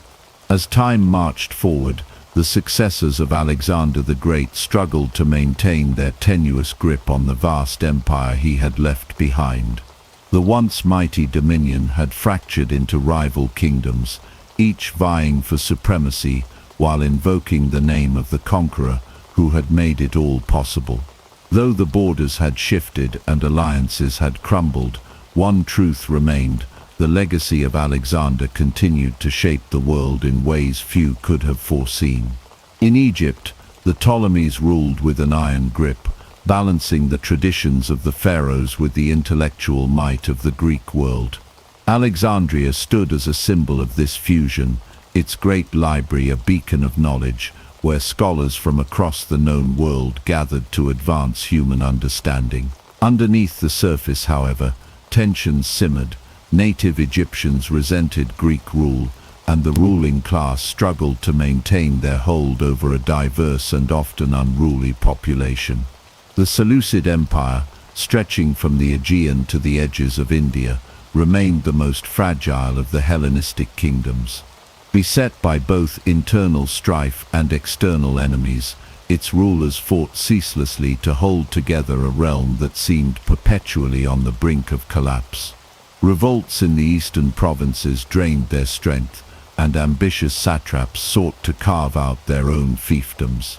The dream of a unified East and West, a cornerstone of Alexander's vision, grew more distant with each passing year. In Macedon, the Antigonid dynasty clung to power as Rome's influence loomed ever larger. The restless Greek city-states, always eager to assert their independence, kept the ruling elite in a constant state of war and diplomacy. The once dominant Macedonian phalanx, the instrument of Alexander's great victories, now found itself pitted against new and evolving military tactics. Rome watched and waited, its own ambitions stretching beyond the Italian peninsula, eager to claim the mantle of empire that had once belonged to Alexander. Beyond the successor states, Alexander's legacy had taken on a life of its own. In India, he was remembered not as a mere conqueror, but as a divine warrior, his deeds immortalized in legend. In Persia, his image was both revered and despised, a reminder of a foreign king who had reshaped their world. And in the rising power of Rome, generals studied his campaigns, learning the lessons of strategy and leadership that had made him the greatest military mind of his time. Though his empire had faded, the ideals and ambitions he had set into motion continued to ripple through history. His dream of unity may have crumbled, but his influence had not. His name was still spoken with awe, his conquests still studied, his brilliance still unmatched. He had changed the course of civilization forever, and no ruler who came after him could ignore the shadow he cast. The world had moved on, but Alexander the Great had become more than a man. He had become legend. The legacy of Alexander the Great did not end with the collapse of his empire. His influence stretched far beyond the lands he had conquered, shaping the course of civilizations for centuries to come. Even as the Hellenistic kingdoms waged war against one another, his name remained a symbol of ultimate power, ambition, and the boundless potential of human will. In Egypt, the Ptolemaic dynasty had solidified its rule, blending Greek and Egyptian traditions in an effort to maintain control over a land rich in culture and resources. The rulers took on the title of pharaoh, portraying themselves as divine rulers in the style of the ancient kings of the Nile. Alexandria flourished, its great library attracting scholars from across the known world. The city became a melting pot of ideas, where Greek philosophy, Egyptian religion, and Persian science intertwined, creating an intellectual powerhouse that would leave a lasting mark on history. Yet beneath the grandeur, the fractures remained. Native Egyptians resented foreign rule, and tensions simmered as the Ptolemies struggled to balance their dual identity. To the east, the Seleucid Empire stretched across vast territories, its rulers desperate to maintain their hold on the lands Alexander had once marched through. The dream of a unified realm, where Greek and Persian cultures could coexist, proved increasingly difficult to sustain. The empire faced threats on multiple fronts. Rebellious satraps sought independence, local rulers challenged Hellenistic authority, and external enemies waited for the right moment to strike. The Seleucid kings, despite their ambitions, found themselves in a constant struggle for survival, their grip on power slipping as new forces emerged. Meanwhile, in Macedon, the Antigonid rulers sought to maintain their homeland's dominance, but the rise of Rome threatened their very existence. The once great phalanx, the foundation of Alexander's military success, was being tested by the adaptability and discipline of Roman legions. The Greeks, always restless under foreign rule, continued to resist, seeing the Macedonian kings as both protectors and oppressors. The world was changing, and the lessons of Alexander's conquests were being studied by those who sought to build their own empires. Beyond the political struggles of the Hellenistic world, Alexander's legend continued to grow. In India, he was remembered as a warrior king whose bravery and skill had left an indelible mark on their history. In Persia, his name evoked both admiration and resentment, a reminder of a conqueror who had reshaped the course of their civilization. And in Rome, rising generals and statesmen looked to his campaigns as the ultimate blueprint for military and political greatness. His strategies, his leadership, and his vision of a vast unified empire became the standard by which all future conquerors would measure themselves. Though Alexander himself had long since perished, his presence loomed over history like an unshakable force. His empire may have fractured, but his ideas endured. The spread of Greek culture, the fusion of East and West, and the relentless pursuit of greatness that had defined his life continued to inspire those who followed. The world he had left behind was a different one, but in many ways it was still shaped by his hand. Alexander had not just conquered lands, he had conquered time itself, ensuring that his story would never be forgotten. The shadow of Alexander the Great stretched across the centuries, influencing empires that rose and fell long after his death. His name became legend, his tactics the foundation of military doctrine, his ambition the benchmark for those who sought to rule the world. But even as his successors fought over his empire, the spirit of Hellenism endured, shaping cultures far beyond the lands he had once conquered. In Egypt, the Ptolemaic dynasty continued to rule, maintaining the delicate balance between Greek and native traditions. The great city of Alexandria stood as a monument to Alexander's dream, a hub of trade, learning and innovation. The great library, a beacon of knowledge, preserved texts from all corners of the known world, ensuring that the wisdom of past civilizations would not be lost. Scholars and philosophers debated the nature of the universe, blending Greek, Egyptian and Persian thought in a way that had never been done before. Yet, despite its grandeur, the Ptolemaic kingdom was not immune to strife. Political intrigue, familial rivalries, and external threats continued to erode its strength, foreshadowing the eventual rise of a new power in the West. The Seleucid Empire, vast and fragmented, struggled to maintain cohesion. The dream of a unified realm, where East and West could coexist, proved increasingly elusive. Wars with rival Hellenistic kingdoms, the resurgence of Persian influence, and the emergence of new threats from India and Central Asia all weakened Seleucid control. Local rulers, once loyal to the empire, sought independence, further fracturing the once mighty domain. The Seleucid kings, heirs to Alexander's vision, found themselves in an unending cycle of war and diplomacy, fighting to preserve their claim to his legacy. In Macedon and Greece, the Antigonid dynasty faced a different challenge: the rise of Rome. The disciplined Roman legions, having learned from the strategies of Alexander and his successors, proved to be a formidable force. The Greek city-states, ever rebellious, sought to assert their independence, undermining Macedonian stability. The once feared Macedonian phalanx, which had crushed enemies across Asia, now faced a new style of warfare, one that would ultimately reshape the future of military conflict. Rome's influence grew stronger, and the echoes of Alexander's empire could be heard in the strategies of its greatest generals. Yet, beyond the successor states, Alexander's legacy transcended borders. In Persia, he was remembered as both a conqueror and a liberator, a figure of awe and resentment. In India, his brief but impactful campaign left behind stories of his unmatched bravery and military genius. In lands he had never set foot in, his legend grew, his name whispered as the epitome of a ruler who had defied the limits of human ambition. And in Rome, where the next great empire was rising, Alexander was the ultimate model of conquest and governance. Generals studied his battles, seeking to replicate his tactics. Leaders looked to his empire as both a warning and an inspiration.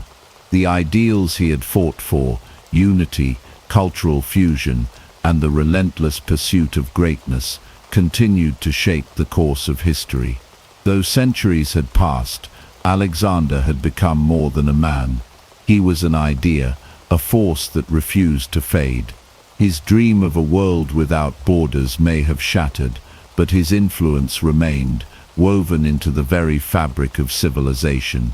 And as new empires emerged, his shadow loomed over them all, a silent reminder that true greatness was not measured in land or gold, but in the impact one left behind. The world that Alexander had left behind was one of chaos and ambition. His generals, once united under his command, had turned against each other in a brutal struggle for power. The wars of the Diadochi, as they came to be known, had reshaped the map of Alexander's empire, dividing it into fractured kingdoms each ruled by one of his former lieutenants.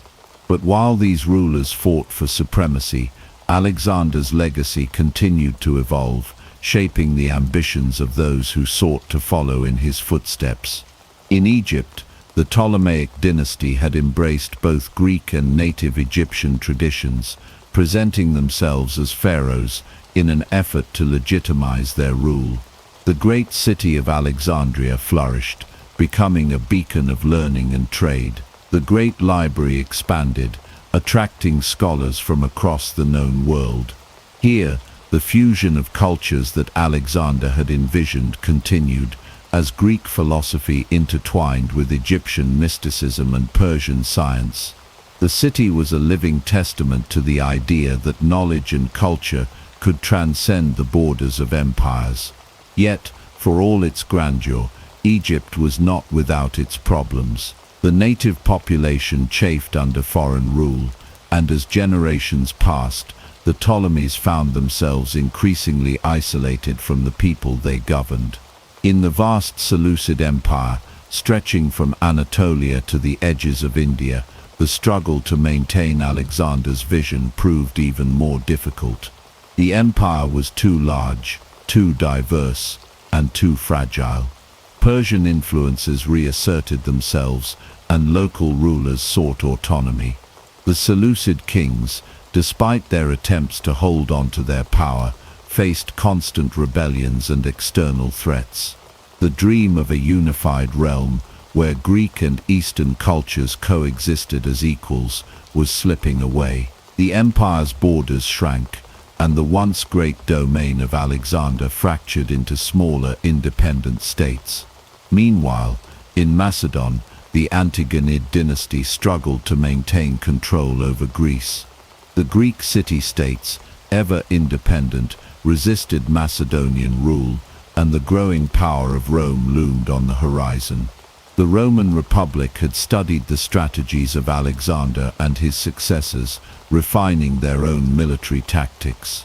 They adapted, learning from the mistakes of the Hellenistic armies, and their legions grew into a force that would soon challenge the very foundations of the Hellenistic world. But Alexander's legacy was not just political. His conquests had spread Greek culture across vast distances, leaving a lasting imprint on the lands he had once ruled. Cities bearing his name still thrived, from Alexandria in Egypt to far-off Bactria, where Greek influence persisted for centuries. The blending of Greek and Eastern traditions had given rise to new art, architecture, and philosophies. The very idea of empire had changed. No longer was it simply about domination, but about cultural synthesis, the merging of ideas and traditions to create something greater than the sum of its parts. Even in Rome, where the next great empire was rising, Alexander remained the ultimate symbol of conquest and ambition. Generals and statesmen looked to his campaigns as the pinnacle of military genius. His name was spoken with reverence, a reminder of what a single man could achieve with vision and determination. Though his empire had fractured, though his generals had turned against each other, and though new powers were rising, Alexander's influence endured.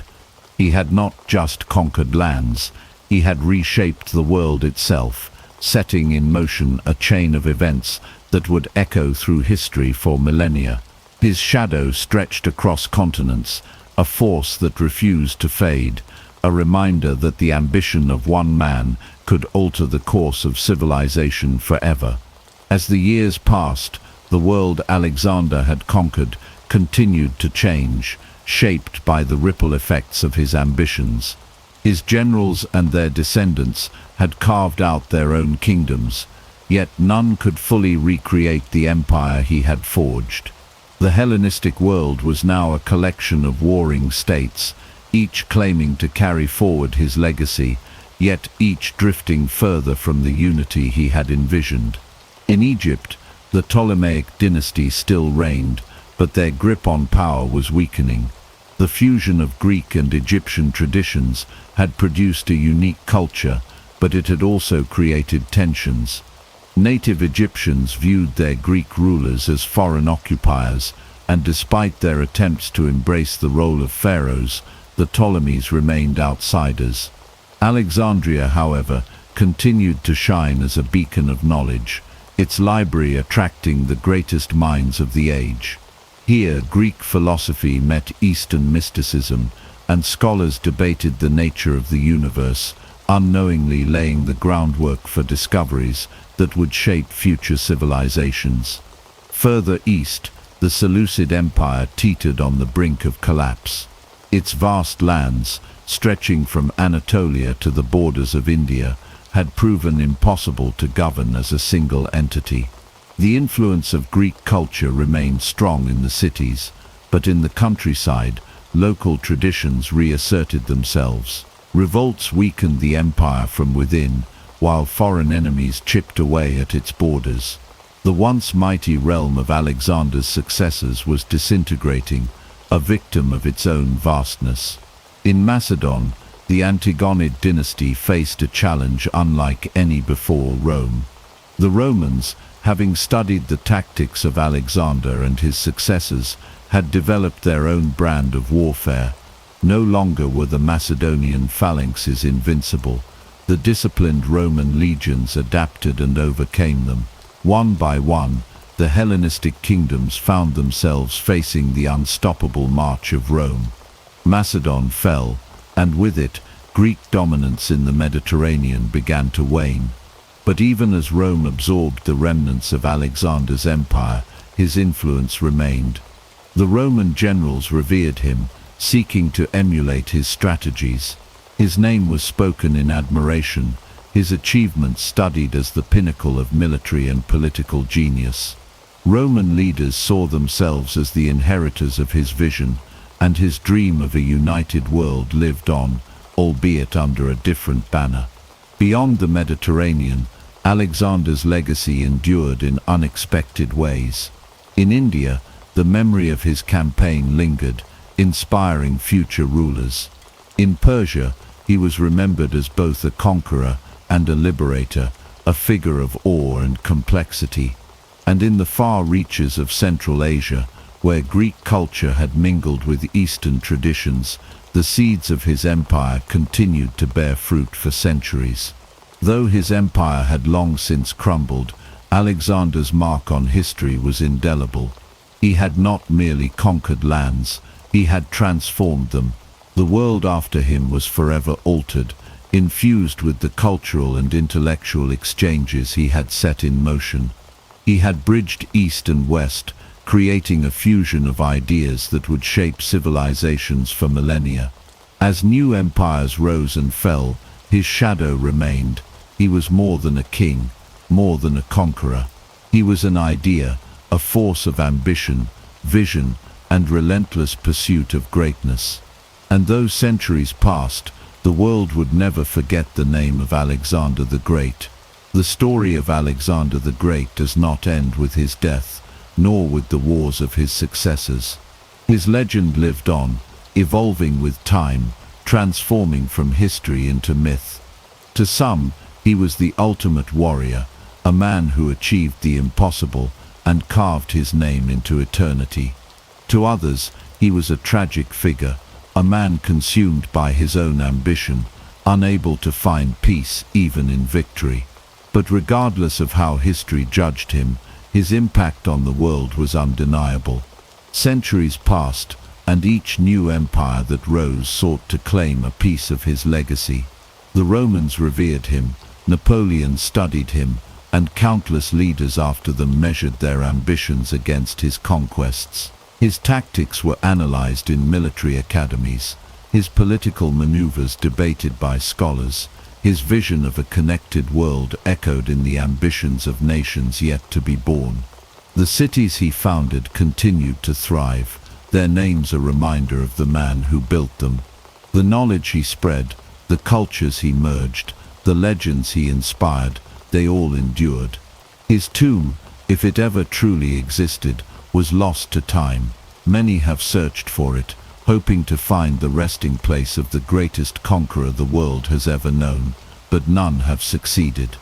Perhaps that is fitting, for a man who never stopped moving, who sought to push the boundaries of the known world ever further. There could be no final resting place. His spirit was never meant to be confined to a tomb. It lived on in the minds of those who dared to dream as he did, to strive for more, to break the limits imposed upon them by the world. And so, as history marched forward, Alexander remained, not as a mere memory, but as a force, an eternal symbol of ambition, of brilliance, of what a single man could achieve against all odds. He had once stood at the edge of the world and gazed beyond it, believing there was always more to conquer, more to discover. His empire faded, but his influence never did, and perhaps in that, Alexander the Great achieved something far greater than conquest. He achieved immortality. Napoleon Bonaparte was born on August 15, 1769, on the rugged island of Corsica, just months after the island was transferred from Genoese to French rule. His family belonged to the lower ranks of Italian nobility, but their status did little to protect them from the harsh economic realities of life under new rulers. Napoleon's father, Carlo Bonaparte, was an ambitious man who managed to align himself with the new French administration, gaining a modest political role and securing a scholarship for his son. From an early age, Napoleon was different. He was fiercely intelligent, fiercely proud, and fiercely Corsican.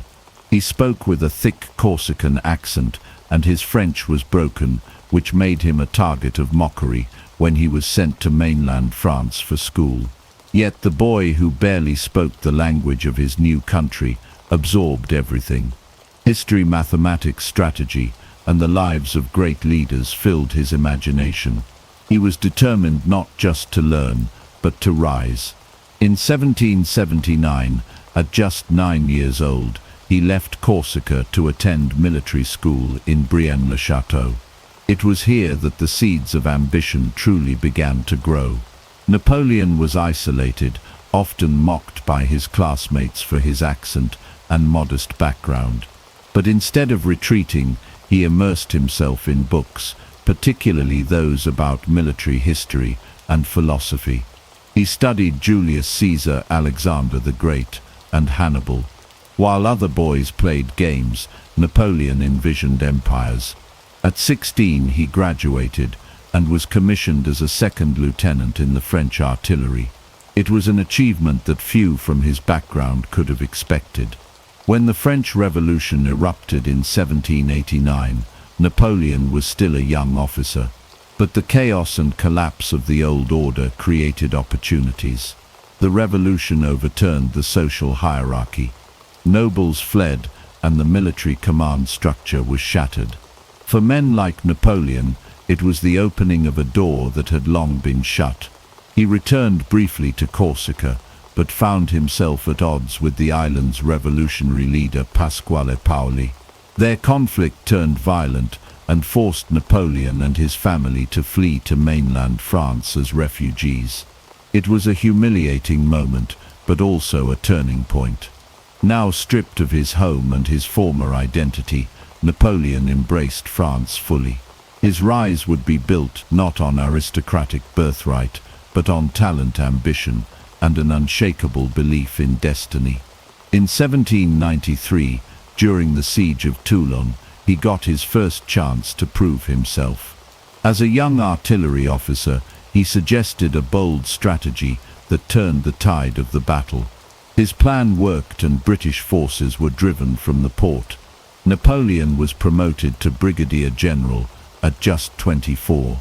It was the beginning of a meteoric ascent, from a boy mocked for his Corsican accent to a commander who had reshaped a battlefield. Napoleon had begun his journey from obscurity to legend.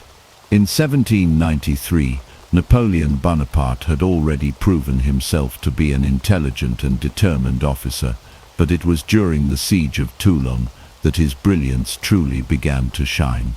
At just 24 years old, Napoleon found himself thrust into a crucial military engagement that would set the course for his future and elevate him to the highest ranks of the French army.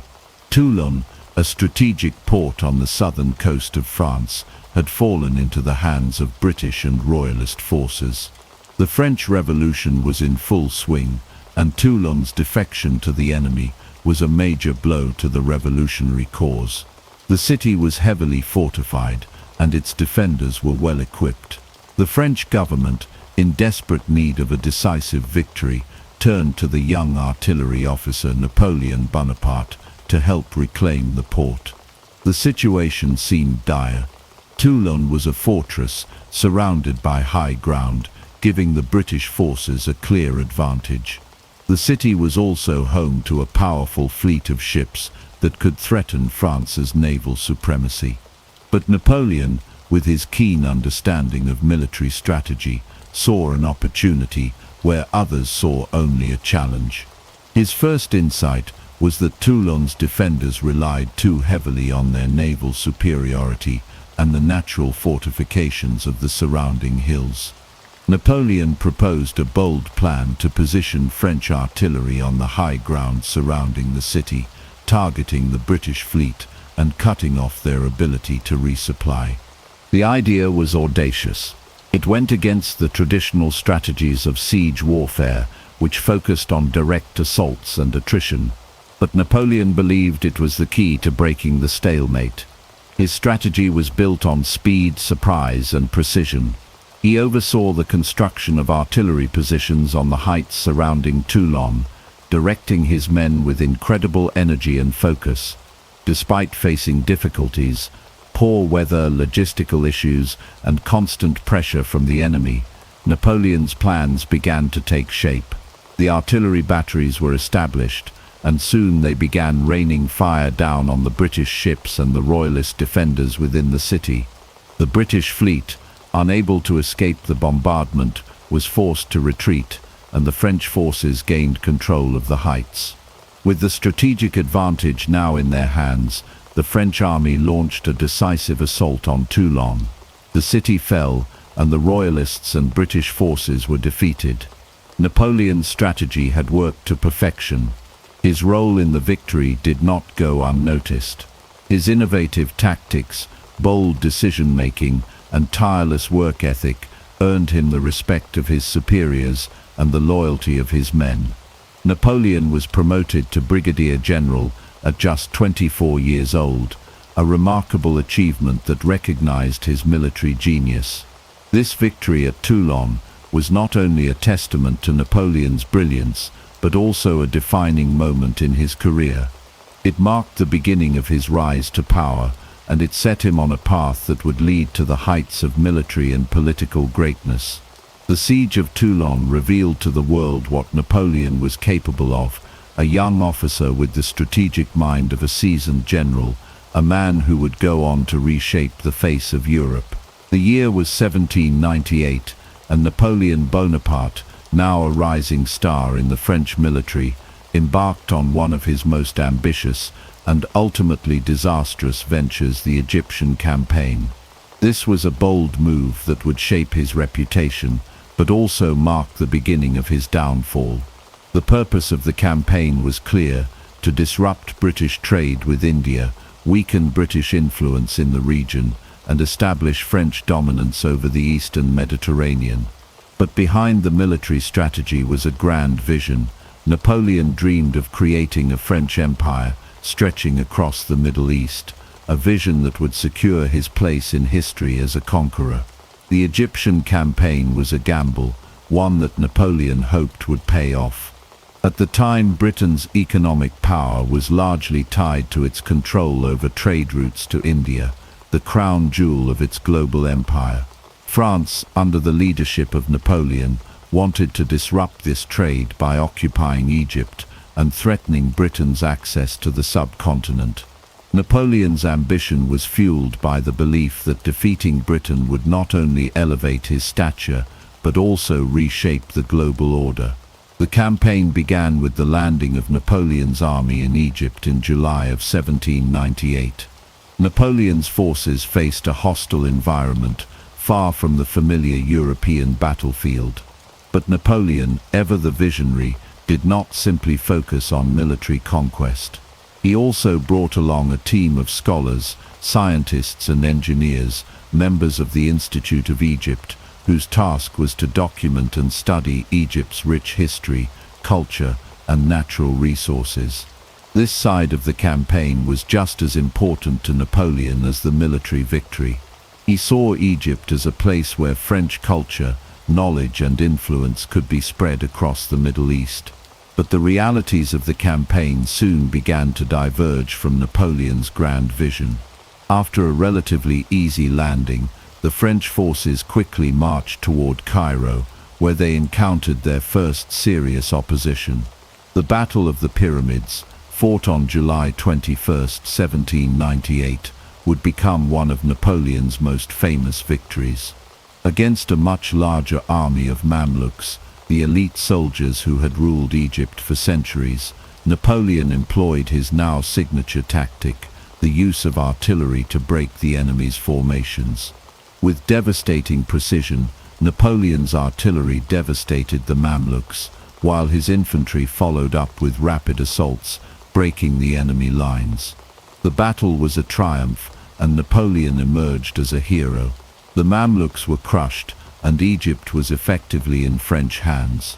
Napoleon's victory at the Pyramids cemented his reputation as a military genius, but the true challenges were only beginning.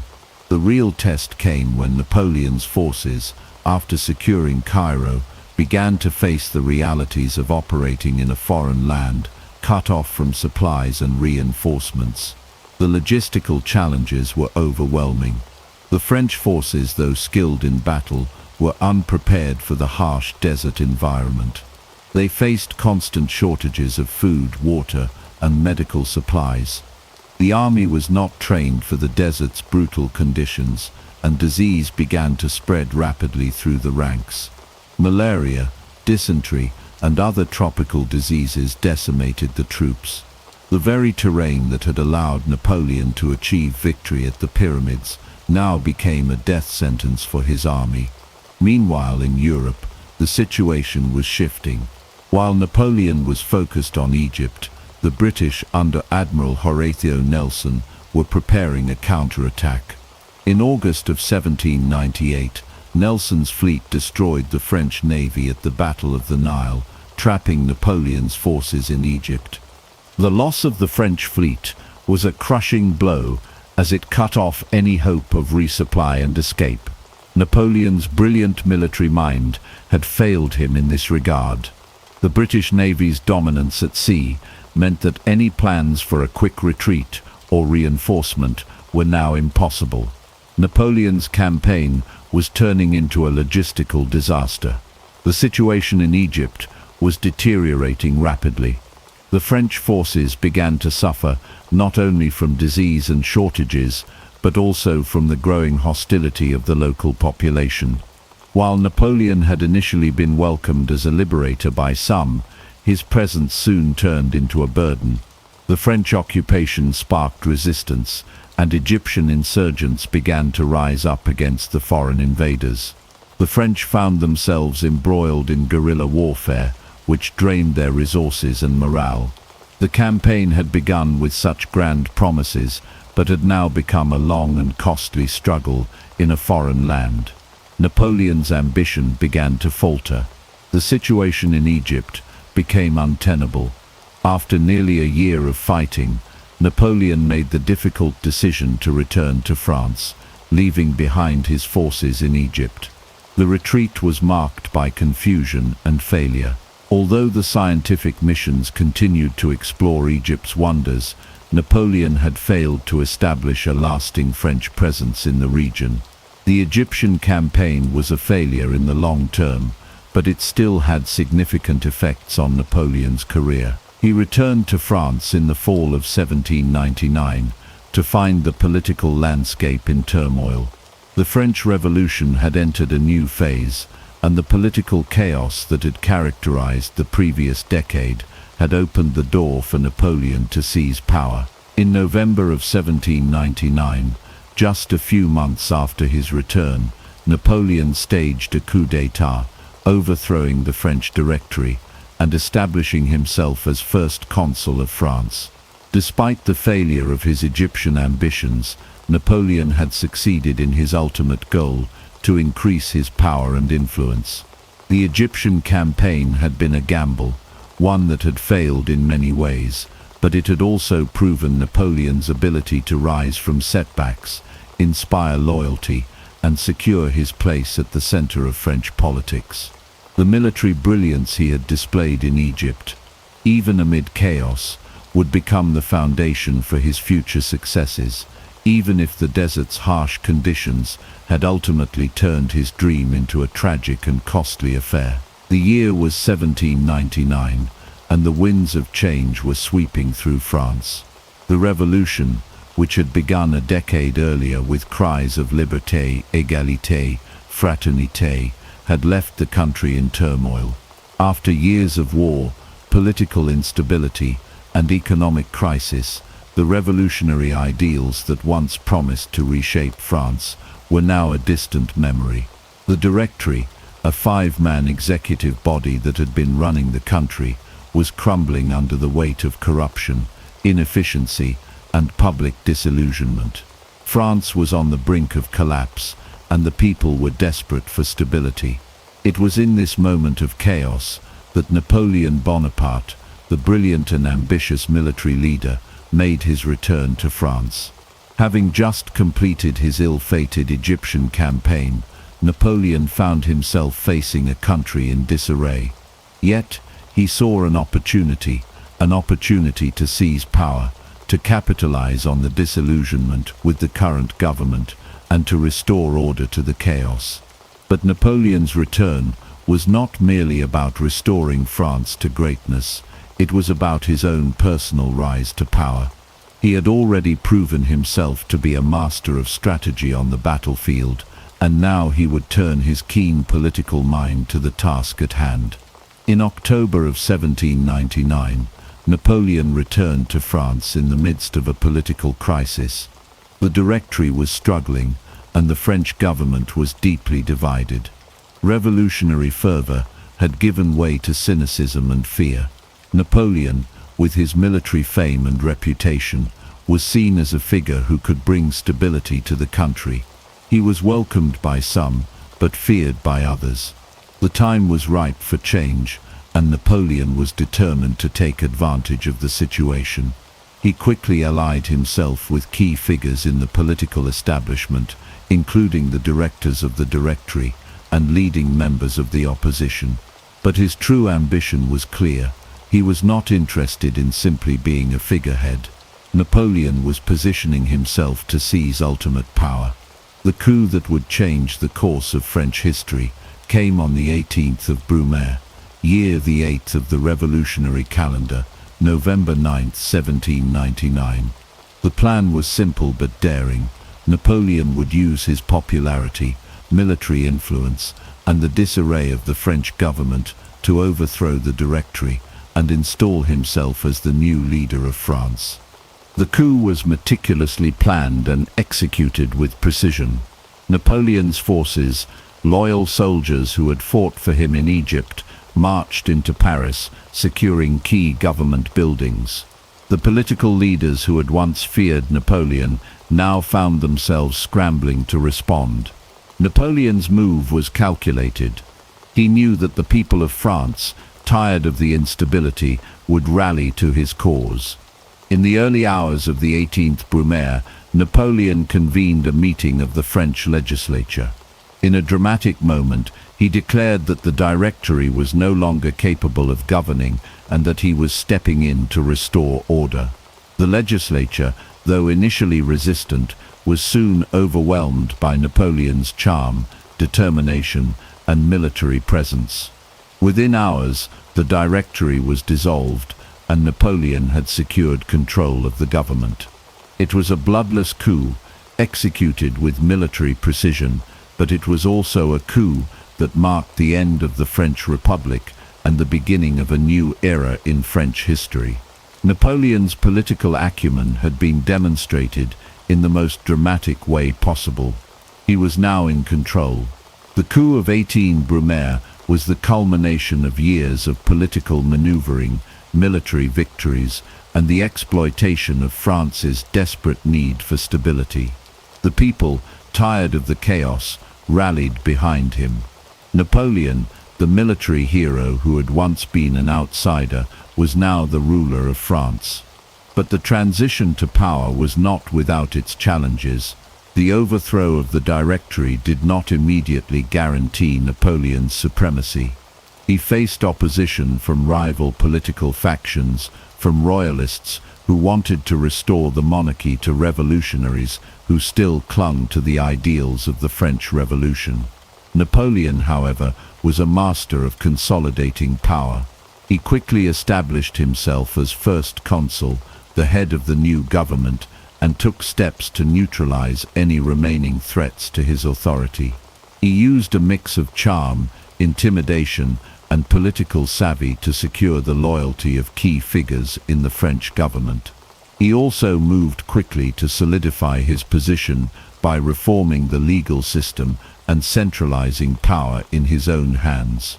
With the coup complete and his position secure, Napoleon set his sights on reshaping France. He introduced sweeping reforms, including the establishment of the Napoleonic Code, which would go on to influence legal systems around the world. He also worked to stabilize the economy, restore relations with the Catholic Church, and solidify his control over the military. In the months following the coup, Napoleon's power only grew.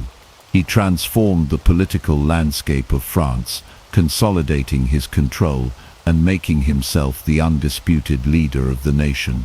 But while Napoleon's rise to power was swift and impressive, it also marked the beginning of the end for the democratic ideals of the revolution.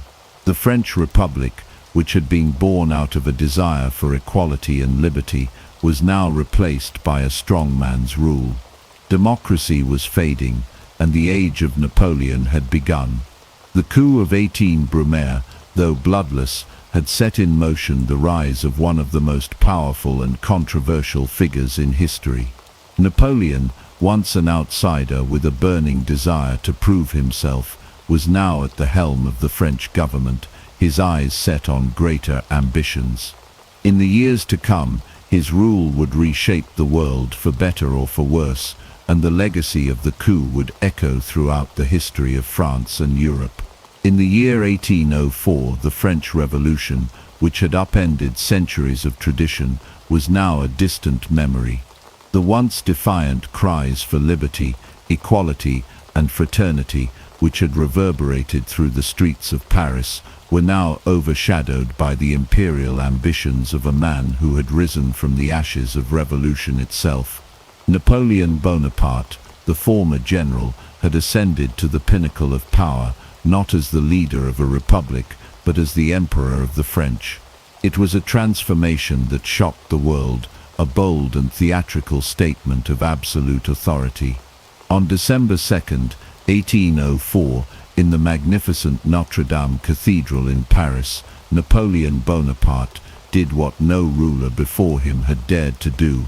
In the wake of the French Revolution, he crowned himself emperor. It was a symbolic moment, an act that defied the very principles of the revolution that had brought him to power. The self-coronation was both a statement of defiance and a declaration of sovereignty. It was Napoleon's way of rewriting the rule-book of monarchy, making it clear that he was not beholden to anyone, not even the Pope, who had been invited to the ceremony. As the Pope, Pius VII, stood by in awe, Napoleon took the crown from the altar and, in a breathtaking display of theatrical symbolism, placed it upon his own head.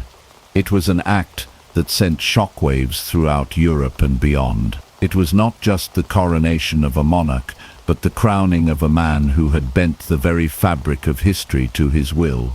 Napoleon's rise to power had been a journey of ambition, but this act, his coronation, was the culmination of his transformation from revolutionary hero to emperor.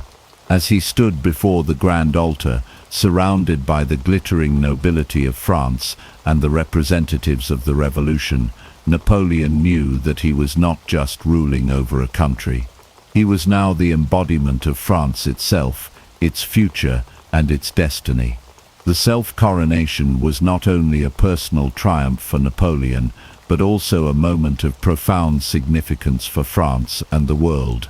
It marked the end of the revolutionary ideals that had once driven the French people to overthrow their monarchy and the rise of a new imperial order. It was a reversal of the very principles that had once inspired the revolution: liberty, equality, and fraternity, replaced now by power, authority, and dominance. The French people, who had once risen up against a king, now found themselves in the presence of a new monarch, one who wore the crown of empire with an iron will and a burning desire to restore France's place at the center of Europe. The coronation ceremony itself was a grand spectacle, a theatrical performance that underscored Napoleon's desire to project power and control. The lavish decorations, the pomp and circumstance, the grandeur of Notre Dame Cathedral, all of it was designed to highlight the shift in power that had taken place. The streets of Paris were filled with spectators, their eyes fixed on the towering spires of the cathedral as they awaited the coronation of their new emperor. And when Napoleon placed the crown upon his head, it was not just a symbol of his new status, it was a message to the world. Napoleon was no longer a general, no longer a product of the revolution. He was the emperor, the supreme ruler of France, and his reign would define the future of Europe. In the weeks and months that followed, Napoleon began to consolidate his power further. He reshaped the government, reformed the legal system, and created a new aristocracy that would pledge loyalty to him. He built a new imperial court, with himself at the center, surrounded by a group of loyal followers who would carry out his will. Napoleon's self-coronation was not just an isolated event, it was the beginning of a new era for France. It was a statement of power, a declaration that the revolution was over and that the future would be shaped by the will of one man. The ideals of the revolution were slowly eroded as Napoleon, the Emperor of the French, began to reshape the political and social order in his own image. The French Empire, now under his control, would be a force to be reckoned with.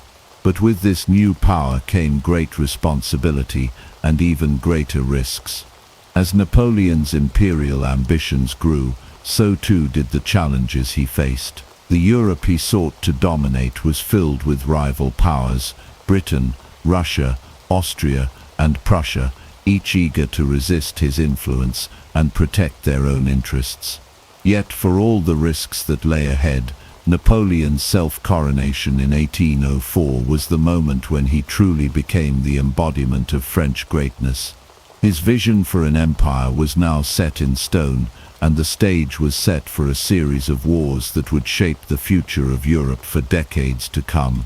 The coronation, grand and theatrical as it was, symbolized not only his power, but his desire to rewrite the course of history itself. He had crossed the Rubicon, casting aside the ideals of the revolution and embracing the mantle of empire. The world would soon learn that Napoleon, now Emperor of the French, was a force unlike any other, a man whose ambitions knew no bounds, and whose quest for dominance would leave a legacy that would echo through the ages. The year was 1805, and Napoleon Bonaparte stood at the pinnacle of his power. Europe was at his feet, and his vision of a French-dominated continent was closer than ever to becoming reality. The Battle of Austerlitz, fought on December 2nd of that year, would be remembered as his most brilliant victory, a masterpiece of military strategy that cemented Napoleon's place in history as one of the greatest tacticians of all time. After years of conquest and diplomacy, Napoleon had assembled the greatest military force Europe had ever seen, and he faced the combined armies of Russia and Austria in a confrontation that would determine the fate of Europe.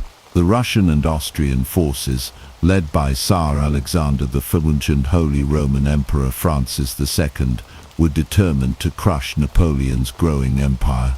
They believed that a decisive defeat of Napoleon's army would force France to abandon its conquests and restore the old balance of power.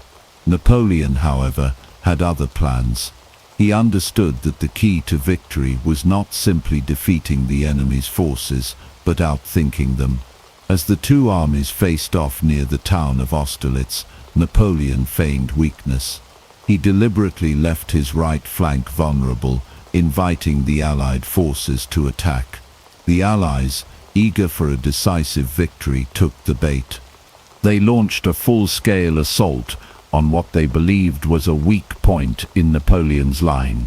But Napoleon's brilliance lay in his ability to create the perfect trap. As the Allies advanced, Napoleon's forces, positioned strategically behind the lines, sprang into action. His artillery, placed with devastating precision, rained down on the advancing troops, while his cavalry and infantry swept around to cut off their retreat. The result was a stunning defeat for the Allies. The Russian and Austrian forces were crushed, suffering heavy casualties, and were forced to retreat in disarray. The Battle of Austerlitz was not just a victory, it was a declaration of Napoleon's military genius. It was a battle fought with speed, deception, and an unmatched understanding of terrain and timing. The victory sent shockwaves through Europe, and it marked the high point of Napoleon's dominance.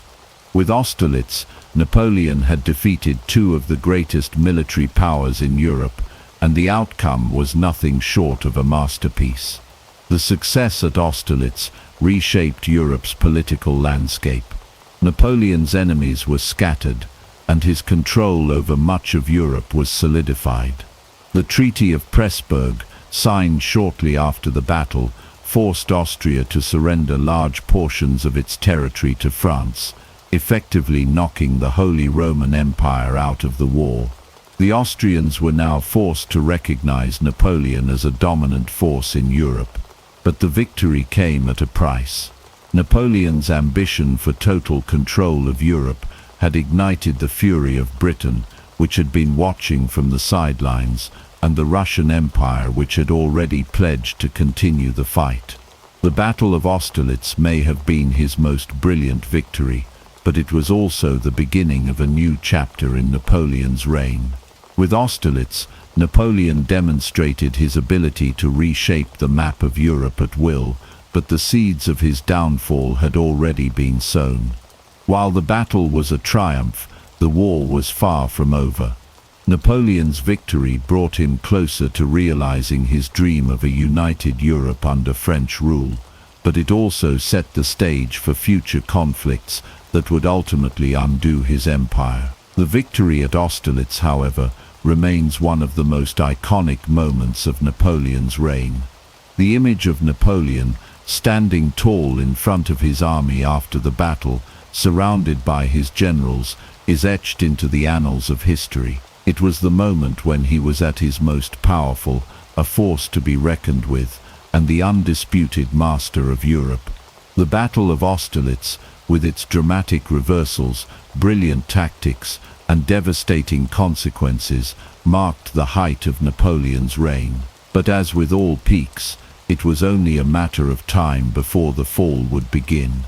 Austerlitz may have been Napoleon's greatest victory, but it would also be the high point of his empire's power, a moment frozen in time before the storm that would eventually bring it all crashing down. The years 1808 to 1812 marked the beginning of the end for Napoleon Bonaparte. His once unshakable empire, which stretched across much of Europe, would soon begin to unravel. The Peninsular War and the ill-fated Russian campaign would be the two major battles that ultimately led to Napoleon's downfall. What had once seemed like a guaranteed path to dominance now revealed cracks, fault lines, and bitter losses. The Peninsular War began in 1808, a conflict that would become a grim and bloody chapter in Napoleon's reign. Spain, once an ally of France, was thrown into chaos after Napoleon deposed the Spanish king and placed his own brother Joseph Bonaparte on the throne. This move alienated the Spanish population and ignited a fierce resistance. Guerrilla warfare erupted across the Iberian Peninsula as Spanish and Portuguese fighters, aided by the British, waged a brutal campaign against the French. The French military, accustomed to large-scale battles, was unprepared for the relentlessness of the guerrilla tactics. The Spanish, motivated by a deep sense of patriotism, fought with ferocity and desperation. Napoleon's army, stretched thin and demoralized by the constant skirmishes, found itself bogged down in a war that refused to end. What was supposed to be a swift and decisive campaign turned into a prolonged quagmire. For every French victory, there were countless ambushes, raids and attacks on supply lines. The cost in men and resources was immense. By the time Napoleon realized that the Peninsular War was bleeding his empire dry, it was too late. The Spanish resistance, supported by British forces under Sir Arthur Wellesley, had become a force that could no longer be ignored. Napoleon's once invincible army was mired in a war of attrition that it could not win. The horrors of the Peninsular War were compounded by the disastrous Russian campaign that began in 1812. Napoleon's decision to invade Russia would be his greatest miscalculation, a catastrophic blunder that would lead to the destruction of the Grande Armée. The campaign began with grand ambitions. Napoleon believed that defeating Tsar Alexander I would solidify his control over Europe. The Russian army, however, was elusive, employing a scorched earth policy that denied Napoleon's forces the supplies they desperately needed. As the French marched deeper into Russia, the severity of the Russian winter set in. Temperatures plunged and snowstorms ravaged the already weakened Grande Armée. The French soldiers, unprepared for the brutal conditions, began to fall ill and die from frostbite, hunger, and exhaustion. The vast Russian wilderness, which had once seemed like an open road to victory, had become a death trap. The Russian forces in retreat harassed Napoleon's army, picking off stragglers and ambushing French forces. The infamous Battle of Borodino, fought in September 1812, was one of the bloodiest encounters of the campaign. Despite heavy casualties on both sides, the Russians refused to give up. Napoleon's army, already stretched to its breaking point, continued to march toward Moscow. When they finally arrived, they found the city abandoned and set alight by the retreating Russian forces. Moscow, once a symbol of Russian power, was now nothing but ashes. Napoleon's army was trapped, exhausted, and starving. The Russian winter had decimated their strength, and they had little hope of survival. Napoleon, once unstoppable, now found himself facing the harshest of enemies, the elements, attrition, and the relentless Russian resolve. The retreat from Moscow marked the beginning of the end for Napoleon. As the Grande Armée limped back through the Russian wilderness, it was a broken shell of its former self. Men died by the thousands from starvation, disease, and the relentless cold. The once great army was reduced to a disorganized, panicked retreat, with the remnants of the French forces being pursued by Russian troops. By the time the French army crossed the Berezina River in November 1812, the campaign had turned into a full-blown disaster. The retreat from Russia would become one of the most humiliating defeats in military history. Napoleon's dreams of European domination had been dashed, and the once mighty Grande Armée had been all but destroyed. The failures of the Peninsular War and the Russian campaign shattered Napoleon's reputation. He had overextended himself and underestimated the resilience of his enemies. What had once seemed like an unstoppable march toward European supremacy had become a nightmare of constant retreat and death. The loss of men, resources, and morale would haunt Napoleon for the rest of his reign. His empire, once expansive and powerful, was beginning to crack under the pressure of these catastrophic defeats. The once unshakable figure of Napoleon Bonaparte was now facing the reality of failure. As winter closed in, the grim reality of his losses became undeniable. The soldiers who had marched with him through the triumphs of Austerlitz and Jena were now broken, and Napoleon's dreams of glory seemed increasingly out of reach. The Peninsular War and the Russian campaign had changed the course of history, and they marked the beginning of the end for the man who had once been master of Europe. The snow and the bloodshed of these campaigns would follow Napoleon throughout his life, a reminder that even the greatest of empires can crumble beneath the weight of ambition. The year 1813 marked the beginning of the tragic unraveling of Napoleon Bonaparte's empire. A titan who had once shaped Europe with his brilliance on the battlefield now found himself facing an unstoppable tide of opposition. The Battle of Nations, fought near Leipzig in October, would prove to be the turning point. It was here that Napoleon's dominance over Europe finally shattered. The scale of the conflict was immense. An alliance of Austria, Russia, Prussia, and Sweden, collectively known as the Sixth Coalition, assembled an army of over 300,000 men against Napoleon's forces, which numbered only around 200,000. What began as a battle of necessity soon became the final reckoning for Napoleon. The battle itself was a fierce, chaotic affair, as the coalition forces sought to break Napoleon's stranglehold on Central Europe. Napoleon, ever the master tactician, threw everything into the fight, but even his military genius couldn't overcome the numerical superiority and unity of his enemies. The French were pushed back, and after 4 days of brutal combat, the Battle of Nations ended in a decisive defeat for Napoleon. The losses were staggering, around 100,000 soldiers on both sides. The battlefield, littered with the bodies of men from all corners of Europe, became a grim symbol of Napoleon's crumbling empire. The loss at Leipzig was not just a military defeat, it marked the beginning of the end of the Napoleonic era. As the coalition forces pushed westward, Napoleon's enemies closed in from all directions. With the Battle of Nations lost, the French Empire found itself besieged. The Allies invaded France in 1814, and Napoleon, once invincible, was now struggling to hold on to his throne. The cities that had once hailed him as their liberator now turned against him, and the French people, weary of war, grew disillusioned. In the streets of Paris, whispers of defeat and surrender filled the air. Despite his best efforts to rally his forces, Napoleon could not reverse the tide.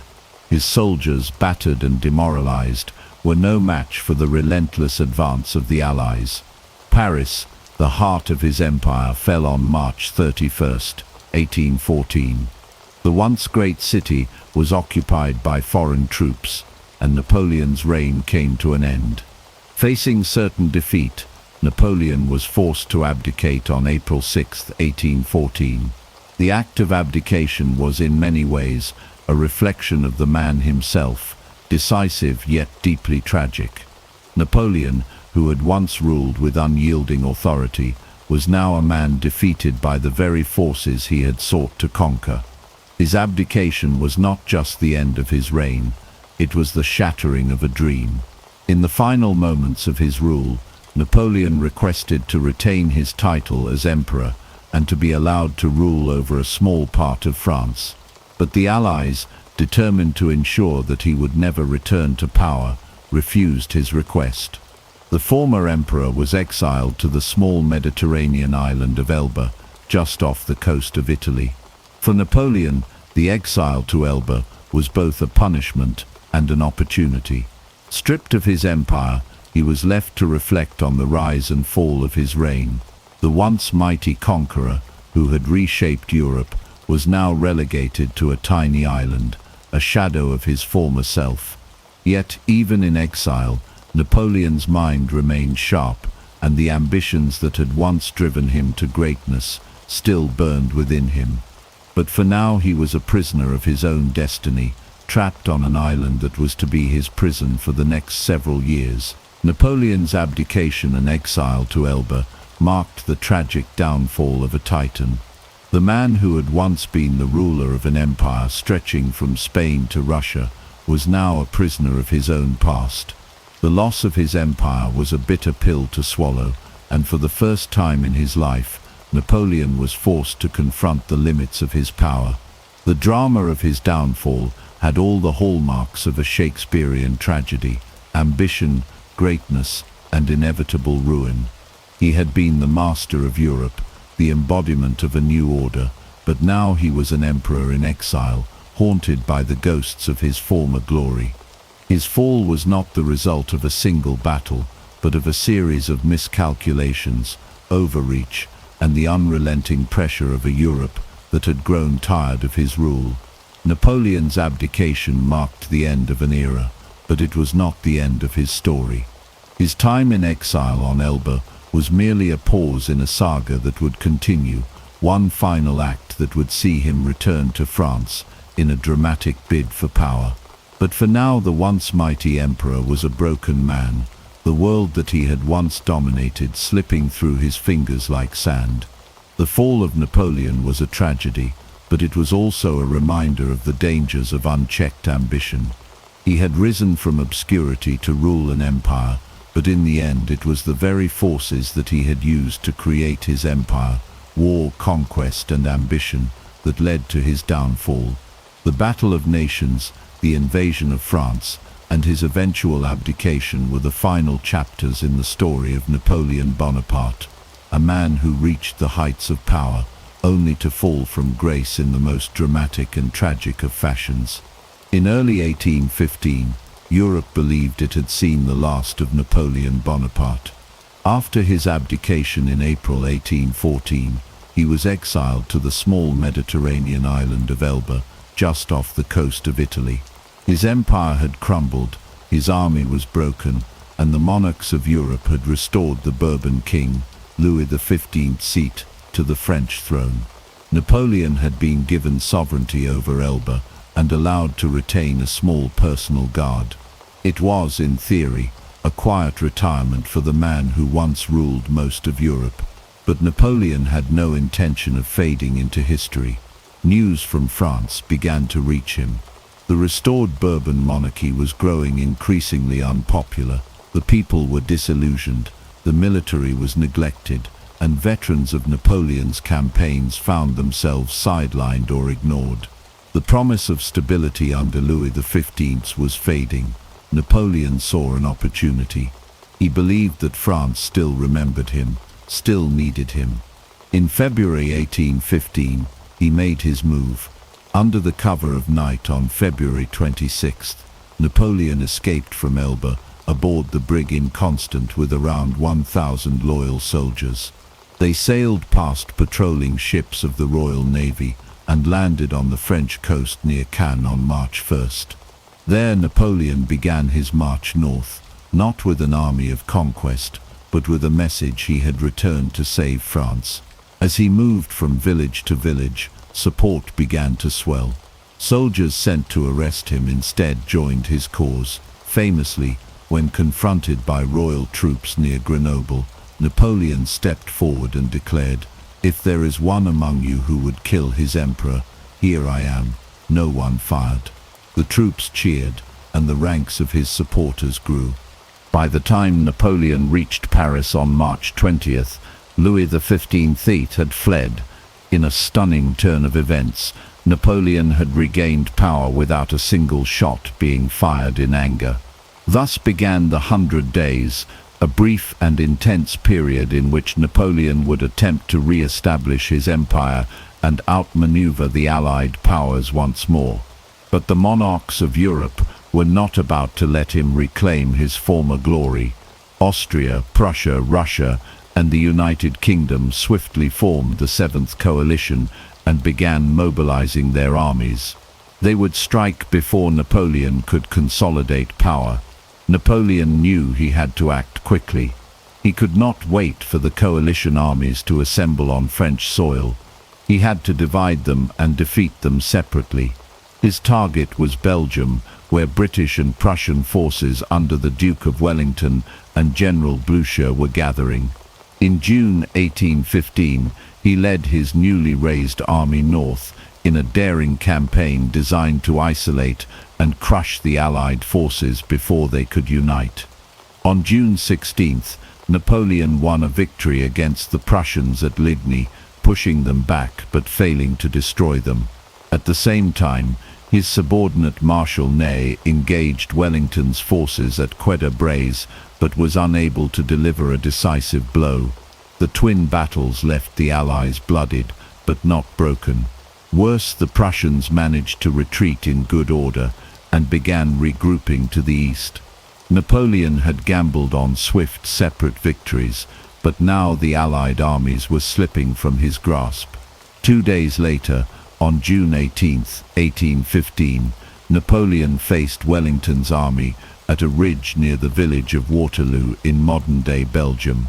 The field was muddy and the terrain difficult. The French army, though brave and battle-hardened, was not the same veteran force that had once triumphed across Europe. Still, Napoleon believed in victory. He had beaten greater odds before. The battle began late in the morning due to the wet ground which delayed artillery movement. French forces launched repeated attacks on the Allied lines, including a massive cavalry charge led by Marshal Ney. Despite intense fighting and initial gains, Wellington's lines held. The Anglo-Allied troops, bolstered by their defensive position and superior coordination, absorbed wave after wave of French assaults. The turning point came in the late afternoon, when the Prussian army, under Blucher, arrived on the battlefield. Despite being battered from Ligny, the Prussians pressed into Napoleon's right flank. It was the blow Napoleon could not afford. His army, caught between two forces, began to falter. French morale collapsed. The Imperial Guard, Napoleon's most elite unit, made a final charge, but even they were repelled. As the Guard retreated, a cry went up among the French ranks: "La Garde recule." The Guard retreats. Panic spread. The battlefield descended into chaos. Napoleon's once mighty army dissolved in the face of Allied counterattacks. Thousands were killed, wounded, or captured. Napoleon fled the field, his dream of reclaiming Europe shattered in the mud and blood of Waterloo. The 100 days were over. Napoleon returned to Paris, but the political tide had turned against him. With coalition forces marching on the capital and support evaporating, he abdicated once more on June 22, 1815. He hoped to flee to the United States, but the British Navy blockaded the coast. With no escape, Napoleon surrendered to the British and was exiled once again, this time to the remote island of St. Helena in the South Atlantic. There would be no return. He spent the final years of his life in isolation, writing his memoirs and reflecting on a career that had taken him from obscurity to the heights of power and back down again. He died on May 5, 1821. The legend of Napoleon would live on, but his last campaign ended not in triumph, but in irrevocable defeat. After the crushing defeat at Waterloo and his second abdication, Napoleon Bonaparte found himself once again at the mercy of the victors. But this time, they would not make the same mistake. There would be no Elba, no chance of return. The British, determined to ensure that Napoleon could never again threaten Europe, chose a remote and desolate place of exile, the island of St. Helena, in the South Atlantic Ocean, over 1,000 miles from the nearest continent. On October 15, 1815, after surrendering to the British aboard the HMS Bellerophon, Napoleon arrived at his final prison. St. Helena was a lonely and unforgiving place. The island was harsh, windswept, and isolated. It had no fertile fields or bustling cities, only rugged terrain and damp grey skies. The British stationed a garrison there and kept constant watch. Napoleon was allowed a small retinue of loyal followers, including his physician, valet, and a handful of officers. His new home was Longwood House, a damp and poorly maintained structure perched on a plateau. It was a far cry from the splendor of the Tuileries Palace or the grand halls of Versailles. The conditions at Longwood House were far from comfortable. The climate was often cold and rainy, and the house itself was plagued by mold and poor ventilation. Napoleon's health, already beginning to decline, worsened in the damp environment. He complained of stomach pains, fatigue, and bouts of depression. Though he kept to a routine, including walks in the garden and reading or dictating memoirs, the isolation took a toll. The once great emperor, who had commanded vast armies and shaped the fate of Europe, was now reduced to a prisoner surrounded by the endless sea. Despite the bleakness, Napoleon never completely gave up his sense of dignity. He insisted on being treated as a sovereign and maintained a disciplined daily schedule. He continued to write, dictating his version of history and his justifications for the wars and decisions he had made. These writings would later become the foundation of the Napoleonic legend, presenting him not as a tyrant, but as a misunderstood leader who had sought to bring order and reform to a chaotic world. The British governor of the island, Sir Hudson Lowe, was strict and often at odds with Napoleon. The two men disliked each other deeply. Lowe enforced numerous restrictions on communication and travel, fearful of any attempt at escape. Tensions were constant. Napoleon resented the surveillance and regarded Lowe as a petty tyrant. These clashes, combined with the harsh living conditions and his growing health issues, deepened Napoleon's sense of bitterness. As the years passed, Napoleon's physical condition steadily deteriorated. He suffered from chronic pain and weakness. His stomach ailments worsened, and by 1820, his weight had dropped significantly. Observers noted how thin and pale he had become. His days were spent mostly indoors, and even writing became difficult. Yet he remained mentally sharp, often engaging in discussions of history, philosophy, and war with the few companions he had left. In these final conversations, he spoke often of his past, his victories, and his failures. The question of Napoleon's death has long been shrouded in mystery.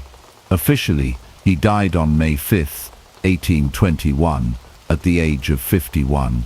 The cause was listed as stomach cancer, the same disease that had afflicted his father. An autopsy performed by British doctors supported this diagnosis. However, later analyses and theories have suggested alternative causes, including arsenic poisoning, either intentional or accidental. Traces of arsenic were found in samples of his hair, leading to decades of speculation. Whether foul play was involved remains uncertain, but what is clear is that Napoleon suffered greatly in his final months. His last words were reportedly, "France, the army, the head of the army, Josephine." With those fading thoughts, he slipped away. Napoleon was buried on the island in a secluded valley, known as the Valley of the Willows. For 2 decades, his body remained there, until 1840, when King Louis-Philippe of France obtained permission from the British to return Napoleon's remains to France. His body was transported with great ceremony to Paris, where it was laid to rest in a grand tomb beneath the dome of Les Invalides. There he remains to this day. The exile and death of Napoleon Bonaparte marked the end of one of the most extraordinary lives in modern history. Once feared and revered, he spent his final years in obscurity and discomfort, yet even in defeat, he crafted a narrative that would survive him.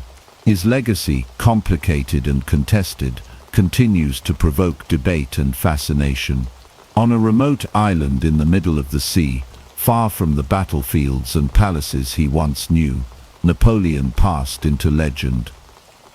The American Civil War did not erupt suddenly. It was the culmination of decades of tensions between the North and the South. These tensions were deeply rooted in economic, political, and social differences, with slavery at the core of the conflict. The road to war was long and complex, shaped by a series of events that widened the divide between the two regions. This chapter explores the causes and rising tensions that ultimately led to the outbreak of war in 1861. Slavery was the defining issue of the Civil War. The Southern economy was heavily dependent on agriculture, particularly cotton, which required a vast labor force. Enslaved people provided the backbone of this system, and any threat to slavery was seen as a threat to the Southern way of life. In contrast, the North had a more industrialized economy and a growing abolitionist movement that opposed slavery on moral and economic grounds. While not all Northerners were abolitionists, many believed that slavery should not expand into new territories and states. Several legislative measures attempted to address the growing conflict. The Missouri Compromise of 1820 was an early attempt to maintain balance between free and slave states. It allowed Missouri to enter as a slave state and Maine as a free state, while prohibiting slavery in the Louisiana Territory north of the 36° 30 parallel. However, this compromise only provided temporary relief. The Compromise of 1850 was another effort to ease tensions. It admitted California as a free state, allowed popular sovereignty in the Utah and New Mexico territories, letting residents decide on slavery, and enacted a stricter Fugitive Slave Act, which angered many in the North. This act required citizens to assist in capturing escaped enslaved people and penalized those who aided them. The Kansas-Nebraska Act of 1854 further intensified sectional conflict. It allowed settlers in Kansas and Nebraska to decide for themselves whether to allow slavery, effectively repealing the Missouri Compromise. This led to violent clashes between pro-slavery and anti-slavery settlers, known as Bleeding Kansas, highlighting the deepening divide. As tensions escalated, the nation became further polarized.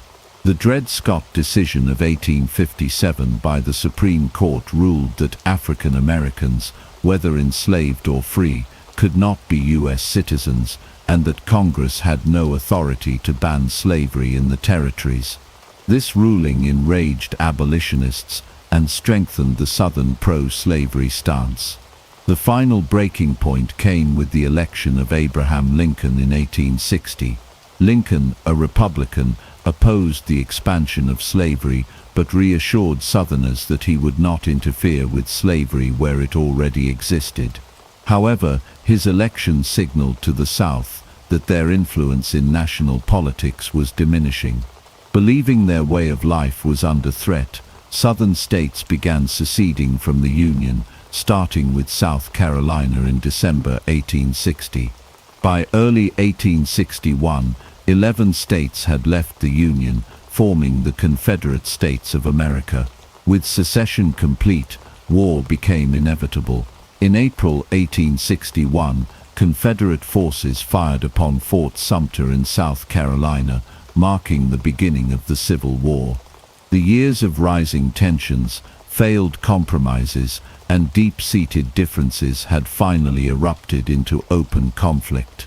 The war that followed would become the deadliest in American history, reshaping the nation forever. In the wake of Abraham Lincoln's election in November 1860, the United States faced an unprecedented crisis. Lincoln, the first Republican president, was viewed by the Southern states as a direct threat to their way of life, particularly the institution of slavery.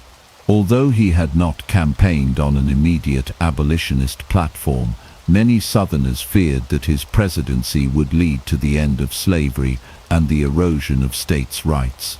This fear ignited the first major steps toward disunion and set the stage for the most devastating conflict in American history. On December 20, 1860, South Carolina became the first state to secede from the Union.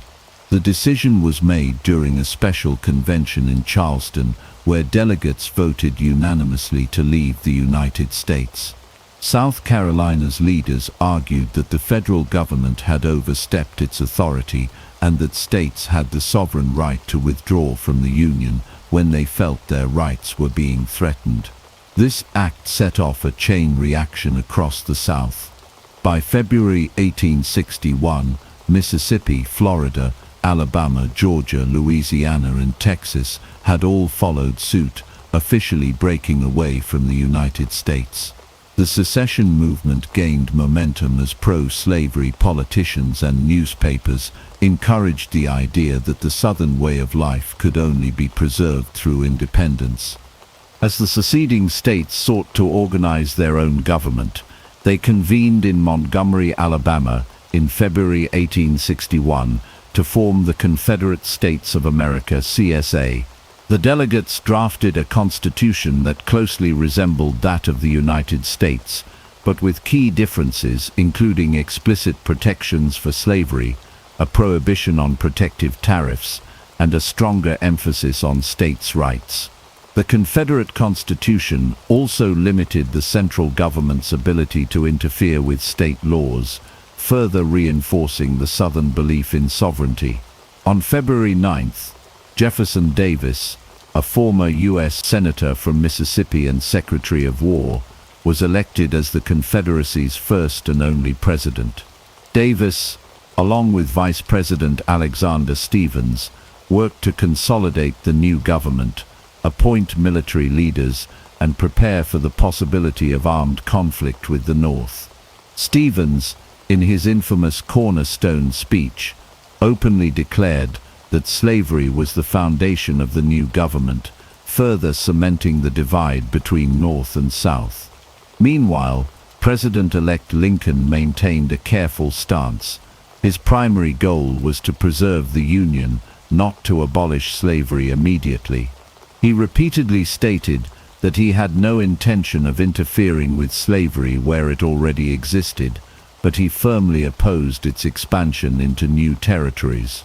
This position was unacceptable to the seceding states, which saw any limitation on slavery as an existential threat to their economy and society. As Lincoln prepared to take office in March 1861, the country remained deeply divided, with tensions escalating rapidly. The outgoing president, James Buchanan, did little to prevent secession, leaving the crisis to escalate. Many Southern leaders mistakenly believed that Lincoln would not take military action against the Confederacy and that secession would be peacefully accepted. One of the most critical flashpoints during this period was Fort Sumter, a federal fort located in Charleston Harbor, South Carolina. By early 1861, the fort was one of the few remaining Union strongholds in the South. The Confederate government demanded its surrender, but Major Robert Anderson, the Union officer in command, refused to comply. As negotiations dragged on, Lincoln faced a difficult decision. Reinforcing the fort could provoke war, but abandoning it would signal weakness. Ultimately, he chose to send a resupply mission to the fort, a move that Confederate leaders saw as an act of aggression. The Confederate government, led by Davis, determined that allowing Lincoln to maintain control of the fort would undermine Southern sovereignty. On April 12, 1861, Confederate forces under General P.G.T. Beauregard opened fire on Fort Sumter, bombarding it for 34 hours. Anderson and his garrison were unable to hold out and surrendered the fort on April 13th. Though there were no casualties during the battle itself, the attack on Fort Sumter marked the official beginning of the Civil War. The news of the attack electrified the North, uniting many who had previously been divided on how to handle secession. In response, Lincoln called for 75,000 volunteer troops to suppress the rebellion, prompting 4 more states, Virginia, Arkansas, Tennessee, and North Carolina, to secede and join the Confederacy. The Confederacy now stood at 11 states, and both sides braced for a prolonged conflict. Many believed the war would be short-lived, but they were gravely mistaken. The American Civil War had begun, and its impact would shape the nation for generations to come. The first years of the American Civil War were marked by early battles that shattered the illusions both sides had of a quick and easy victory. Initially, the Confederacy had the advantage of fighting on familiar territory, but the Union, with its superior resources and manpower, had the potential to overwhelm the Southern forces. Both sides, however, believed the war would be over within a few months. They could not have been more wrong. The war began with the First Battle of Bull Run, also known as the First Battle of Manassas, fought in Virginia on July 21, 1861. The Union Army, under General Irvin McDowell, marched toward the Confederate capital of Richmond with the hope of ending the war quickly. The Union forces were largely composed of inexperienced soldiers, while the Confederate forces, commanded by General Pierre G.T. Beauregard and General Joseph E. Johnston, had a more cohesive army. The battle was a chaotic, brutal affair, and the Union forces were initially successful. However, the Confederates, reinforced by General Thomas Stonewall Jackson's troops, mounted a fierce counterattack that sent the Union Army into retreat. The sight of the panicked retreating Union soldiers was a wake-up call for the North, proving that the war would not be over quickly and would require much more effort than originally anticipated. Following the Union defeat at Bull Run, President Lincoln made a significant change in military leadership. He appointed General George B. McClellan as the new commander of the Army of the Potomac, hoping that McClellan's organizational skills would improve the Union Army. McClellan was highly cautious, however, and his hesitance to attack the Confederates, even when the opportunity arose, would become a major criticism of his leadership. Nevertheless, McClellan's leadership was vital in the early stages of the war, as he helped to strengthen the Union's army and prepared for future campaigns. Meanwhile, the Confederacy was led by one of its most capable generals, Robert E. Lee, a former U.S. Army officer. Lee had been offered command of the Union Army, but chose to remain loyal to his home state of Virginia when it seceded. His military genius and bold strategies made him a formidable opponent. In 1862, Lee took command of the Confederate Army of Northern Virginia, leading it to a series of victories against Union forces in the Eastern Theater, including the 7 Days Battles and the Second Battle of Bull Run. Lee's ability to maneuver his troops quickly and his keen understanding of battlefield tactics gave the Confederacy an edge in the early years of the war. In the West, Ulysses S. Grant emerged as the Union's most successful general. Grant, who had struggled with a career in civilian life before the war, was appointed to lead Union forces in the Western Theater. His first major victory came at the Battle of Fort Donelson in February 1862, where he demanded an unconditional surrender from the Confederate defenders, earning him the nickname Unconditional Surrender Grant. Grant's decisive victories at Shiloh and Vicksburg in 1863 would further cement his reputation as one of the Union's most aggressive and effective military leaders. Grant's willingness to engage in battle and his relentless pursuit of Confederate forces would ultimately make him the Union's greatest general. One of the significant developments during the early years of the war was the emergence of new military technologies. The rifled musket, a firearm with grooves inside the barrel that allowed for greater accuracy and range, became the weapon of choice for both Union and Confederate soldiers. This innovation made traditional tactics, such as massed charges, increasingly ineffective and led to horrific casualties in battles like Antietam and Fredericksburg. The use of railroads also revolutionized the logistics of war. Both sides quickly understood the importance of transporting troops and supplies efficiently, leading to the rapid development of railroad networks to support their armies. The telegraph, which allowed for near instantaneous communication over long distances, became another key tool for both sides. It enabled military leaders to send orders quickly and stay in contact with their troops, even during large-scale battles.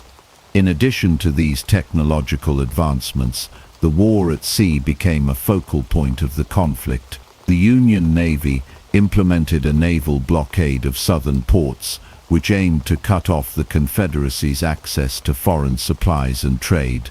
The blockade was not immediately effective, but as the war went on, it began to take its toll on the South's economy. The Confederacy, in response, built its own ironclad warships. The most famous of these was the CSS Virginia, which was built from the remains of the scuttled USS Merrimack. The Union responded with the USS Monitor, a revolutionary ironclad ship that had a revolving turret. The two ironclads met in the Battle of Hampton Roads on March 9, 1862. Although the battle ended in a draw, it marked the first meeting of ironclad warships in combat and signaled the future of naval warfare, rendering wooden warships obsolete. As the war raged on, both sides learned the brutal reality of the conflict. The expectation of a quick victory had vanished, and the war would continue for years, claiming the lives of hundreds of thousands. The early battles of the Civil War set the stage for the long and bloody conflict that would follow, with both sides committed to their causes and unwilling to back down. By 1863, the American Civil War had already claimed hundreds of thousands of lives, and its course was far from predictable. At the outset of the conflict, the Union's primary goal was to preserve the nation and restore it to its former state. However, as the war dragged on and more lives were lost, the question of slavery became increasingly central to the conflict. President Abraham Lincoln, who had been reluctant to take bold action on the issue, now saw that the war could not be won without addressing the moral and political challenge of slavery. This shift led to one of the most significant acts in American history, the Emancipation Proclamation. On January 1, 1863, Lincoln issued the Emancipation Proclamation, a wartime executive order that declared all enslaved people in Confederate-held territory to be free. While the proclamation did not immediately free all enslaved individuals, since it applied only to the states in rebellion, it signaled a fundamental shift in the Union's war aims. What had been a war to preserve the Union was now, for all practical purposes, a war to end slavery. Lincoln's decision to issue the proclamation was both a moral and a strategic one. He understood that the Union could not fully defeat the Confederacy without addressing the root cause of the conflict. Furthermore, he hoped that the proclamation would weaken the Southern war effort by encouraging enslaved people to escape, undermining the South's economic and military resources. The impact of the Emancipation Proclamation on enslaved people was profound. Though the proclamation did not immediately free every enslaved person, its effects were limited by the Union's ability to enforce it. It gave hope to millions of enslaved individuals. Many ran away from their Confederate masters, seeking refuge in Union-held territories. In addition, the proclamation provided a new sense of purpose to the Union cause, energizing both soldiers and civilians. By the end of 1863, thousands of formerly enslaved people had begun to serve as soldiers and laborers in the Union Army, contributing to the growing momentum for the Union's cause. One of the most iconic contributions of African Americans to the Union effort was the formation of the 54th Massachusetts Regiment, one of the first official African American regiments in the United States military. The regiment was composed of free black men and former slaves, and its members fought with extraordinary courage during the war. The regiment's most famous action came during the assault on Fort Wagner, South Carolina, in July 1863. Though the regiment suffered heavy casualties, their bravery in the face of overwhelming odds became a symbol of African American valor and determination. The 54th Massachusetts Regiment and other black units helped demonstrate the capacity of African Americans to contribute to the Union's cause, both on the battlefield and in the broader struggle for freedom. The Emancipation Proclamation also had significant international ramifications. Before the proclamation, both Britain and France had been considering recognizing the Confederacy as an independent nation.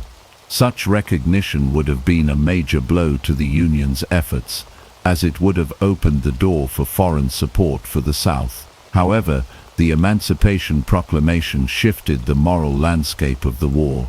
By making the abolition of slavery a central goal of the Union, the proclamation ensured that Britain and France, both of which had abolished slavery within their own empires, could not publicly support a confederacy that fought to preserve it. Public opinion in both countries shifted, and both governments ultimately decided against recognizing the Confederacy. This diplomatic victory was crucial for the Union's war effort, as it prevented foreign intervention that could have changed the course of the war. The issuance of the Emancipation Proclamation transformed the Civil War into a moral battle, not just a political or military struggle. For the Union, the war was no longer merely about reunification but about the abolition of slavery and the preservation of human dignity. Lincoln's moral leadership inspired millions of Americans, both black and white, to fight not only for the preservation of the Union but also for the ideals of freedom and equality. The Emancipation Proclamation, while limited in its immediate impact, was a turning point in the Civil War. It made it clear that the Union was fighting not just to defeat the Confederacy but to ensure that the ideals of liberty and justice would prevail. By the end of the war, the proclamation would have helped to enlist over 180,000 African American soldiers in the Union Army, and the promise of freedom and equality would help fuel the ultimate victory over the Confederacy. The Emancipation Proclamation also laid the groundwork for the eventual passage of the 13th Amendment to the Constitution in December 1865, which would permanently abolish slavery in the United States. Lincoln's decision to shift the war's focus to emancipation fundamentally changed the nature of the Civil War, ensuring that the Union's victory would also be a victory for freedom and human rights. By mid-1863, the Civil War had reached a critical juncture. After years of bloody fighting, both the Union and Confederacy were at a crossroads. The Confederacy, under General Robert E. Lee, had experienced a series of tactical victories, but the Union had superior resources and manpower. The course of the war would soon change with two pivotal battles, the Battle of Gettysburg and the Siege of Vicksburg. These battles, fought in the summer of 1863, marked the beginning of the Confederacy's decline and set the stage for the Union's eventual victory. The Battle of Gettysburg, fought from July 1 to July 3, 1863, in Pennsylvania, was the bloodiest battle of the Civil War. Lee's Army of Northern Virginia had made significant gains in the previous months, and after defeating Union forces at Chancellorsville in May 1863, he decided to take the war to the north. Lee hoped that a victory on Union soil would not only relieve pressure on Southern farms but also encourage foreign powers, particularly Britain and France, to recognize the Confederacy as an independent nation. The Union Army, under General George G. Meade, met Lee's forces at Gettysburg, a small town that would become the site of the largest battle ever fought in North America. The battle began on July 1st, when Confederate forces attacked Union forces stationed in the town. Over the next 2 days, the fighting intensified, with both sides suffering heavy casualties. The Union forces initially retreated, but regrouped on a series of defensive positions on Cemetery Hill, where they held their ground. Lee, determined to break the Union line, ordered a series of attacks, including the infamous Pickett's Charge on July 3rd. Confederate forces attempted to break through the center of the Union line, but were repelled with heavy losses. By the end of the third day, Lee realized that his army could not win the battle and began a retreat back to the south. The Union victory at Gettysburg ended Lee's invasion of the North and marked a turning point in the war. The Confederacy had lost its best chance at securing foreign recognition and potentially forcing the Union to negotiate for peace. The Battle of Gettysburg was a crushing blow to the Confederacy, but the Union also faced a crucial challenge in the West. For much of the war, the Confederacy controlled the Mississippi River, which was a vital route for transportation and supply. The Union, under General Ulysses S. Grant, had made several attempts to take control of the river, but had been thwarted by Confederate forces. In 1863, Grant turned his attention to Vicksburg, Mississippi, the last major Confederate stronghold on the river. Grant's campaign to capture Vicksburg was one of the most significant military achievements of the war. The siege of Vicksburg began in May 1863 and lasted for more than a month. Grant, unable to directly assault the heavily fortified city, instead surrounded it and cut off Confederate supplies. As the siege dragged on, the residents and Confederate defenders endured extreme hardships. The Union forces bombarded the city and starved its inhabitants, forcing Confederate General John C. Pemberton to surrender on July 4, 1863. The fall of Vicksburg gave the Union complete control of the Mississippi River, splitting the Confederacy in two and severing an important supply route. The victory at Vicksburg, combined with the Union victory at Gettysburg, turned the tide of the war in favor of the North. With the Mississippi River in Union hands, the Confederacy's ability to wage war was significantly weakened. In the aftermath of the Battle of Gettysburg, President Abraham Lincoln delivered one of his most famous speeches, the Gettysburg Address. On November 19, 1863, he traveled to the battlefield to dedicate a cemetery for the fallen soldiers. In his brief but powerful address, Lincoln redefined the war's purpose, emphasizing that the struggle was not only for the preservation of the Union, but also for the principle of equality. He declared that the nation was conceived in liberty and dedicated to the proposition that all men are created equal. Lincoln's words helped to transform the war from a fight for the Union into a battle for freedom and human dignity. His speech resonated deeply with a war-weary public and solidified his moral vision for the nation. The significance of Gettysburg and Vicksburg cannot be overstated. The Confederate Army's defeat at Gettysburg shattered its ability to wage offensive operations in the North, while the Union victory at Vicksburg split the Confederacy and severed a critical supply line. These twin victories marked the turning point of the Civil War. For the Confederacy, the losses at Gettysburg and Vicksburg were devastating. Lee's army would never again mount an invasion of the North, and the South's ability to sustain the war effort was severely crippled. The war would continue for nearly 2 more years, but the Union had gained the upper hand. As the Confederacy began to lose momentum, the Union grew more confident in its eventual victory.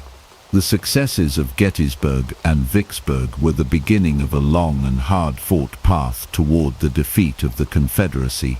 For the Union, the battles had proven that victory was possible, and the resolve of the Northern forces would only grow stronger as the war progressed. By 1864, the tide of the American Civil War had clearly turned in favor of the Union. After years of bloody stalemates and incremental victories, the Union leadership under General Ulysses S. Grant and President Abraham Lincoln adopted more aggressive tactics to bring an end to the war. As the war dragged on, the Confederacy faced mounting challenges. Its economy was crumbling, and its ability to sustain the war effort was increasingly strained. The Union, in contrast, was benefiting from superior industrial capacity, larger manpower, and a more well-coordinated war strategy.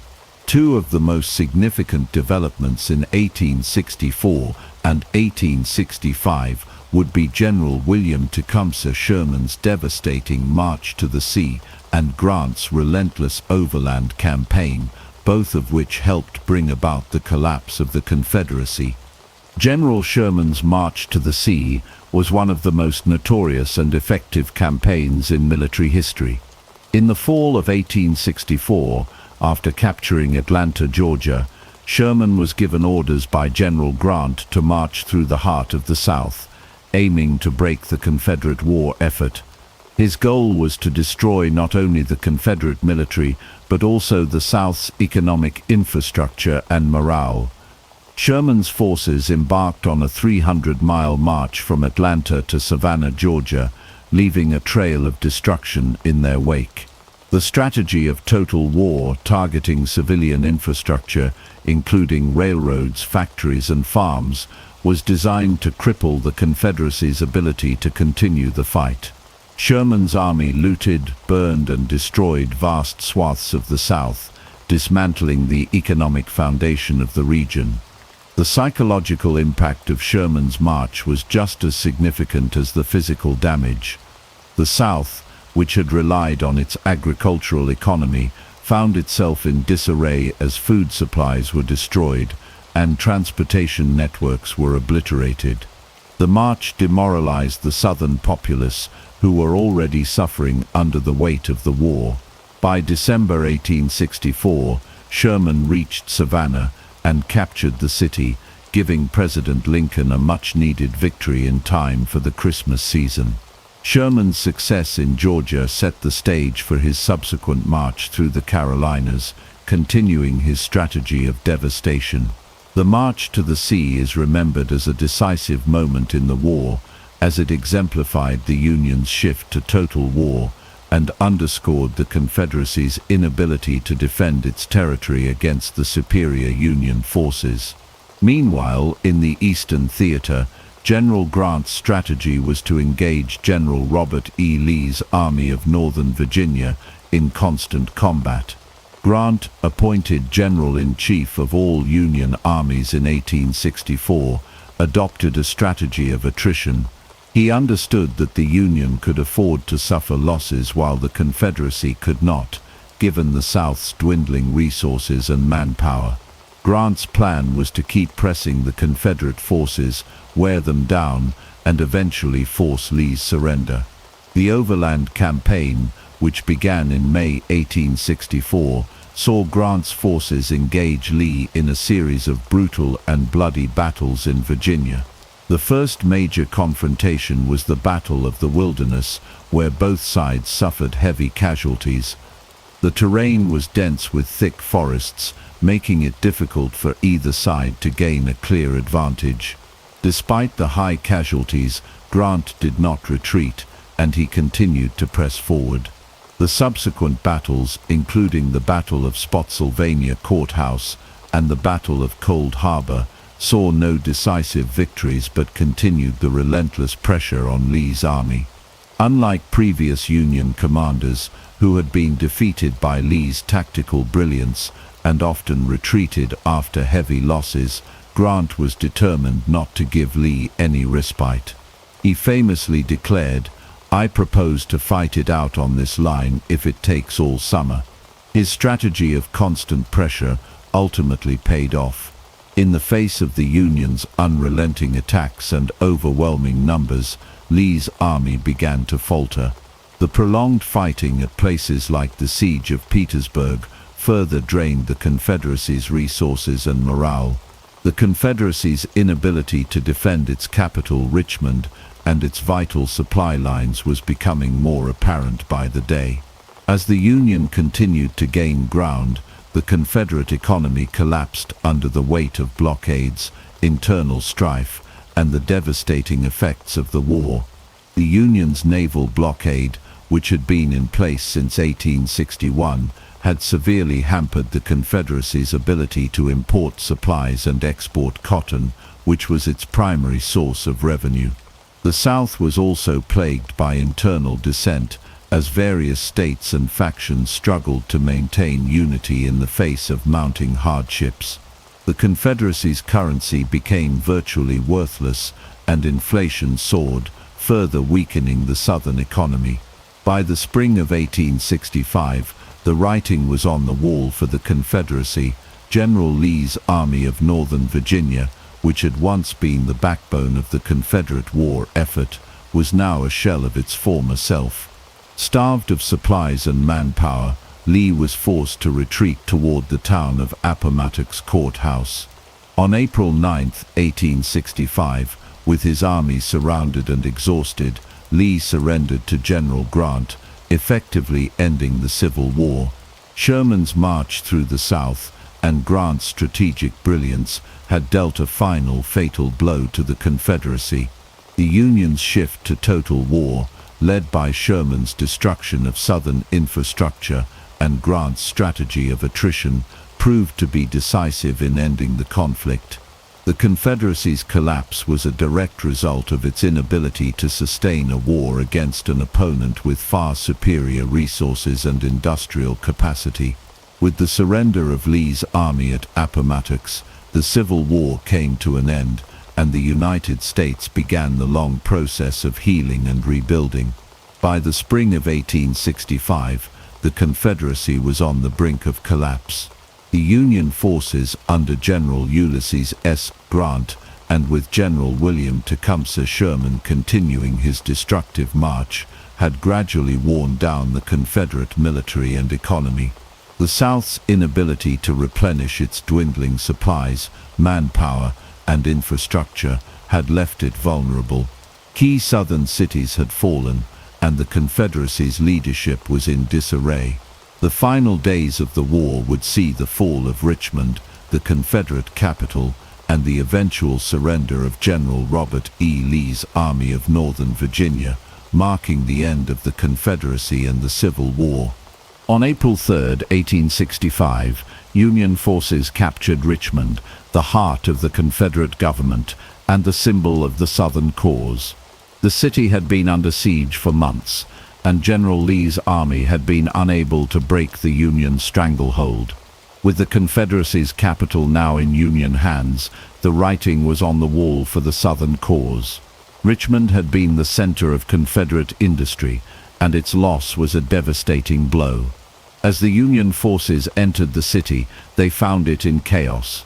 Confederate officials had evacuated the city, and the Confederate treasury had been moved. The fall of Richmond symbolized the collapse of the Confederacy's ability to sustain the war effort. While the fall of Richmond was a significant blow, the war was not over yet. General Lee's Army of Northern Virginia, though severely weakened, was still fighting in the field. Lee's forces had been retreating for months, trying to evade total defeat while attempting to regroup and maintain a semblance of Confederate resistance. However, Lee's options were running out. The Union's continued pressure, combined with the loss of key cities and critical resources, left Lee with little choice but to seek a surrender. On April 9, 1865, at Appomattox Courthouse in Virginia, General Lee met with General Grant to discuss the terms of surrender. The meeting, though formal, was cordial and marked the beginning of the end of the war. Grant, mindful of the heavy toll the war had taken on both sides, offered generous terms to Lee and his soldiers. Lee's men would be allowed to return home with their horses and personal belongings, and they would not be persecuted for their roles in the war. Grant's leniency was a reflection of his desire to bring the war to a peaceful conclusion and begin the difficult process of healing a divided nation. The surrender of General Lee was a crushing blow to the Confederacy, but it did not immediately end the fighting. Confederate forces across the South continued to hold out for a short time. However, Lee's surrender was a clear signal that the Confederate cause was lost. In the days and weeks following Lee's surrender, other Confederate commanders also surrendered their forces. General Joseph E. Johnston, who had been in command of the Confederate forces in the Carolinas, surrendered to General Sherman on April 26, 1865. By the end of May 1865, all major Confederate armies had surrendered, and the war was officially over. The surrender of the Confederate forces left the United States with a daunting challenge. What happens to the Southern states now? The Union victory had preserved the United States, but the question of how to reintegrate the Southern states into the Union was fraught with political, social, and economic complexities. The question of slavery, which had been the central issue of the war, still loomed large. Though slavery had been abolished by the Emancipation Proclamation and the passage of the 13th Amendment, the South's racial and social system had been deeply affected by the war. The issue of how to rebuild the Southern economy, address the needs of the freedmen, and ensure civil rights for African Americans would become the central issues of the Reconstruction era. In the immediate aftermath of the war, the nation faced the monumental task of healing the wounds of a brutal conflict. With the assassination of President Abraham Lincoln on April 14, 1865, Vice President Andrew Johnson assumed the presidency. Johnson, who was from Tennessee, had been a staunch Unionist throughout the war, but his approach to Reconstruction would be controversial. The South, still reeling from defeat, had to rebuild its shattered infrastructure, economy, and social order. At the same time, former slaves were now free citizens, and their path to equality and full participation in American society would be a difficult and often violent struggle.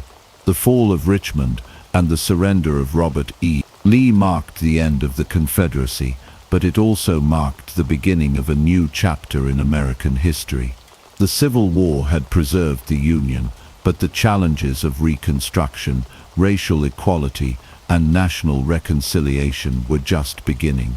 As the Southern states were reintegrated into the Union, the United States would have to confront the deep divisions that the war had exposed and work to heal the scars of a conflict that had torn the nation apart. On April 14, 1865, just days after the surrender of Confederate General Robert E. Lee, the United States was struck by a tragedy that would forever alter the course of its history. President Abraham Lincoln, the man who had steered the nation through the Civil War and had just achieved victory, was assassinated by John Wilkes Booth, an actor and Confederate sympathizer. The assassination, carried out at Ford's Theater in Washington, D.C., shocked the nation and left the country in a state of mourning and uncertainty. Lincoln's death marked the loss of one of the most revered and effective leaders in American history, and it also raised serious questions about the future of the Reconstruction process. On the evening of April 14, 1865, President Lincoln and his wife Mary Todd Lincoln attended a performance of the play Our American Cousin at Ford's Theater. As Lincoln sat in the state box, Booth, who had planned the assassination meticulously, slipped into the box and shot the president in the back of the head with a pistol. Booth then leaped from the box onto the stage, shouting, "Sic semper tyrannis," thus always to tyrants, a phrase attributed to Brutus during the assassination of Julius Caesar. After his escape, Booth fled the scene, eventually making his way through Maryland and into Virginia. The attack on Lincoln was part of a larger conspiracy to kill key members of the Union government. Booth's co-conspirators were tasked with assassinating Vice President Andrew Johnson and Secretary of State William H. Seward, but those attempts failed. Seward was severely injured in an attack by one of Booth's associates, but Johnson was never harmed. Despite these failed attempts, The assassination of Lincoln remained the focal point of the plot, as it was the death of the president that shocked the nation to its core. President Lincoln succumbed to his wounds early the following morning, on April 15, 1865. The nation was gripped by a profound sense of grief and disbelief. For the Union, Lincoln had been a symbol of resilience, strength, and hope. His leadership had been instrumental in preserving the United States and in ending the institution of slavery. With his death, the nation faced not only the loss of a beloved leader, but also the uncertainty of what would come next, particularly with the challenges of Reconstruction looming. In the wake of Lincoln's assassination, Vice President Andrew Johnson, a Southern Unionist from Tennessee, assumed the presidency. Johnson, however, was a much weaker figure compared to Lincoln. While Lincoln had been a masterful politician and negotiator, capable of bringing together a deeply divided nation, Johnson lacked the charisma and political savvy that had defined Lincoln's leadership. Johnson's background and views were complicated. He had opposed secession and supported the Union, but he was a Southern Democrat with a deeply sympathetic view of the South. He believed in quickly reuniting the nation without granting full civil rights to freed African Americans.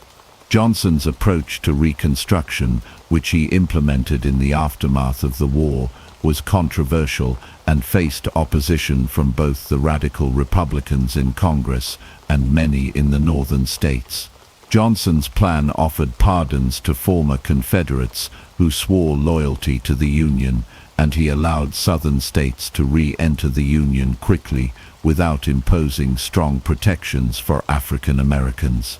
This leniency angered many in the North who had fought to end slavery, and it alienated the radical Republicans who pushed for a much more stringent and far-reaching approach to Reconstruction. The assassination of Abraham Lincoln not only left the nation in mourning, but also set the stage for the difficult and contentious years that would follow. Johnson's inability to unite the country and his lenient policies toward the South led to fierce struggles over the direction of Reconstruction.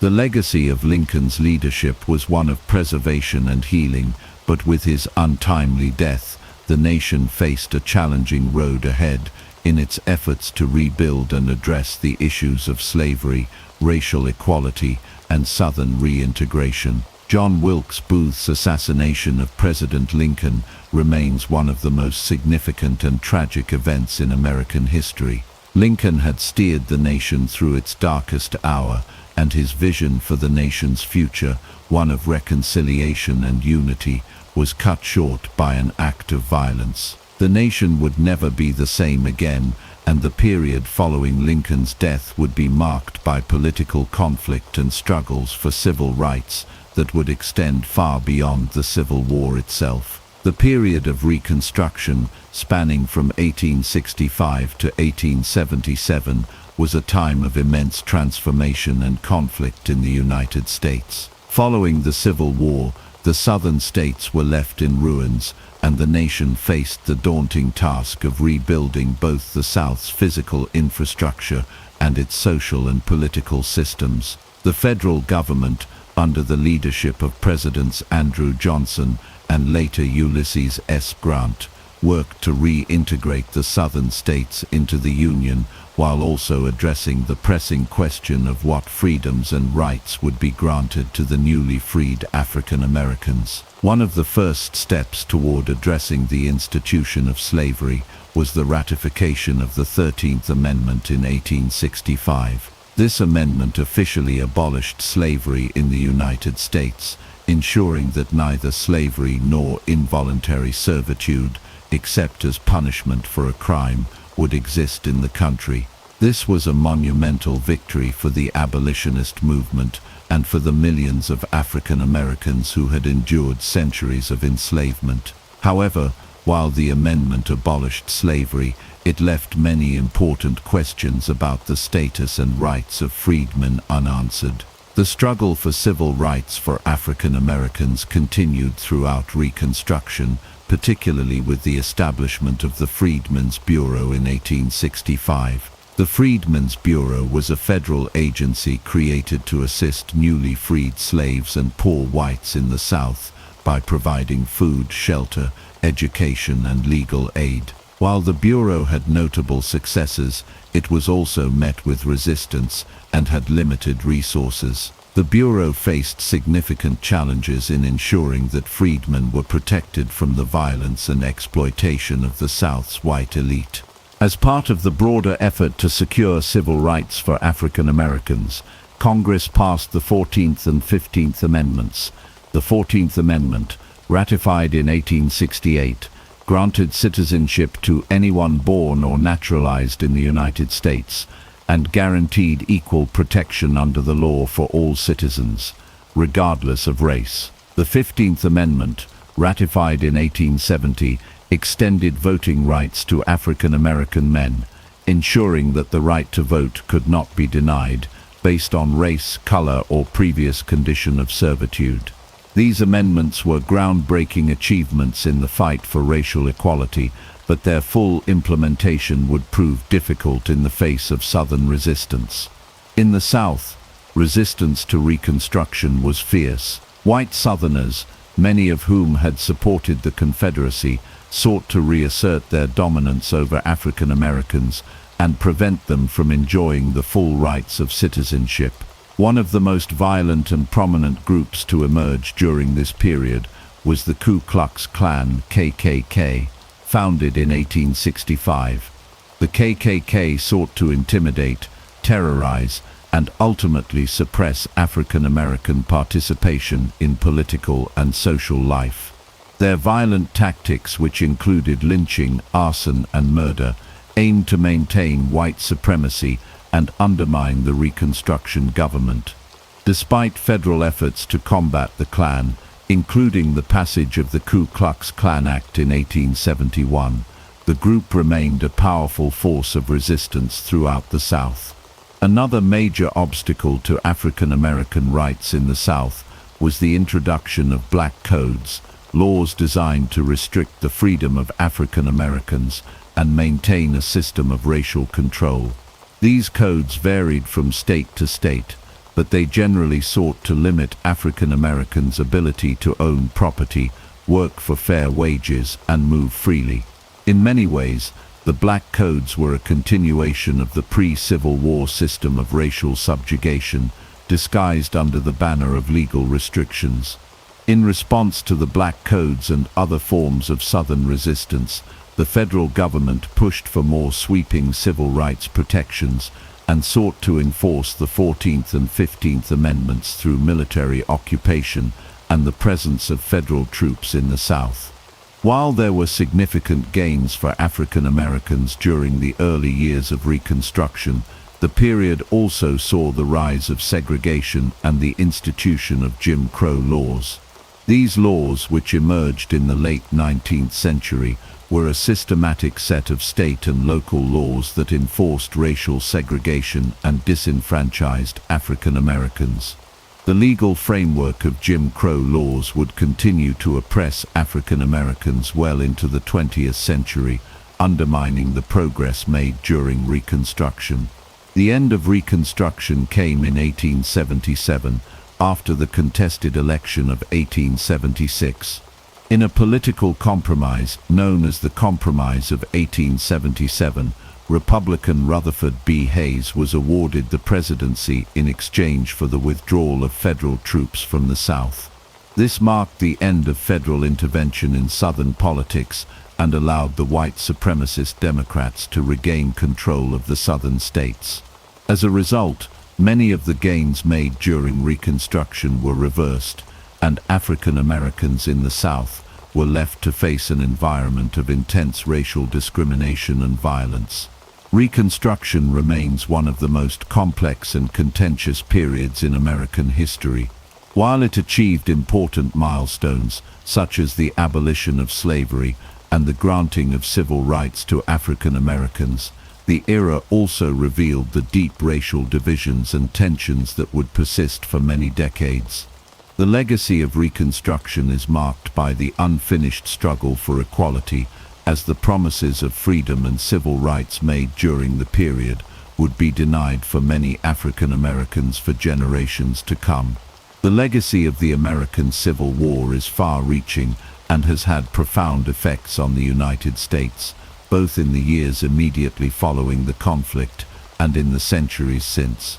The war not only shaped the course of American history, but it also influenced military strategy, technology, and the global balance of power. As we reflect on the impact of the war, it is clear that the Civil War played a crucial role in defining modern America and continues to resonate in contemporary debates on race, federalism, and national unity. One of the most significant and lasting consequences of the Civil War was the transformation of federal power. Prior to the war, the United States operated with a more decentralized system where states retained significant autonomy. However, the war fundamentally changed the relationship between the states and the federal government. The Union's victory reinforced the idea of a strong centralized federal government with authority over issues such as civil rights, national defense, and economic policy. The war also affirmed the supremacy of the federal government over state sovereignty, a concept that has shaped the political landscape of the United States ever since.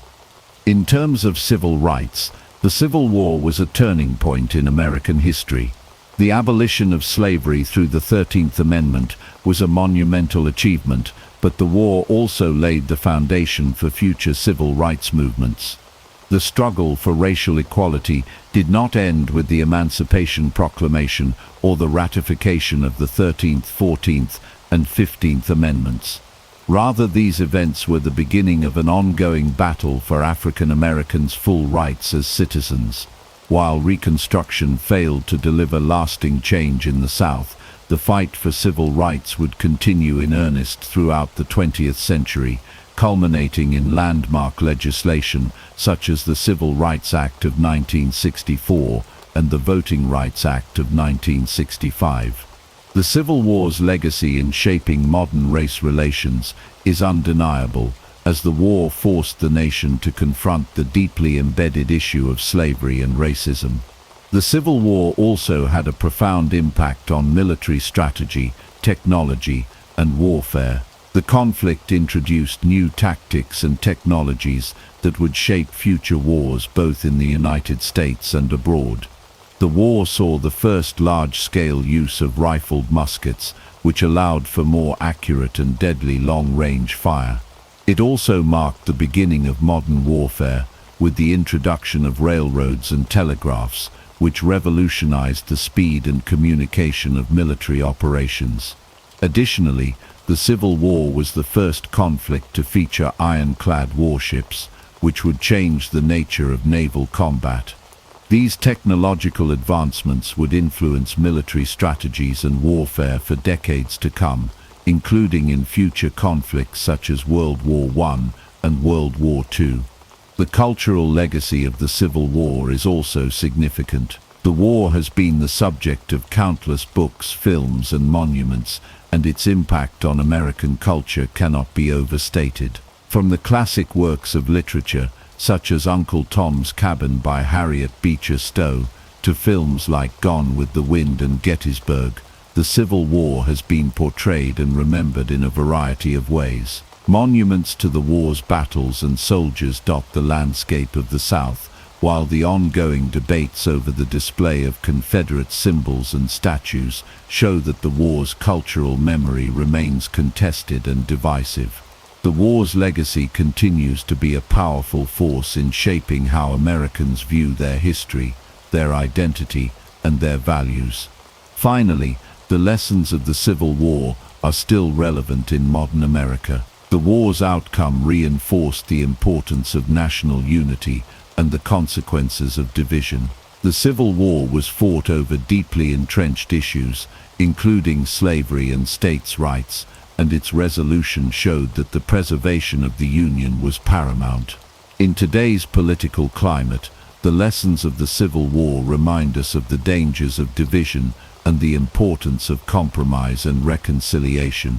The war demonstrated that the nation must find ways to bridge its differences, uphold the principles of democracy, and ensure that all citizens, regardless of race or background, have an equal place in the American story. In conclusion, the Civil War was not just a pivotal event in American history, it was a turning point in the development of modern society, both in the United States and the wider world. The war reshaped the nation's political, social, and cultural landscape, and its impact continues to be felt today. The Civil War's legacy is a testament to the enduring struggle for freedom, equality, and national unity, and it serves as a reminder of the complexities of building a nation that truly lives up to its ideals.